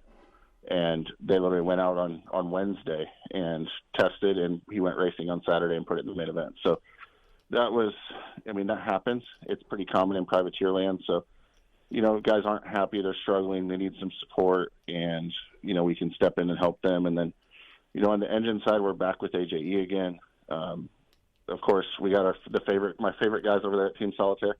If you don't use Racetech, you better smash your face into a wall, I believe, as the commercial says. I think that's it, yeah. Have them, and, they're awesome to work with. So, and then, of course, on the media side, we have Steve Mathis, Jamie, you know, representing us as well. So we'll be well represented behind the keyboards as well. So I'm pretty excited about it. And there's other guys that, of course, that I haven't mentioned that we're working with, and a lot of them that go through centers and stuff that I don't even know about. Well, to be fair, right now, currently, Racetech is not working with Steve Mathis, as Steve Mathis got a little bit of a hookup with some suspension. But the other stuff is Racetech that I will be putting back on the machine. So yeah, you went factory on us, right? He cheated. He cheated. It's no cheating. There's just I was going to claim your bike at that Nationals. Checkers is okay with this for now. Gonna claim your bike. I'm very happy with my Racetech setup, but for right now, I have something else on the 2023 YZ450. So did I just blow you out? No. Were people not supposed to know about it? No, it's fine. I'll tell you what. This new stuff though, it takes maintenance because it loses air. So I'm now you're really letting yourself out there. I'm almost thinking about putting the Racetech stuff back on. I did not need to check air as much. on the Race Tech at all, really. So, Chris Riesenberg from Race Tech on the line, racetech.com. Please check them out and use the code to save some money. Are you happy about the new hires, Jamie and Lewis Phillips over there at Vital? Checkerz. Absolutely. Okay. Absolutely, 100%. I'm a big fan of both of their works, and I mean, Michael's just building an empire over there, I guess. We're all just witnesses at this point, right? It's pretty amazing what he's pulled off. Gave me free reign. They're going to working better than the race team did. Ooh, he's not wrong. Too soon. Hey, no, it's never too soon. There's no such thing. Hey, we're either gonna achieve greatness here or go down in flames. We'll see. How's our buddy Debo doing? What's up with Debo? Is he doing all right? He was doing great. He's arguing with me all day, every day. I can't wait till the races start because all we do is argue about everything. And I think a lot of times he literally just picks the other side just because he wants to argue. Sure. So Wait, if I'm that not sounds like completely two people busy on the working, show. it is unreal. Just he's never scared to have a hot take, and right. Honestly, he's never going to admit he's wrong, even when he's wrong. Hey, if he came in hot with this Roczen Suzuki thing. He's very if Kenny wins A1, does Debo just go into hiding, or what happens? No, because really his take is that he'll be good at the beginning of the year still, but I don't think he thinks he can win on that bike, though. I mean, that's he's been pretty hard on that one, but I think it's more of over the season that he won't be able to keep the bike as good, and it'll catch up with him, like as far as week to week when tracks change and you need to change setup, that side of things. That's the same as a Honda. That doesn't. If that happens, what's different from that on a factory Honda? Right? Yeah, I think the overall, I mean, he definitely thinks the results will be less, but right. He definitely isn't scared to have a hot take and get people talking, that's for sure. What I should have prepped you for this, Checkerz, my bad. So you have to think on your feet here. I know it's late there, but take away the race tech stuff. What are you most excited for the season? What are you looking forward to the most? Well, I asked Michael Lindsay earlier, and his number one was Nashville. So that was weird. Hey, that was just the first one I named. I didn't say it was my number one. Okay, all right. What about you, Checkerz? What's 2 or 3 things you're really looking forward to watching, seeing, or experiencing this Supercross season? Well, Nashville is awesome, so I don't blame him. I had a blast there. It is good. It's probably my favorite Supercross I've ever done. But okay. I'm excited for 250 LCQs. They're my favorite part of the night, and I could take those all day, every day. I'm not looking forward to Pulp Fantasy and the stress that goes along with that. Sign-ups are open. Because a lot of times 250 LCQs is where it's at, but I'll be there. I'll be lined up and playing and donating my money. And then really just I'm curious to see Eli on the new bike. And I heard you guys mention earlier that the KTM, it was all hyped. It's going to be better in the Whoops. It's going to be better for these guys, and it was a big step backwards. Mm-hmm. I'm curious if the Blue Crew will be that way, or if it really will be the step forward that people think it's going to be. And then, I assume that Chase is going to step up. He's in year 3, which is always usually the year where people figure it out. Mm-hmm. And then I'm an Anderson fan. I really like watching him ride his dirt bike. It's just really cool how loose he is. But the question to me is, does he get complacent in year number 2, or is he actually just more comfortable and actually better? So those are like the storylines that I'm looking forward to, and which are kind of everybody else's, but really just give me some LCQ action. Yeah. And then actually, do you guys know what's going on with Brees? I haven't heard much about him. I haven't. I heard he's hurt. Stuff last year was really, really cool how well those guys did. You heard he's hurt? I've heard from a couple people he's hurt and keeping a low profile. Okay. And then I also heard, because it reminded me of the Rick Ware thing, I heard Savachi first 8 rounds on Rick Ware, but it's very last minute. Yeah, I asked Savachi about what he's got to work out of, and he said he thinks a motorhome. Yes, it's like a toter home, I know, set up. At least that person told me, because they were the ones that helped set that up, they said 8 rounds. The goal is to basically get through Daytona because of Rick Ware. NASCAR sponsorship, something like they get to Daytona was the goal. So can he leave if something opens up, or is he locked in for 8 rounds? I'm not sure, and I'm wondering if that's why they did only 8, if he's free to go after that, or what the deal is. Oh, that'll be interesting. And Nashville on Checkerz list, too, just like Michael Lindsay. It's going to be a good round. By the way, thanks to the folks at Racetech. Pulp22 is the code to save. Tell them you use Racetech. call down there. Find a service center in your area. There's tons of them all across the United States. Thank you to the folks at Racetech for all the support. Checkerz, you're also helping PulpMX Fantasy, so although you say it's frustrating, you are giving away some reval gift certificates on PulpMX Fantasy, so thank you for that. Absolutely. I mean, I'm a huge fan. I enjoy playing. It's even though it's stressful, I look forward to it every year, and I check my teams. And I'm with Michael. It's actually harder for me when I'm at the races. I feel like it's easier when you can sit down and really just look at times and everything, and you're not running around a bunch at the race. Mm-hmm.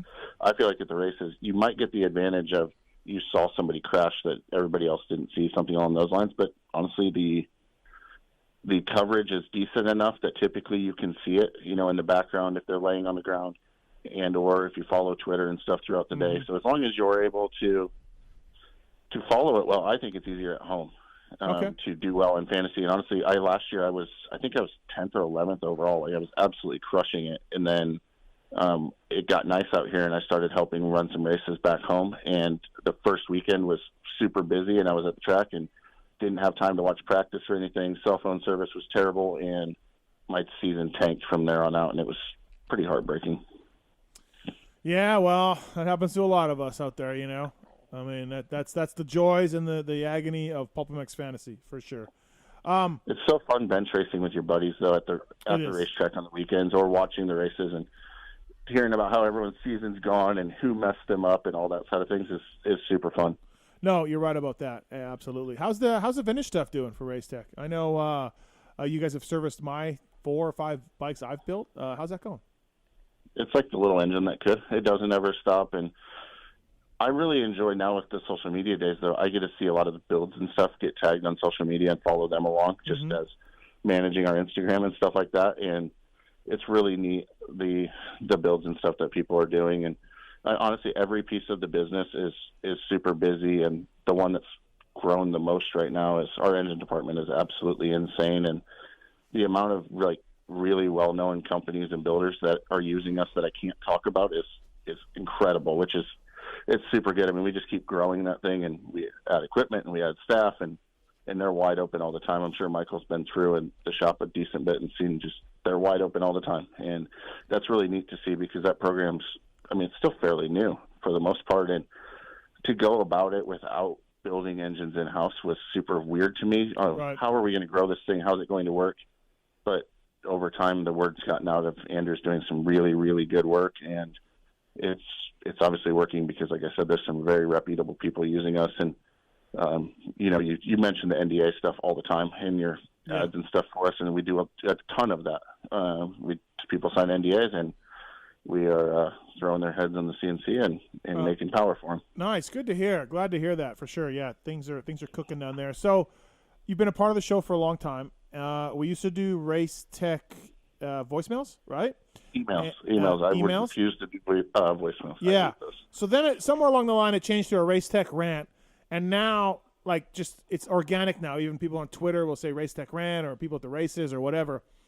And you're a listener, so has there been a time or two where I may have gone too far on a Racetech rant, Checkerz? No, not at all. Okay, good. We're pretty easygoing with that stuff, and I mean, I look forward to it and I enjoy it, and it's definitely been a home run for us to brand that, and I hear it all the time as well. Actually, you know what? Yes, there's been times that you've gone too far because you've been a little bit mean to my buddy Jamie. I don't know if he's ever been the subject of a rant, though. I mean, you may have not classified it as an official rant. Right. It was definitely a rant, though. Was the credit card thing not a rant? I don't know if it was a rant. What's tonight's rant? I got one for tonight, but does it involve Jamie? Listen, Jamie should have never said that I can bring up that $800 on the air. I wouldn't have done it. He told me I could. I blame him. You're victim. So now you're victim blaming? I'm victim blaming, yeah. Jesus. Absolutely. Wow. You're the one who screwed him out of the Venmo. You screwed him out of the hotel reservation. reservation. I Venmo'd. No. Great, now I'm going to victim blame. I was going to say he's. Yeah, see? New subject. All right. Listen, Checkerz, I'm trying to get him to be the best human he can be. And I'm pushing him like Jeannie Carmichael. Is that he's making a lot of progress. I mean, has a new career. He has motorcycles. He's riding. He rode three. I think he rode 3 times this week.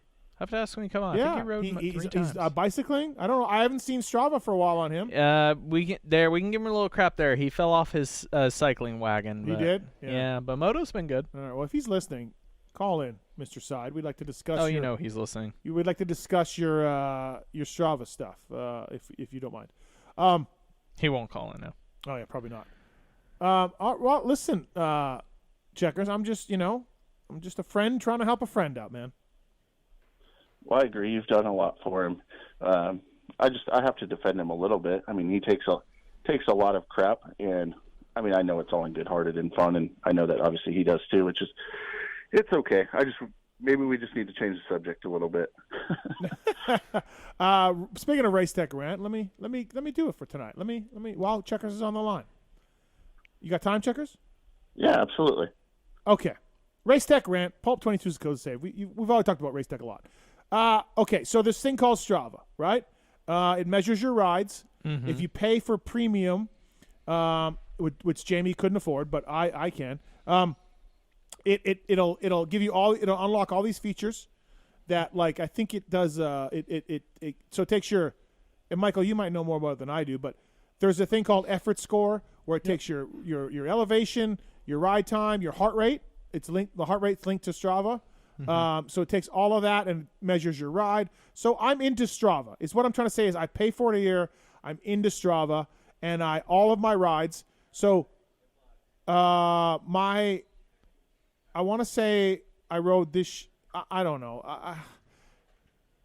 Up until my surgery in May, I had ridden at least once a week for like 3 years. Mm-hmm. And more than that was 2 times a week. I'm into it, right? I lost weight. I feel better. I love e-biking. I'm just trying to build up something here. I like Strava. When I started on Strava, there was no e-bike. Oh, I should go back. So over the years, you create segments of your rides. So an uphill will be a segment, a downhill will be a segment, a twisty turn thing will be a segment. And these are all created by users over a decade. I don't know, however long Strava's been out. Michael, you might know more than I do. But so it'll take your 2-hour ride and break it into segments. So after a 2-hour ride, there'll be 25 segments. And you can look at your times and look at the incline, the decline, whatever. Compare your prior runs. Compare your, what you want to do or whatever. How you feel, how it was, maybe a traction that day out here. Sometimes you have rain or, all that stuff. So I'm a stat guy. I enjoy Strava. I've been on it for years. When I first started with Strava, there was no e-bike option. There was only mountain bike option, right? Mm-hmm. So obviously on an e-bike, you're going to crush it sometimes. Yep. And they give you fake trophies for top 10. Yep. And then they rank. So if you're in the top 10 in groups, they give you a little trophy. And if you're on the top, it's called King of the Mountain, KOM. Yep. And that's for your very best time. I'm trying to explain to people who don't know. I'm sure a lot of people know all this. Checkerz, you probably know all this too. So I've been on Strava for 4 years now. And when I started, there was no e-bike option. When I started, I was much heavier than I am now. So now there's an e-bike option. But when you select e-bike, couple things. There's no segments because e-bikes are still pretty new and nobody wants to dork out and take the time to create segments.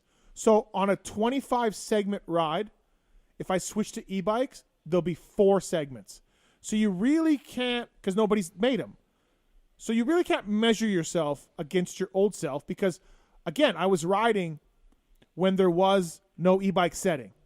So it's just mountain bike setting. Now there's an e-bike setting, but there's no segments, and I can't compare myself to my other times, even if the segments that are there on an e-bike. Are you with me so far? Mm-hmm. Okay, everybody's with me, right? Checkerz, you with me? Yep. So I've been riding my e-bike, and lately on Strava, there's some guys that have been giving me shit, and I have a ton of followers on there, right? I don't give a fuck about an 8th place fake trophy. Like, I don't care. But sometimes I'll get a trophy. I'll be in the top 10. If I get any KOMs, I delete them. I rarely get them, but I delete them because taking the top time in a mountain bike segment when you're on an e-bike is probably not cool. But an 8th place trophy, yeah, I don't care, because who knows who else is on e-bike, and nobody cares. I can't switch to e-bike mode because there's no segments for me to measure against. Now, I'm not a computer guy. I wish Marks was here. But I would think Strava, with a little bit of work, could port all of the mountain bike segments to the e-bikes. I would think that's probably something they could do. But they haven't. So when you select e-bike, I'm still as everybody knows who's ridden an e-bike. Michael, you've ridden one. I've ridden one. Talon's ridden one. You still get a hell of a workout. But Strava deems, if you switch to e-bike mode, they don't even keep track of your miles for the week. So you have 0 miles if you ride e-bike on your counter for the week. They just don't count them. They're just not counted as e-bike, as miles. So you don't have any segments. I don't care about stealing trophies. So I've been getting shit on Strava because these guys are saying like I'm stealing trophies. I'm stealing a 9th place fake little graphic icon. Yeah. This is what they care about. The guy's telling me that's fucked up, that's dishonest. Like, bro, if that's all you need to worry about in your life is who's on an e-bike and who's not, like, and also too, by the way, I should mention, if you crush a segment, Strava won't count the time. They'll just be like, hey man, we've excluded this from your effort because you've crushed it. Something's weird. Yeah. You're on a dirt bike, you're on an e-bike or whatever. So Strava has some sort of policing method on that, but they don't do it all the time. My race tech rant is leave me the fuck alone. Okay, I was riding when there was no e-bike setting. I want to just measure these rides against myself and see my improvement or see my worst times and look at the different segments. I enjoy that. I'm a geek that way. And if Strava really wanted to fix this, they could put all the segments and all the stuff when there was e-bikes, because Michael, when did e-bikes come around? 07? 09? When did e-bikes? So. Yeah, so Strava could fix this. They just chose not to. And I don't give a fuck, and leave me alone. And if you complain to me on Strava, I will block you. I will just block you because leave me alone. Like, I'm just comparing against myself. That's all you should do. Unless you're Lance Armstrong or some guy doing the tour, maybe calm the fuck down. Because also, Michael, as you know, you can cut a corner. You can cut a corner, and your time will count. Like, it's not that exact GPS stuff. Yeah. So if you were really worried about trophies, you can just cut your corner and get a trophy. It doesn't matter. So my race tech rant is these fucking people on Strava, leave me alone. Strava can fix this. They choose not to. And I don't give a fuck about your 8th place trophy. That's my race tech rant of the night. There we go. Checkerz, is that all right? Welcome to the world of anything social media and always being negative. That's all. Yep. I'm tired of it. Like, look, most of my people don't care. And when someone has given me shit, another of my followers have chimed in and defended me a little bit. But, like, who cares? Who cares about a fake 9th place graphic? Again, when you can cut the corner, we can do all this stuff to get a top time. Yeah.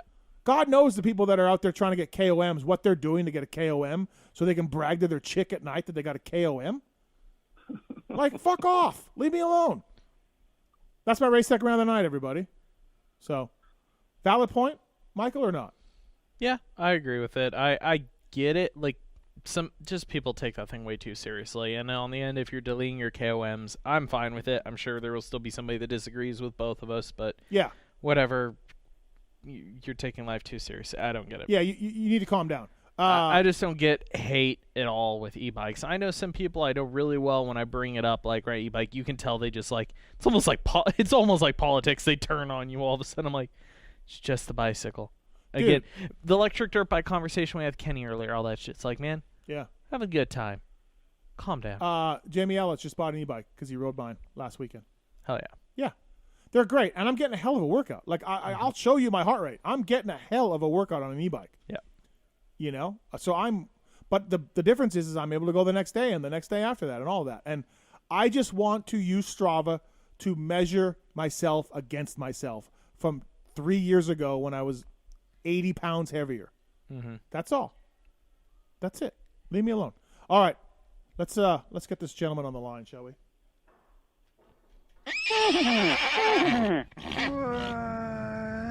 Oh, shit, that's David Bradshaw's bike. I just fucked up. Mr. Side. Mr. Mathis. Your Strava has dropped off, Michael says. No, you said. Yeah. No, but I've got multiple excuses probably, but yeah, I haven't been riding as much. And I think I told you I don't always use Strava when I go ride. But I haven't been riding near as much.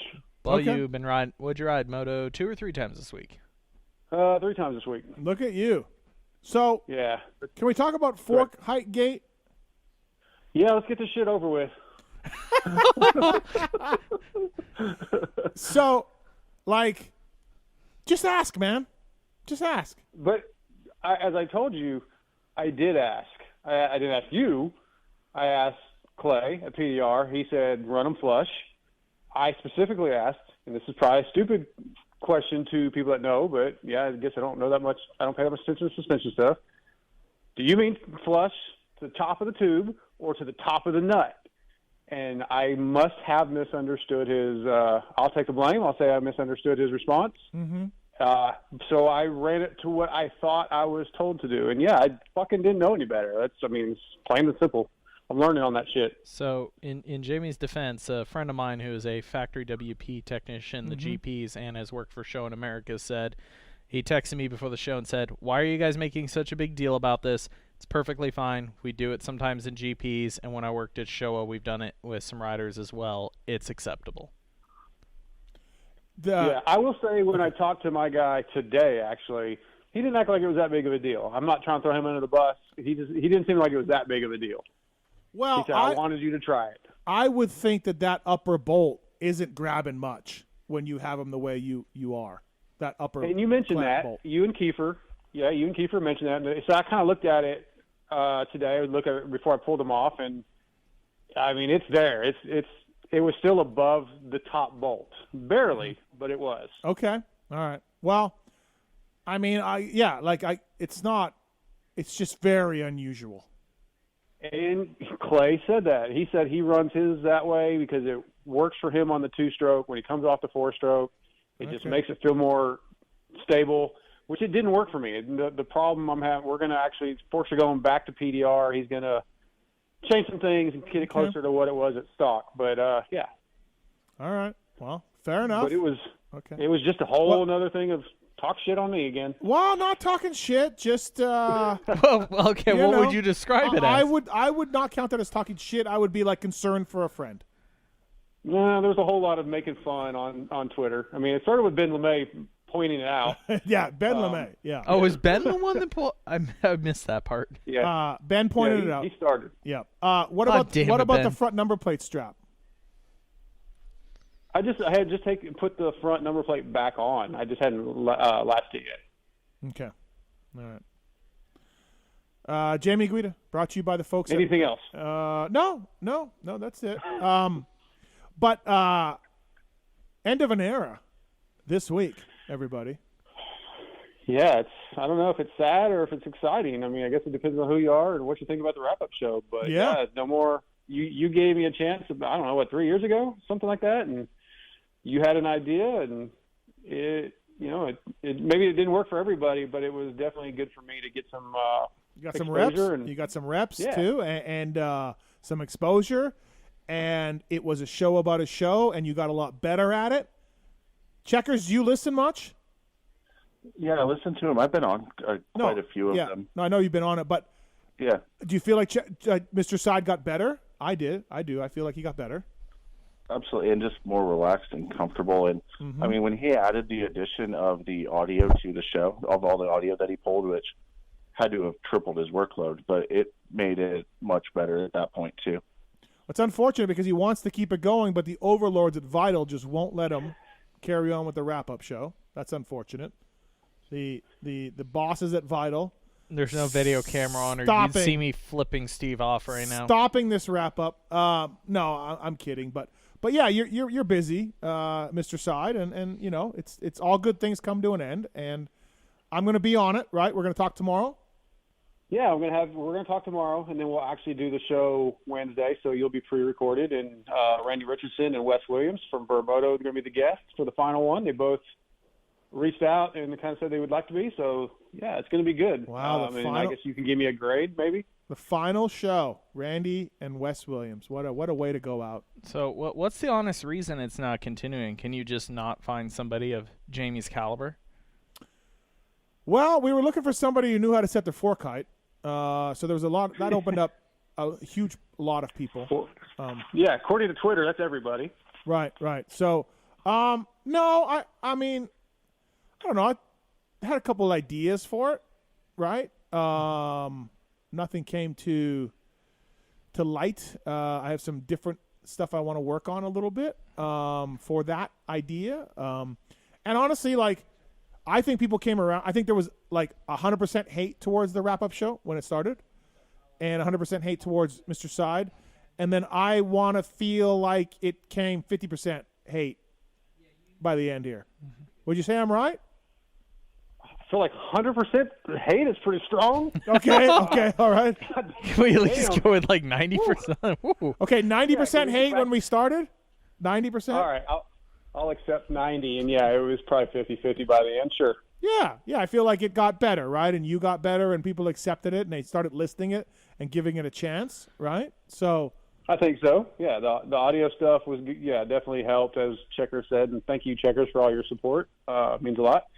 But yeah, I think people came around, and I'd still argue your point of, or that you don't like us having our own opinions, but I think that's where the interest came from, is having some different opinions to talk about and almost being a whole nother show.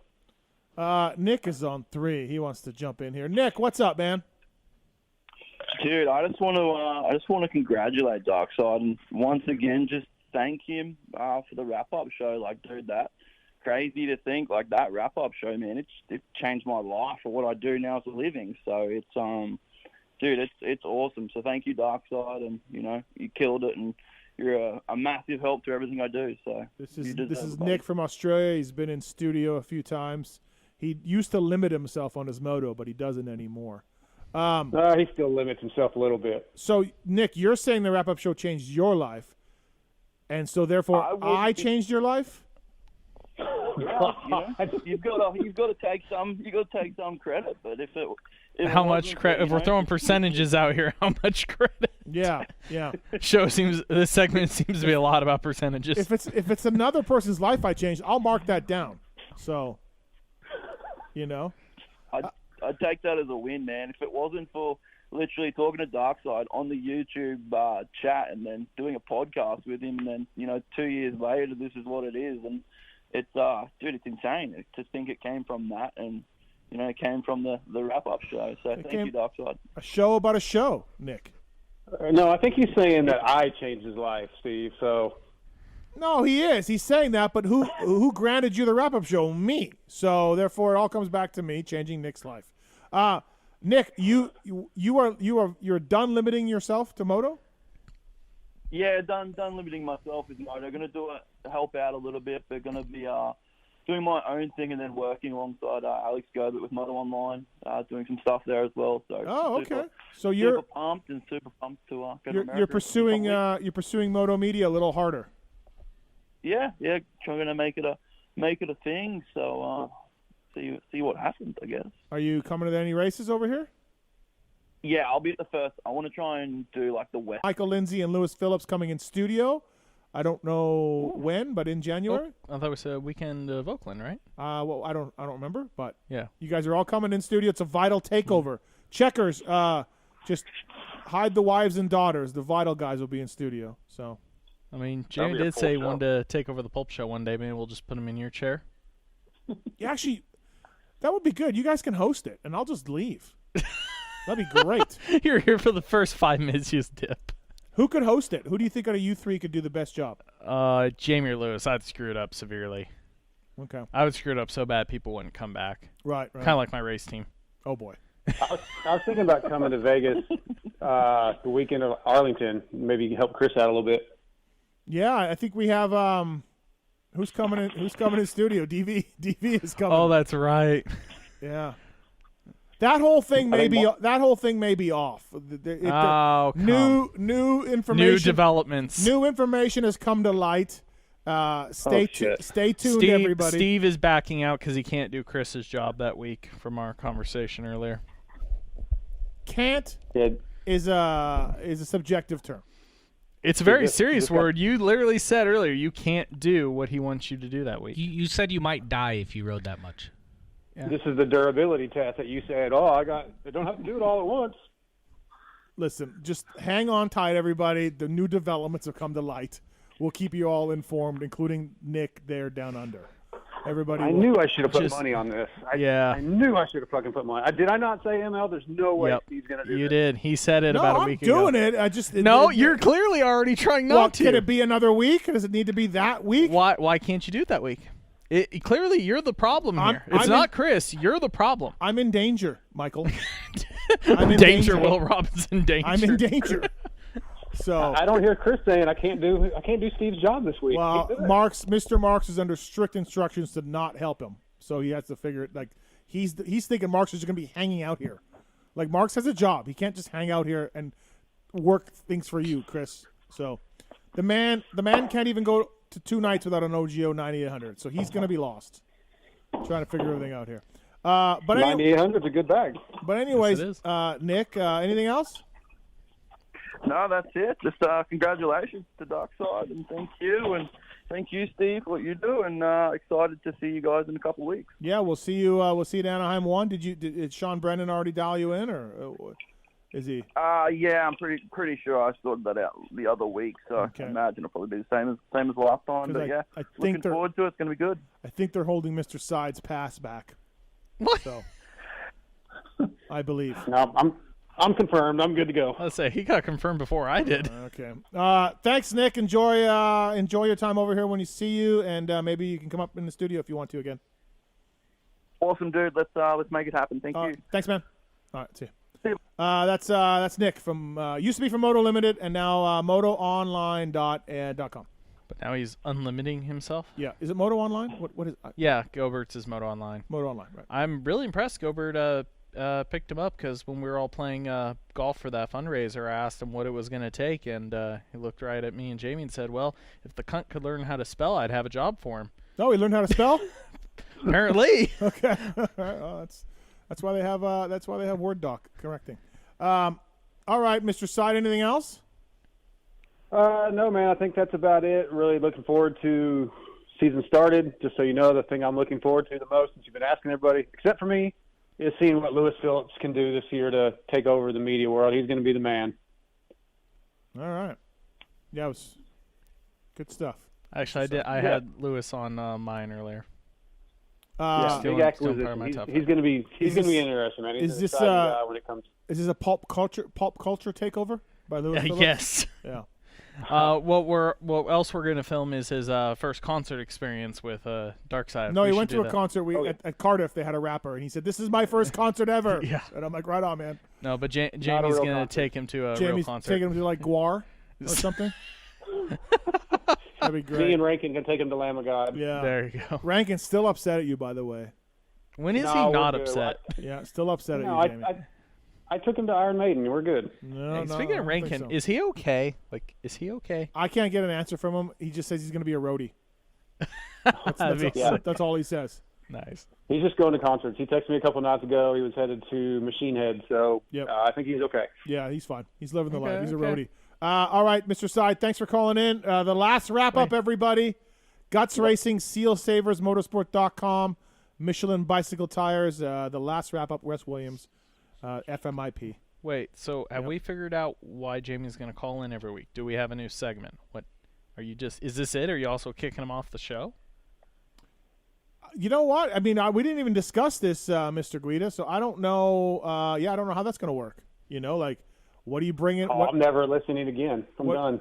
You're done? You're done. Okay. All right, he's done, everybody. I may not even do a wrap-up this week. You've already paid me. Yeah, that's a good point. I have. Damn it. You already paid him for that motorcycle. You don't have to. Yeah, exactly. Where's my motorcycle? Yeah, it's my motorcycle. It's in my name. Oh, boy. No, the one he bought from you. Oh yeah, that's that. I'll probably drop that off on the way out to Anaheim. Checkerz, that'll be in the Race Tech soon. It's a 1990 YZ125. Oh, those are right in the wheelhouse. That's like a Dubach bike. Yeah, that's my new build. So I'm working on that with Mr. Side. Isn't that in a box or something? Did I think not it's in hear that? 14 boxes. Yeah. It's in multiple boxes and actually a trash can too. So. Yeah, great. Can't wait to get on it. This is sounding better by the day. Thanks, Jamie. Hey, real quick, I do want to say thank you because I'm going to blow you again. There's a sound drop, but you also gave me a bonus with the last pay. So no Christmas party, dinner, but I did get a Christmas bonus. Good dude, Steve.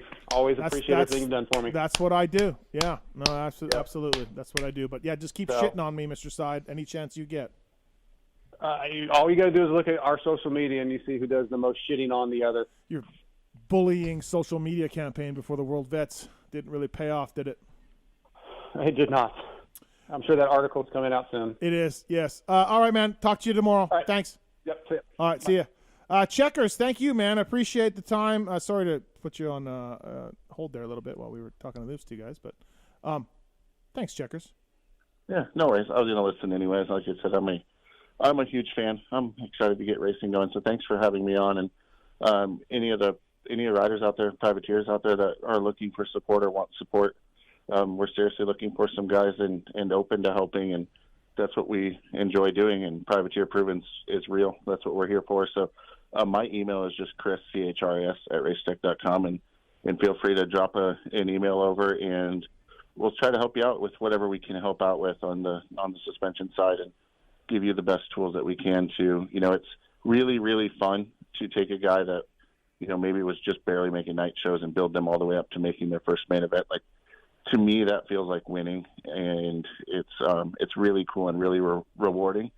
So if we can find some guys that need the help and want the help and have good personalities, we'd be stoked to help you guys out and also be able to develop our products and continue to develop them further so that we have better products for all of our customers as well. Cool. Well said. Thank you for the support and racetech.com. And like Michael Lindsay said, just get the bushings changed, get the seals changed, get the oil changed. That's it. Thanks, buddy. Thanks, boys. Have a good night. That's Chris Riesenberg from Race Tech. Thanks to speaking of the wrap-up show, speaking of Randy, MichelinMan.com/motorcycle to learn more about the complete offering of Michelin motorcycle tires. Starcross 6, have you tried these yet? Do you have some? Yeah, I went to the intro. It was great. Yeah, but do you have them on your bikes now or anything? I haven't ran on one in a couple months, but I have a couple times since. Can you get a Starcross 6, please? Can you get one? I have some. I just need to put them on a bike. Oh, I'm in between shootouts and stuff. Featuring when is your shootout? Okay, it's going to be beginning of next year now. What happened? Well, what Don just spread is we had holidays. I was trying to get two bikes that we didn't currently have, and then was MXA Dirt Bike did theirs. Pain in the butt to be between Christmas and New Year's. I want to do it right, so it's going to happen like right after A1. I feel like you normally get the jump on everybody. I usually am. This is the first time I haven't been. Right. Yeah, slacking. Yep, a little bit. Too busy with Mr. Lewis and Mr. Side. Dude, too busy with life. So thanks to the folks at Michelin. The silica technology, the Michelin Starcross 5 provides up to 11% more durability than the previous generation. They got sand, mud, medium soft, medium hard, and hard versions with the naming designation corresponding to the type of terrains and conditions where the tires were designed to win. The Starcross 6s are out. They've been reviewed. Chris Kiefer helped do a little bit of end result testing on these as well. I really think the front is better than the Starcross 5. I've been running these at since the World Vets, and I really think the front is better than the 5. So stoked on that. A little better grip for me out here at the Helen than from the 6 to the 5. So please check out MichelinMan.com/motorcycle. Thank you as well to the folks at Scosh. Pulp 2022 is the code to save with Scosh. SCOSCHE, Scosh.com to unlock your discount on accessories for life. Celebrating over 40 years in business, visit Scosh.com. Pulp 2022, innovators of award-winning consumer tech, power sports, car, audio products, and accessories. So thank you to those guys. And again, Michael Lindsay brought to you by Decal Works tonight. PulpMX is the code to save with Decal. DecalMX.com. Official graphics of the Red Bull KTM guys and Roczen G Husqvarna and lots more. So Jordan, what's up, man? How are you? Jordan, you there? Hello. Hey, man. Hey, what's up, man?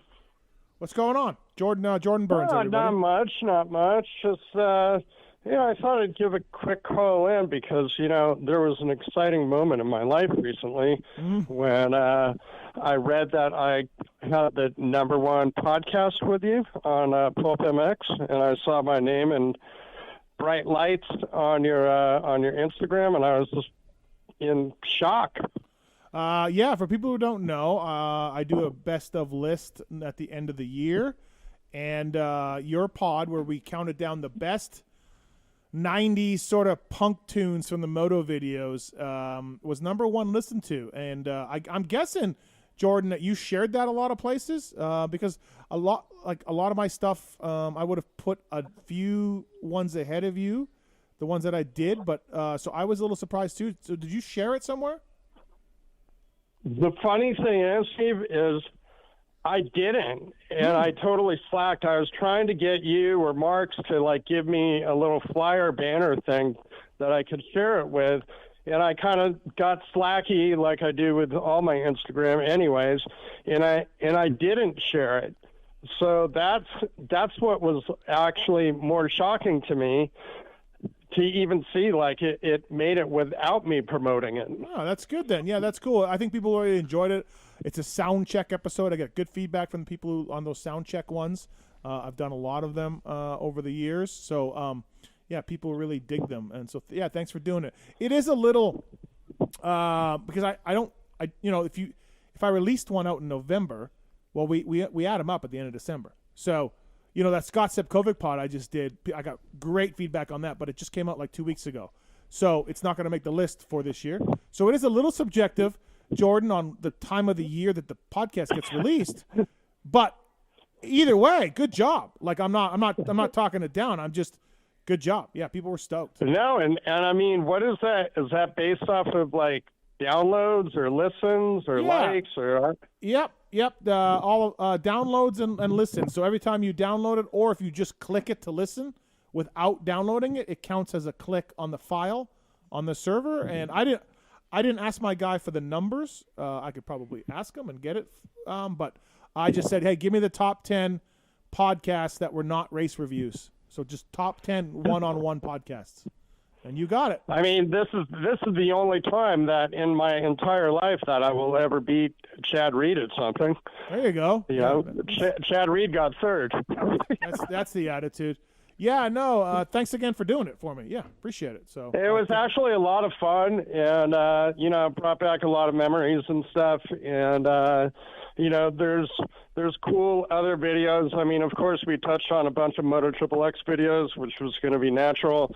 And then I picked out 5 other videos, and we went over that with the music and stuff, and it was just cool to flash back on a lot of that stuff, and listen to the songs and the way they connected to the movies and stuff. So it was definitely fun. Cool, man. Yeah, thanks again for doing it. People check it out. Search it out. Steve Mathis Show, Jordan Burns. Thanks, man. And the other thing, I just listened to the Moto XXX commentary video with our friend Kenny Watson. Oh, yeah. Did that a long time ago. Which you did a long time ago, and it was really funny to listen to that again. And just Kenny's such a good storyteller, Yeah, absolutely. No, I agree. And it's pretty funny listening to him commentate on the whole thing. He doesn't have all of his facts correct, but Yeah, but that's Kenny. That's part of the fun, though, right? Yeah, no, absolutely. I agree. That's Watson. Thanks, Jordan. We got to run. Thanks, buddy. All right. Well, Okay. Thank you. I'll be waiting for my trophy. Yeah. Wait for your trophy and your check. It's coming. Thanks, man. Later. All right. That's Jordan Burns, everybody. Michael Lindsay here from Vital MX. Ken Roczen, Ken Roczen, Philip Nicoletti, Chad Watts, and Checkerz. What's your favorite interview tonight? Gotta go Kenny, right? Kenny. Yeah. Gotta go Kenny. Yeah, you gotta go Kenny. A couple more things before we wrap up here. Triumph announcement. I had somebody ask me, hey, are you going to do a Renthal reaction to it? I'm like, to what? Like, what? Okay, they're going to go in MotoGP in 2024. MXGP. MXGP in 2024. Say MotoGP, are you dropping news I don't know about? They're going to go Supercross and Motocross racing in 2024 as well. Tedesco, I believe, is taking a larger role with them. He's not helping out riders anymore. Mm-hmm. That wasn't in the press release. Carmichael's involved. We knew that. Yep. Bobby Hewitt, Scuba, we knew all that.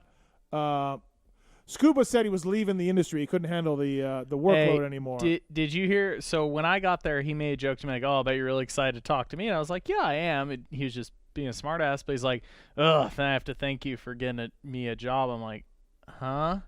And he looks at me and he's like, "Yeah, after the Pulp thing." And I'm like, I just kind of laughed. I was like, very funny. He's like, "No." And Appleton said, and I told him they can't. I told them they were full of it for this. They're like, "Yeah, no, we were listening to you guys on the Pulp show when you were teasing about like Quinn and everything." And Appleton's like, "That's the moment we called him the next morning." And I was like, "Well, you would have called him anyways." He goes, "Yeah, maybe down the road, but that's actually the reason we called him the next morning." They're like, that wasn't planned." He wasn't already going to plan Nope. to work for Hewitt? Nope.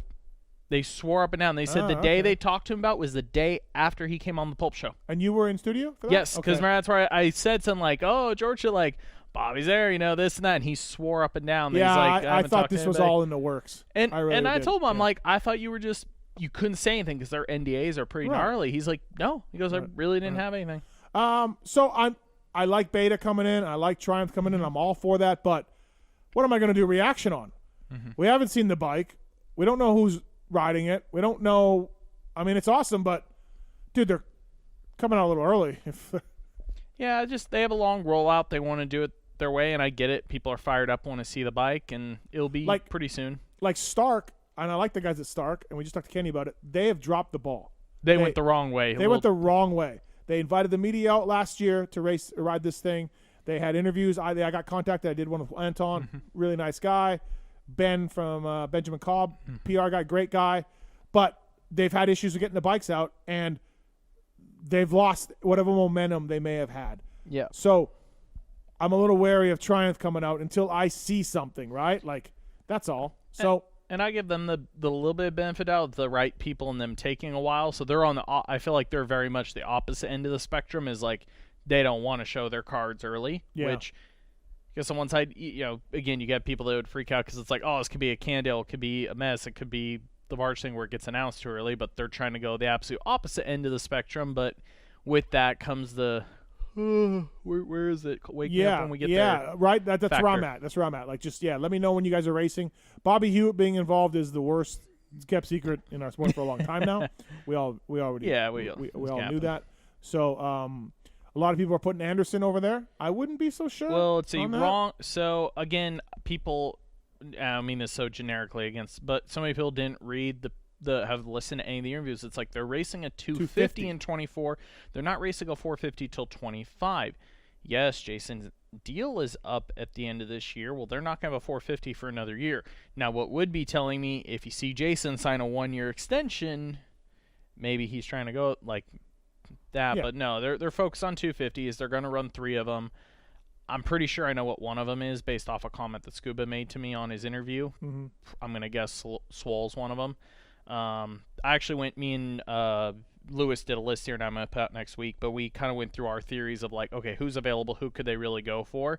And there's actually quite a few guys available. It really just ranges and depends once they want to do. There's actually a lot of guys coming up out of contract, but we also talked about the difficulty of like, hey, they may have all these people, but still you're trying to convince.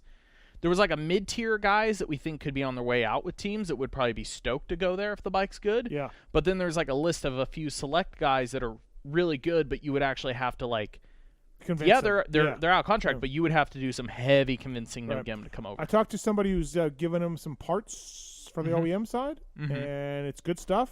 And they said that they're spending money and they're doing it right from what they know. So the bike won't be, the bike should be good. How many times have you dropped that damn baseball? I know, bat right? It's I don't know. I'm not dropping it. There's no video tonight, and you're just a little bit less professional. Yeah, that's what else is new. So the Triumph announcement, wow, cool. I'll wait. Beta, Talon, what do you got for Beta? What's happening? Yeah, where's our Beta update? Yeah, you're a Beta guy. The bike should be out middle of next year, like summer next year.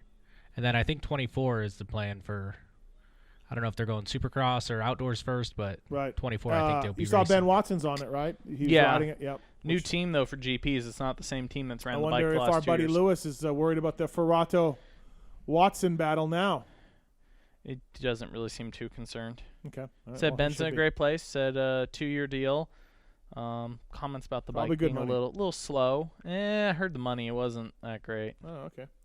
All right, so we'll wait and see about that. What else did I have on my list to talk to you about? Well, not knowing which coast guys are riding. I could start yelling about that. That's simple. I do that every year. It's a fucking joke. Maybe I'll save that for next show. The fact that we don't know who's on each coast. I mean, we have an idea. Yeah. But imagine just showing up at an NFL game and not knowing who's playing. You just show up and you're just like, oh, look, Tom Brady's playing. Cool. Like, Yeah. it's a joke. It's ridiculous. They need to declare these riders for the good of the sport. Now, you don't have to stick to that. Injuries happen. Things happen. Say, well, club already declared in. It's already wrong. Yeah, exactly. So, things happen, but can we get a roster out a few weeks before the first round as far as who we think we're going to see? And if it changes, fine. But what a joke that, all of Mitch's guys are just up in the air and all the star guys are up in the air. And I think this is just back to what we talked about at the very beginning of the show. The 250 class is still just a bit broken. It is. It's terrible. The best thing you can do in 250s is be really fast and never win. That's the best thing you can do. Get hurt, tweak an ankle, miss a main event, anything else. You don't want to strive for excellence. You don't want to do that. Just stay in there and don't win, and you will make so much money. Am I wrong? No, you're not wrong. And so how You're is not that? wrong. How is that very fundamental choice make for a good sport? It doesn't. It just doesn't. So, all right. By the way, FMF apparel package, email 69 in honor of Phil Nicoletti to contest at PulpMXShow.com if you want to win one of that. Thanks to the folks at FMF. Thanks to the folks at Works Connection. PulpMX20 is the code to save with those guys. And all of our codes on PulpMXShow.com. So whether it's Atlas Brace or Guts, OGO Maxima, all those guys, you can go on the PulpMXShow.com. The codes are there, and you can figure it out. So, Michael Lindsay, thank you. Appreciate it. Good luck with Mr. Side and Mr. Phillips. Probably, going to be really taxing your patience this year. So, maybe if we talk about music too much, want to strangle Luke. Yeah. But no, thanks for coming in, man. I appreciate it. You're out tonight to North Carolina to do some photo stuff. So Red Eye, yeah. Now staying there through the holidays. My you are? Oh. Yeah, my girlfriend's staying there and go to school right now, so I'll get to work for a couple days, stay through Christmas, and fly back Monday and start preparing for the race season. So the Monday after Christmas. Yes. Oh, we have New Year's Eve, so we have one more weekend. Yeah, we have one more. Yeah. It's getting close, trust me. I know it is. And hey, speaking of that, all the same day I fly back, and that's when Lewis gets here. He physically gets here on Monday the 26th. He'll be at Chipotle at noon he gets in at 6 p.m., so yeah, probably the first 6:30? stop will be Yeah. Chipotle. That's probably all I'll give him for a Christmas gift is some Chipotle gift cards. And yeah. When does Mr. Side come out?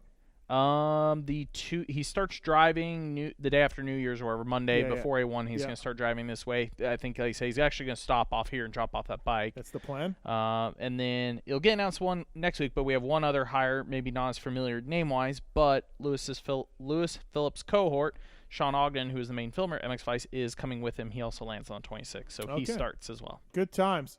Talon, thanks for coming in, man.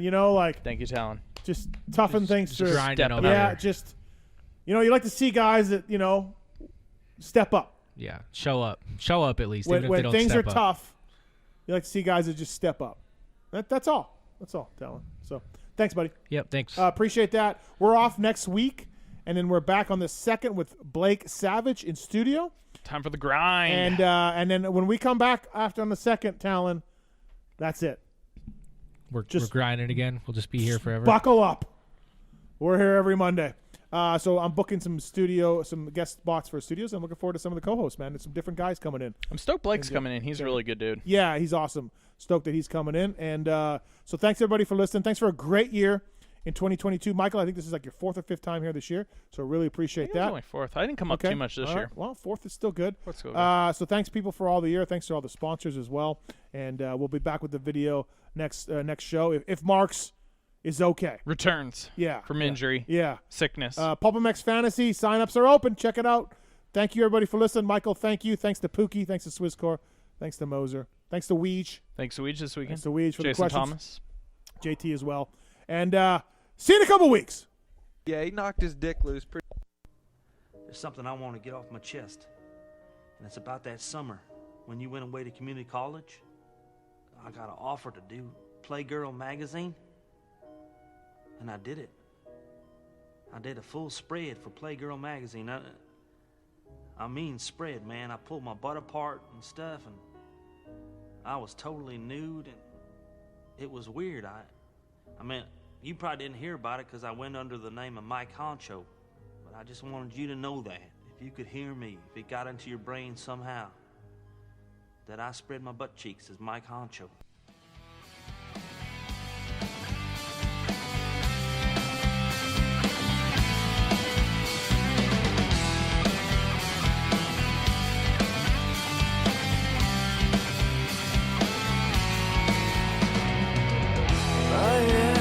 Sword inside your flame, I will burn to play your games. Destroy me, defeat me, and melt me down. You cast me a complete